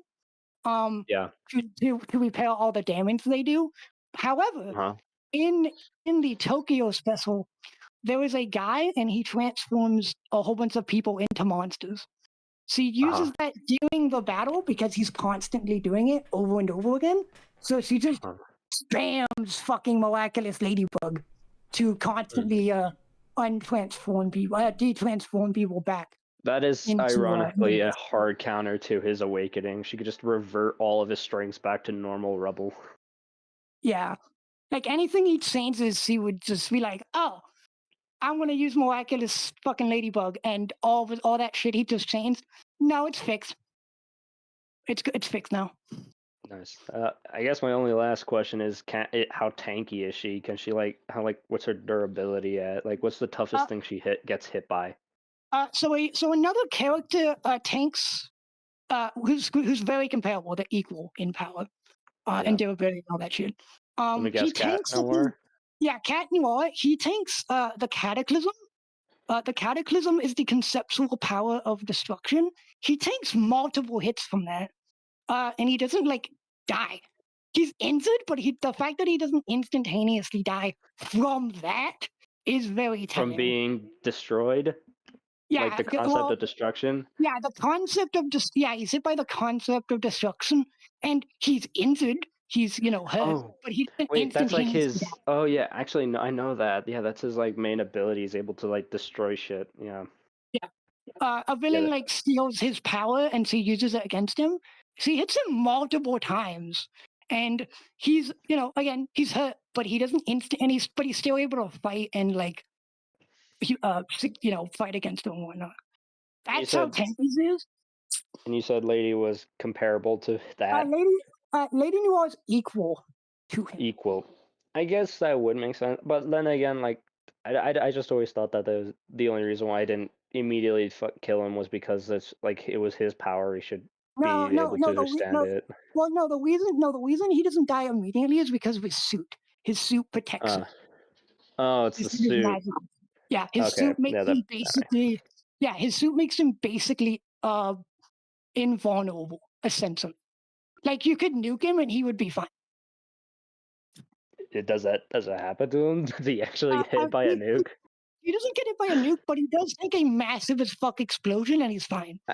I guess, I mean, taking the concept of destruction is already pretty big. Yeah, that makes sense. Yeah, I honestly don't. I mean, I still think Hockey could probably harm him or just Lady because like it could probably bypass the suit or whatnot. But then again, if Ladybug is fast enough to not get hit by that, then I just don't really see how that would work. And then again, the fucking balloon animal will probably take him out or some shit. The idea, I don't know. Granted, I don't know what I don't see would get because it can be fucking. It's such bullshit. So get like any fucking random bullshit item. Yeah, I just see more go. I just see more. I mean, I guess the only thing I could say is like, can she like survive like Birdcage or something like that? She would destroy the birdcage. Unironically, the birdcage wouldn't be a problem. Okay. She would touch it once with Cataclysm and it's gone. Doesn't exist. Okay. Dead. Yeah, annihilated. I suppose the only, I guess it really wouldn't matter right now, but one thing that Dofley does have over Lady, because I don't remember her ever showing something like this, is like he has like a sort of regen ability, because like he can use his strings as like stitching. Like like when he gets hit by a gamma knife by Law, it like tore his insides up, so he used his strings to stitch back his organs together, and was able to keep himself alive with his strings, basically being his new nerve system. So that's not gonna save him. Because he's gonna get. Assuming she like goes to kill him, he's gonna die. He's dead. He's gonna get it by a He's gonna get it by a cataclysm, and he's dead. He's getting it by the concept of this. No, he's not gonna be able to do it in time, and even if he could, that's gonna bypass literally all of his like durability. He's fucked. Yeah, that makes sense. I don't see Dofi winning this one. No clones, no Birdcage gonna survive this one. It's over for him. Yeah, no. Now does he have observation hockey? Does he have that? He does not. He is actually. This was before observation hockey started becoming like a huge thing for greater One Piece, and Dofi never showed that. He only shows conquerors and armament. Oh, okay. Yeah, no, then he's fucked. Yeah, it's that could maybe kind of be inconvenient for her, but if he doesn't have that, no, there's no contest. Well, if he had conquerors hockey, it could be observation hockey, it would be a different thing because the whole future sight. But I still don't see how that would really help him that much. Yeah, no, not if it doesn't matter if you can see the future if you can't move fast enough to do anything about it. Yeah. Damn. Yep. That's it then, yeah. Yeah. All right. GG. Yeah, GG, man.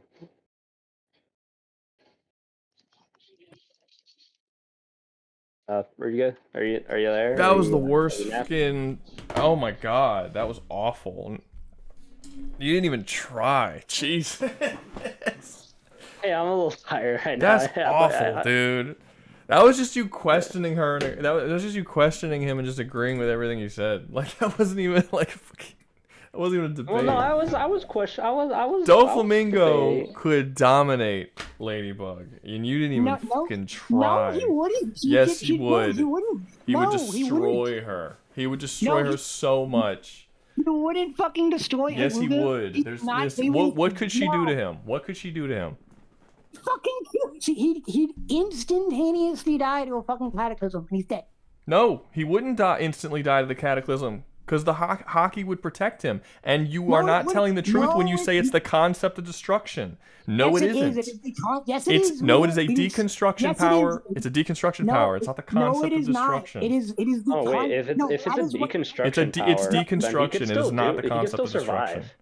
No, it's not that. No, Rouga, it is very specifically stated in the show multiple times that he is the concept of destruction as a power. That is what. How would that get through hockey?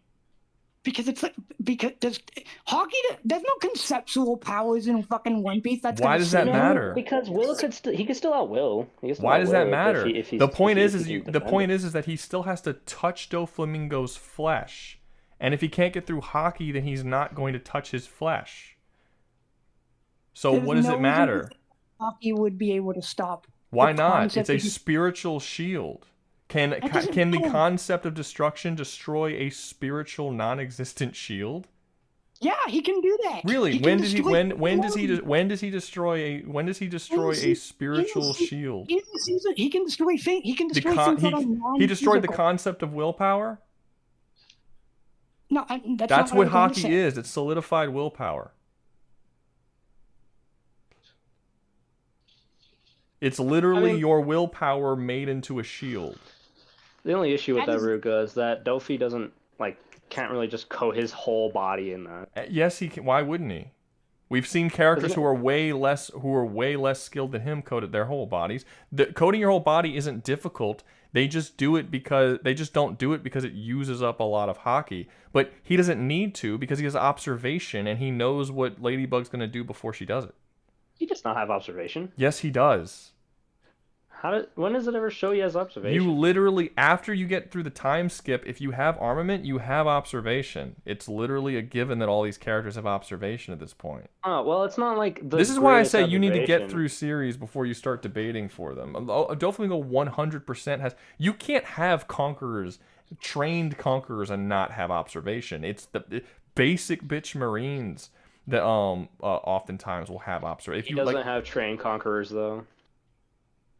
He has yes, he does. He has conquerors. He has conquerors. He doesn't have it trained. He can't really use conquerors. Who says it's not trained? He uses it against Luffy. It's clearly controlled. He controls it and uses it against Luffy.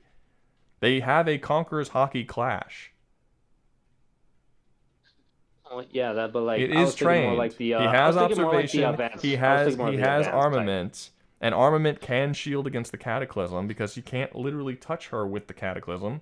Also, I didn't even know she had Cataclysm. I thought Cat Noir had Cataclysm. No, Lady Noir has both the Ladybug. Oh, Lady Noir. Sorry, it's not the Ladybug chick. It's okay. Yeah. Fair enough. Yeah, Lady Noir has both of them. That's what makes her stupidly. That's fine, but you won't get through the Haki. And Ladybug, Jesus, and Ladybug is also a non-violent character who doesn't murder people. Cataclysm has at no point in the entire series been used to kill a person. That's objectively not true. Gabe fucking dies to Cataclysm. Who? He's dead. Who? Gabe. Is that a villain? Who's Gabe? Yeah, Gabe is the main. Yeah, fucking Hawkmoth. Okay, yeah, so I didn't see the end of the series. She goes up and uses Cataclysm to murder him. No, it was an accident that happened. Okay, so I'm not lying. I said she isn't a murderer and she doesn't use it against normal people, and you said that's not. No, if it was an accident, then I'm right. So she wouldn't even use it against him. Well, subduing him would be difficult, but I still think she could subdue him. How? With the lucky charms, she get some bullshit and do it. What bullshit would she get that would be able to defeat Doflamingo? Probably fucking like sea prism stone handcuffs or fucking seawater or any seawater wouldn't do anything. She would need a literal lake to throw him in. He has to be completely submerged in order for it to do anything. You don't just splash them with it. It takes only 5 meters actually. It takes way more. You can't just splash him with it and it have an effect. No, and I know you can't just splash it with them. And sea prism stones, she would still have to actually catch him with it or even know what it does. She's incredibly intelligent. It's literally a material that doesn't exist in her universe. That's not. No amount of intelligence is going to help her figure out what that is. It's a pair of handcuffs. It's not that wild to be like, oh, what am I supposed to do? Oh, I'm supposed to get it off. Yeah, but how do you even know? How do you even know this thing can create a substance from a completely different universe? How do you know that it can even create things that are out of different? Wait, say what you're going to say. It's magic. Magic doesn't mean it can create non-existent substances from other universes. It gives her an item to win. It is the thing that it doesn't give her an item to... No, well, it does. It gives her an item that will help her overcome, but it doesn't give her an item that immediately allows her to defeat her enemies. he has to think about it, sir, but like she still overcomes her anyway. Yeah, but it like She just never has gives her a to gun, like, for already- instance. It never Yes, gives it her a does. shotgun by which Yes, she can blow a dude's it- head off. It does give her weapons. It gives her a laser gun that she uses to open shit. Yes, and but other not various to things. kill. Do you understand? You're It not would beating still give- it Doflamingo. would st- You're not beating Doflamingo by some crazy mousetrap weird thing where things start falling over and that's not the way to beat Doflamingo. And when she goes about trying to do it, he can see it coming before it does. Well, not see. I didn't. Well, that's the reason I asked if he had observation. He does have observation hockey. I don't know why the still don't Thanos said he think he's didn't. Okay. No, Well, I just still never. think I he's- just said he doesn't have observation because I just don't really ever see him use. Everyone I just after don't the remember him time using skip that Luffy goes up against has observation. It's a common power at this point.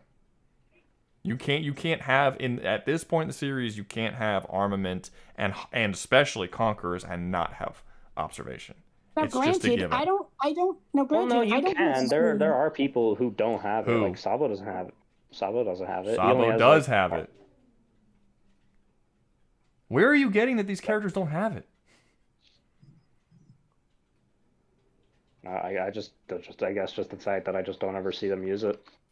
Does every single character? I don't. What is that? What do you mean? How do you see someone using an ability to be able to sense things? It's like a sixth sense. Katakuri, because he has observation and he uses it. We Yes, see it but in he the has a evidence. ridiculously overpowered version of it, and they actually make a point to show how insane his is. But that doesn't mean that they don't have it. Basic bitch people characters have observation hockey. Fucking Kobe has observation hockey.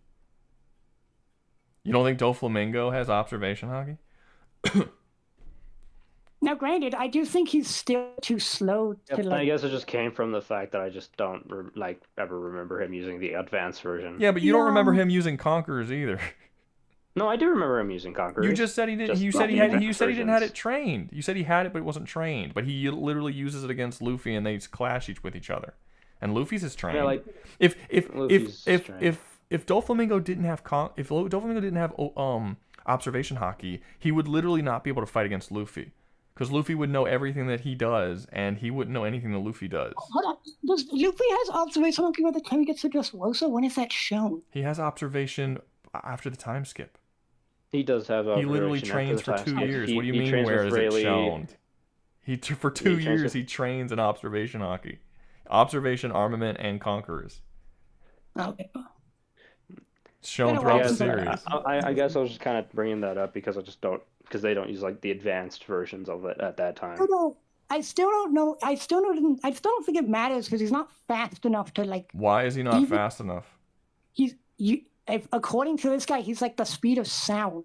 Based on what? Characters casually dodge bullets all the time. It's nothing to them. Yeah, that's okay. That's not comparable to dodging. Kizaru literally moves at the speed of light, and we see several characters fighting against Kizaru like it's no big deal. In fact, that was before because Luffy. When they went to the Sabaody archipelago, he dodges 3 laser beams being fired at him at the same time. They move faster than they move. They can move bare minimum. They're at least close to light lasers, speed. not Kizaru. His entire team was speed blitzed by Kizaru. That's why the Kuma saved them. And then when they came back, that was pre-time skip. How far back are you going? You're completely ignoring the time skip. Oh no, I am. No, I was going to bring up the time skip. I was going to bring up the time skip. That, like, he literally gets into a fist fight with Kizaru. They fight for a prolonged period of time, and Kizaru literally kicks at light speed. That's stated. What, after the time skip or what? They fight. This is why you don't debate things you haven't gotten all the way through the series. Nano, I've told you this before. Yes, he fought Kizaru. Kizaru is a light speed. They have a 1v1 fight. On Egghead? I know on Egghead they do, but like I'm not at Egghead. I'm not using Egghead. What version are you using? I'm using Dressrosa. This is at the time of Dressrosa. Doesn't matter. How much faster this is all after time skip stuff.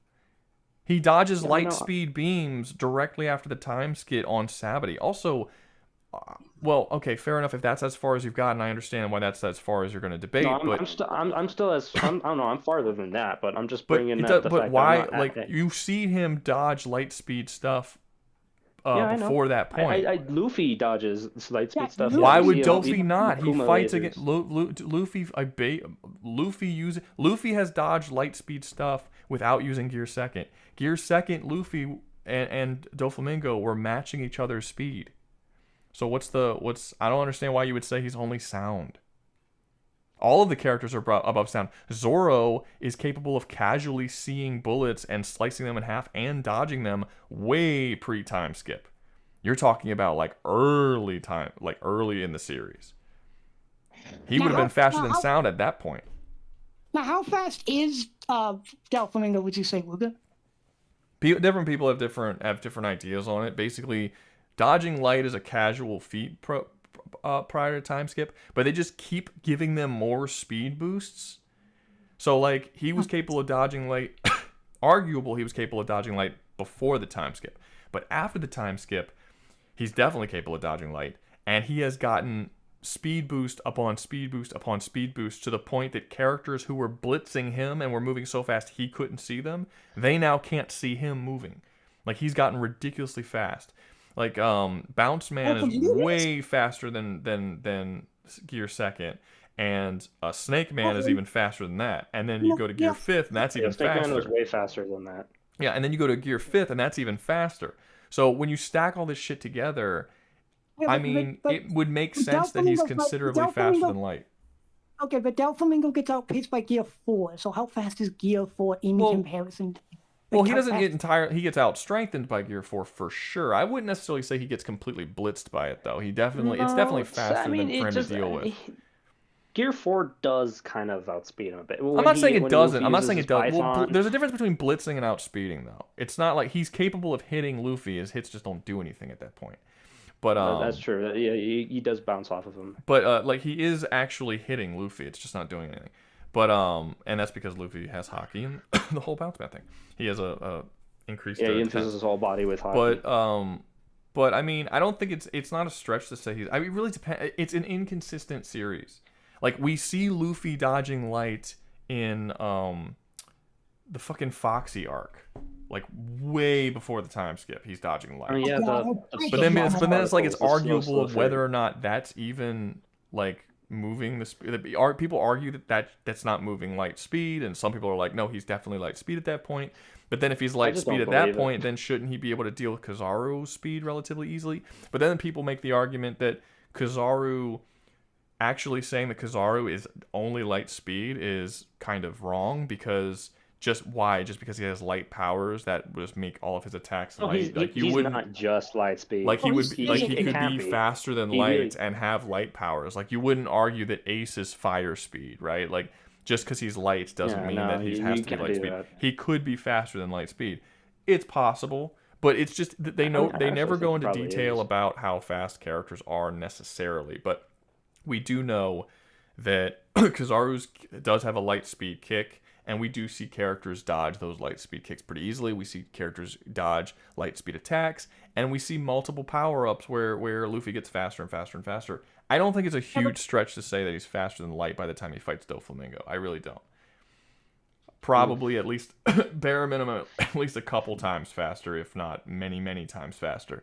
I mean, he is fast. I mean, Luffy was fast enough to dodge lightning, and that's like way faster than sound. That was all the way back in Skypiea. I mean, that is way back. I mean, that was. Well, hold on. Well, Luffy doesn't dodge that lightning though. He's just not. No, he does. No, he has multiple instances where he does. Yeah. Oh, okay. Yeah, but he dodges it. He's not affected by it, but he does dodge it. Yeah, there's multiple instances where he does. And there's a point where he finds out he doesn't have to. He's like, fuck it, whatever. I forgot about that. Yeah, because he can just go through it. Yeah, but yeah, no, he does. Okay. Casual, all of them are faster than that. Yeah, but yeah, I don't know Lady Noir, but I don't see Miraculous Ladybug really surviving getting hit by Doflamingo all that much. And there's no reason why he wouldn't be able to hit her, because he can literally see what she does before she does it, and she can. But she's fast. Yeah, but if she's not, how is she faster? Well, okay, this is this is what I mean. It depends, because if she's faster than him, it doesn't matter if he can see into the future. No, it does. Do if you can see what they're gonna do before they do it and react to it, you can be at the place where you can hit somebody. But that's why I brought up speed, because that's if he can react to it, and if he can't react to it, he's fucked. But no, because that would only but you would have to tell me how fast she is, though, because you're just saying if, and that would only be the case if she's so much faster than him. There's nothing he can do. Like your speed would have to be so much so that he literally, he might as well just stand there. He literally can't. Even if she's slightly faster than him or a decent amount faster than him, he could still react to it. Like she would have to be so much faster than him that he literally, there's no point in even trying to dodge. I mean, as far as that's considerable speed in Rouga, she's probably like several hundred times faster than light, because again, she dodges lasers and intercepts lasers and shit. That's not several times faster than light. If I were to use her, pretty much just only light, or even barely light. That would be you don't have to be light speed to dodge light. It just means you have to be able to perceive it and move accordingly. But that doesn't mean you have to be faster than it. No, she's objectively faster than light. We see her intercept three. That does not mean that she's faster. Like you'd have to say what exactly happens that makes her faster. Okay, so a guy fires his laser guns. Okay. See. I'm still skeptical of whether or not those are light lasers. Like I'll give it to her that they're light lasers. Just go ahead. Because based on what he's saying, it doesn't sound like they're gonna be. It's gonna be a light speed thing. But go ahead, continue what you're saying. So a guy fires his laser weapons at heroes. So he's able to move forward, move to like the side or whatever, and intercept those before they are able to travel the distance and hit people. Okay, and she moves after they're fired? Yes, after they're fired. They've been fired, they are heading towards and the she fucking can, and what, it's like a slow down time thing where she sees them moving in slow motion? No, it doesn't do it in slow motion, but she does it very quickly, very casually. That she moves in front of she's like off to the side. So she like just blitzes, like she disappears and then reappears somewhere else. She does it incredibly fast. Not she basically. Does she disappear and reappear somewhere else? She's like a blur. Can all the characters see the laser flying towards her? Because there's ways of doing this. Like a lot of people say, okay, person shoots out yellow beam looking thing, ergo it's light. If it is dodged or moved out of the way or intercepted, no matter what, it's light speed. But they take out all the context. It's like, okay, how exactly is it being done? Can everyone see it moving? Are the people who are being shot at, who she's saving, are they also reacting to it? They might not be able to move out of the way, but are they reacting to it? Because if that's the case, are all these characters fucking light speed? Or is it just that beam is not moving at the speed of light? Did she start moving before the gun was fired? Is she reacting to the person firing the gun, or is she reacting to the laser after it's already flying? All of this stuff needs to be answered before you just say, yellow beam flying through air, she stops a person from doing ergo light speed. Yeah, I'm explaining that. Go ahead. The guy fires his weapons, three of them, in fact. He fires his laser beams, she moves in front of them and intercepts them with her yo-yo. With her yo-yo string, which is magical. That's why it's able to block shit. She does that very casually. Okay. So, wait, with her yo-yo? Yeah, with her yo-yo string that she swings around. So she didn't move to intercept? No, she moves to intercept those laser beams, and she intercepts them. Wait, hold up. I just want to say, is the yo-yo string an actual string? It is a string, but it's a magical string. It's magic. I mean, it could be magical or not. I mean, I was just bringing it up because I think Doflamingo could just, like, I don't know, steal her yo-yo and then, boom, she can't use her miraculous ladybug. That would be very difficult, considering that yo-yo is essentially in her fucking, like, hand. I mean, it's like a force thing. It would just, like, suddenly be gone, or, like, tugging against her. That I don't think that because that string can unless it's just like has some divine protection to not like do that, then I guess. But like, I mean, it's basically it's like nigh unbreakable. I mean, it doesn't have to break; it just has to be taken away. If she doesn't have the weapon, regardless if it's broken or not. In theory, he could do it. It would just be kind of difficult. That's not something that could be done very easily. But in theory, could he do it?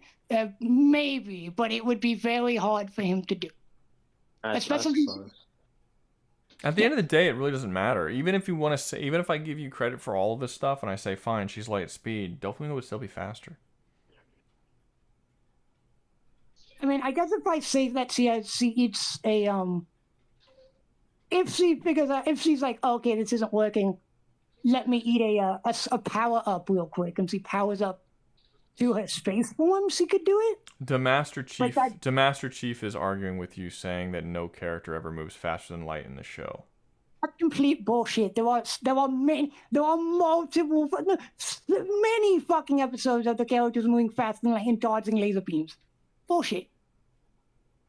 It's complete bullshit. Many characters are shown to do that very casually. Very casual thing that they can do. It's complete bullshit. I mean, it doesn't matter. Even if it does, even if it is the case, she still would be slower than Doflamingo. So Doflamingo would still be faster than her. She still can't hurt Doflamingo as long as he has his hockey up, and he should be able to kill her pretty easily. Like very easily. Now it depends. One shot. Now I do think it really depends, because if she eats a snack and gets her power up with a space form, he's not faster than that at all. Period. Why not? Because he goes to another. He almost reaches another galaxy in like a couple minutes. Billions of. That would make her faster. Yeah, no. I wouldn't argue that wouldn't make her faster. But what do you mean if she gets her other form? If she would have to like eat a snack that she has, she can bring it out of her yo-yo and eat it. She can do that. She does. So is it just something she has all the time? Yeah, so it's something she has all the time that it's in case of an emergency that she needs it. Gotcha. Yeah, but like at that point, it's not a contest, because like she almost reaches a fucking galaxy in a few minutes. A galaxy. Yeah, she goes. Oh, yeah, she almost reaches another galaxy in a few minutes. That's how fast she is. That's correct. Like no. When does that happen? It happens in an episode. They go into space to stop a supervillain, and they do that in a couple minutes, and they're almost at another galaxy in a few minutes. And how long does this power up last? Son of a bitch. Presumably it would last until she would use her lucky charm, I would imagine. I don't think you would imagine, so you don't know how long it lasts. Well, we don't. Well, I don't think there's no stated time limit for how long it would last. I mean, well, she doesn't always have in the show? It's not always there, so there's clearly a limit to it. Well, she has to eat. Well, she has to eat a power up to do it, but she can do that. Yeah. So how many times has she used this? Like a good bit. Like once. No, it's more. No, it's more than once. See, that was just a very specific circumstance. That's why I'm bringing it up, because that shows how quickly she moves. But there are other instances where they do in fact use that. That's just a big moment. That's like, oh shit, that's incredibly fast. Okay, so if I wanted to, I don't use this because I think it's bullshit, but it's also true. It's just kind of adds to the kind of shitty writing of One Piece. There is a scene where Kuma sends all of the Straw Hats flying in different directions, and he specifically states that he sends them flying at the speed of light, and Luffy travels for over 24 hours to get from point A to point B, which would make the planet of One Piece being larger than the solar system itself if it actually took that long to travel that far. And there have been characters in One Piece who have been able to travel from one point to another in no time at all. That would definitely make characters significantly faster than light. I still don't think it would match Ladybug if she's traveling that, but does she ever show that level of speed in combat, or does she just fly across the galaxy and that's it? In combat, she would probably be. She's faster than light in combat, just in her base form. When she gets that power up, she's fucking billions of times faster than light. No, I understand that, but I'm talking about fighting wise. Does she ever fight with that power? Yes, he fights with that power. Okay, Yeah. and are they traveling billions of times faster than light? They are traveling way faster. They don't necessarily need to travel. Oh no, they do actually, because they do it to an AI in space, and they're able to do that very casually. They don't do it on planet though. No, not on the planet. Generally, it's like a space deal. Oh no, I'm sorry. They do that actually. She goes to like Brazil and shit, and she uses the power. Okay. So yeah, they use it in that. So I will say this. I'll say that if Miraculous Ladybug is not using this crazy power up, if what you're saying is true and she's actually moving it that as fast as you're saying that she's moving, and she doesn't use that power up, I don't think there's. I think it's clear that Doflamingo is winning this. But if she uses that power up, there's not even any point in having this conversation. I just think you picked a mismatch. Yeah. Like, it doesn't make any sense to pick Miraculous Ladybug there. That's fair. Alright, that's fine. I mean, the only thing I would say is that the likelihood of him killing her before she uses it, if she uses it as a last resort, is pretty high, and he would probably kill her before she uses it. I think if she's like desperate enough, she's gonna do it. I don't think she's gonna have time to be desperate, to be perfectly honest. I mean, considering her personality, she probably wouldn't want to kill him. I mean, she didn't kill the main villain of the. She's not violent. She's a pacifist. She isn't violent. She doesn't even punch anyone. I don't even think there's a single scene where she actually punches someone in the face. She punches people and stuff. Not really. Not really. It's not really. It's not. The show shows her as a very anti-violence, pacifist kind of way, and if he only has to hit her once and she's dead, because he has hockey and she doesn't. Yeah, it would only be once, because his attacks hit the true self. Which means if he hits her, regardless of her durability, he's not going to be hitting Ladybug. He's going to be hitting Marionette. And she will die. I mean, I know for a fact that but Catnura can tank fucking Cataclysm, which is the concept of destruction. Doesn't matter. It doesn't matter. The Cataclysm is hitting Miraculous Ladybug. He will be hitting Marionette. Well, alright then. Like that's what it does. Like when a character, Logia users are capable of turning into any element to protect themselves. It completely ignores that and hits the person regardless, even if they're made out of fucking sand or fire or whatever. It's hitting a solid person. You're actually hitting the true form. If Miraculous Ladybug is a transformation, she goes from who she is, a normal teenage girl, into a superpowered being. He will not be hitting her with hockey. He will be hitting Marionette. And she will die in a single hit. So I still think he's winning. Unless you start the fight off doing the transformation, Doflamingo's still going to win. Well, obviously, and Marionette has no way of knowing that attack is going to literally kill her.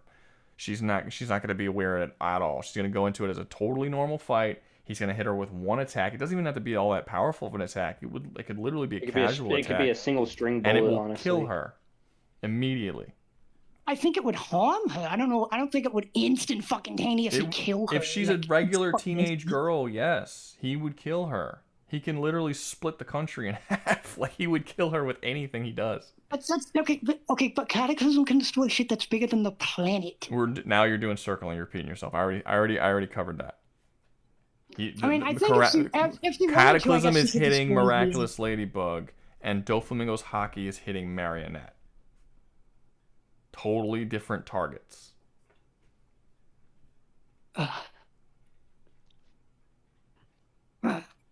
Like, I don't know if the concept of destruction as a cataclysm kills people soul wise. I don't know, because it's not. It doesn't. If it doesn't say it, then it doesn't. Does it ever destroy flesh? Yeah, I always saw it as a deconstruction power. I never heard them say it's a concept, but that's probably later on. I didn't get that far into the show. Well, that's what Plague is. Yeah, Plague is the concept of destruction. That's what. I mean, if that's the case, then the self-healing that Doflamingo has would still help him. He wouldn't be immediately eviscerated then. On top of that, he also has a clone. I forgot to bring up the clone. People are adding me. I don't know if you guys don't know the rules. I don't answer Discord the chat is on YouTube stream right now. I ignore any chats from Discord during these streams because I'm not looking at two different chat things. If you've been trying to contact me this whole time in the Discord, I haven't seen it, and I'm not going to. You need to be in the stream typing there. Those are the only messages I'm reading. Yeah, but no. I mean, if it's Doflamingo can predict what she does, he moves faster than her at the start, and a single attack is going to kill her, he's gonna win. You would have to make it so that Marionette acts out of character in order for her to win, which is she uses the power right out the gate, and she tries to kill him. That's the only two ways that this is going to be a victory for her. But she doesn't do that. She would have to kill Dofi. There's no saving Dofi. Well, I think she could maybe subdue him in theory. Is that gonna be like easy? No. Is it something she would try to do? It would be a lot easier for him to subdue her than for her to subdue him. He can literally turn the entire city into strings if he wants. Yeah, but she can just use Miraculous Ladybug to undo that. This is one thing, another thing that you didn't tell him. When she uses Miraculous Ladybug, she turns back into a person. No, she doesn't. No, she doesn't. She gets over that. If that's the case, she is completely done for. So she could just keep doing it? No, you clearly have not watched all of the show. I said that. I said that from the beginning. I didn't lie about that. Yeah, don't come at me like that shit. I said from the very beginning I didn't watch the whole. I'm not the one interrupting you. Nano is. So stop yelling at me. Go. Okay, well, let me explain something. That is before she like, gets the, I don't know, she basically doesn't have that weakness anymore. She doesn't have that weakness. So she can just spam it? Yeah, she spams it in the fight. How many times can she spam it? She spams it a fuck ton. I don't know. I haven't counted. She spams it like dozens of times. Dozens. You literally sit there. I don't believe that. I don't believe that you sit there and at a single episode you watch her spam it 24 times. I don't believe that's in an episode. It is in the final fight with Gabe. Yeah, she uses it multiple times. No. You said double. You said dozens. Wait a minute. That's 24, bare minimum. Is the final fight with Gabe the movie? No, that's not the movie. Okay, I was gonna ask because I remember hearing that the movie isn't actually canon to the show. No, the movie takes place in a totally different universe. Right, well, it doesn't really matter because it's not the case. And in season 6, he also spams it in season 6. Okay, as but well. You said dozens. That's a clear exaggeration. That's not much of a no, because in one episode when she fights Adrian's grandparents, she uses it like at least a dozen times. She spams the fuck out of it. She uses it a lot. She can spam it, and she does spam it. So does her power have any? So does her power have any limit? Is there a time limit to her power? No, there was no time limit. She gets over the time limit. There's no time limit after. Okay, so there's no time limit. She could spam any power that she acquires and implement. So she could just stay Marionette at all times now and do whatever she wants whenever she wants. Yeah, she can stay. Yeah, she can stay as Ladybug as long as she wants to. Okay, I'll take your word for that. It doesn't really matter. This was more me. I just didn't believe the dozens because I just don't believe they would write that into an episode where you literally see her do something 24 times. That just seems like a very terrible episode. What's up? Like she does do it. It's dumb and very broken, but yeah. No, I don't think. No, I do not believe you that she does it dozens of times. Just writing wise. In a single episode, having this bitch do this shit 24 times on screen doesn't make sense. You're talking about a show which is very badly written. They do shit, and it's like, why would you do that? Like, no. No, but think about it. Just common sense. Think about it. For her to use that power, which takes time for her to use, there's a whole montage with it. 24 times. You'd have to spend half of the episode just having her use it over and over again. Well, no, but in universe that happens instantaneous. The little montage he does doesn't actually happen. Okay. I mean, that's arguable, I suppose. But even so, it would still be several. You'd still be talking about 5, 6, 7 minutes of her just constantly doing it again and again. I don't buy that it was several. It doesn't matter. It doesn't matter. Even whether she does it or not, it's not relevant. because she would still lose. Yeah, that's fine.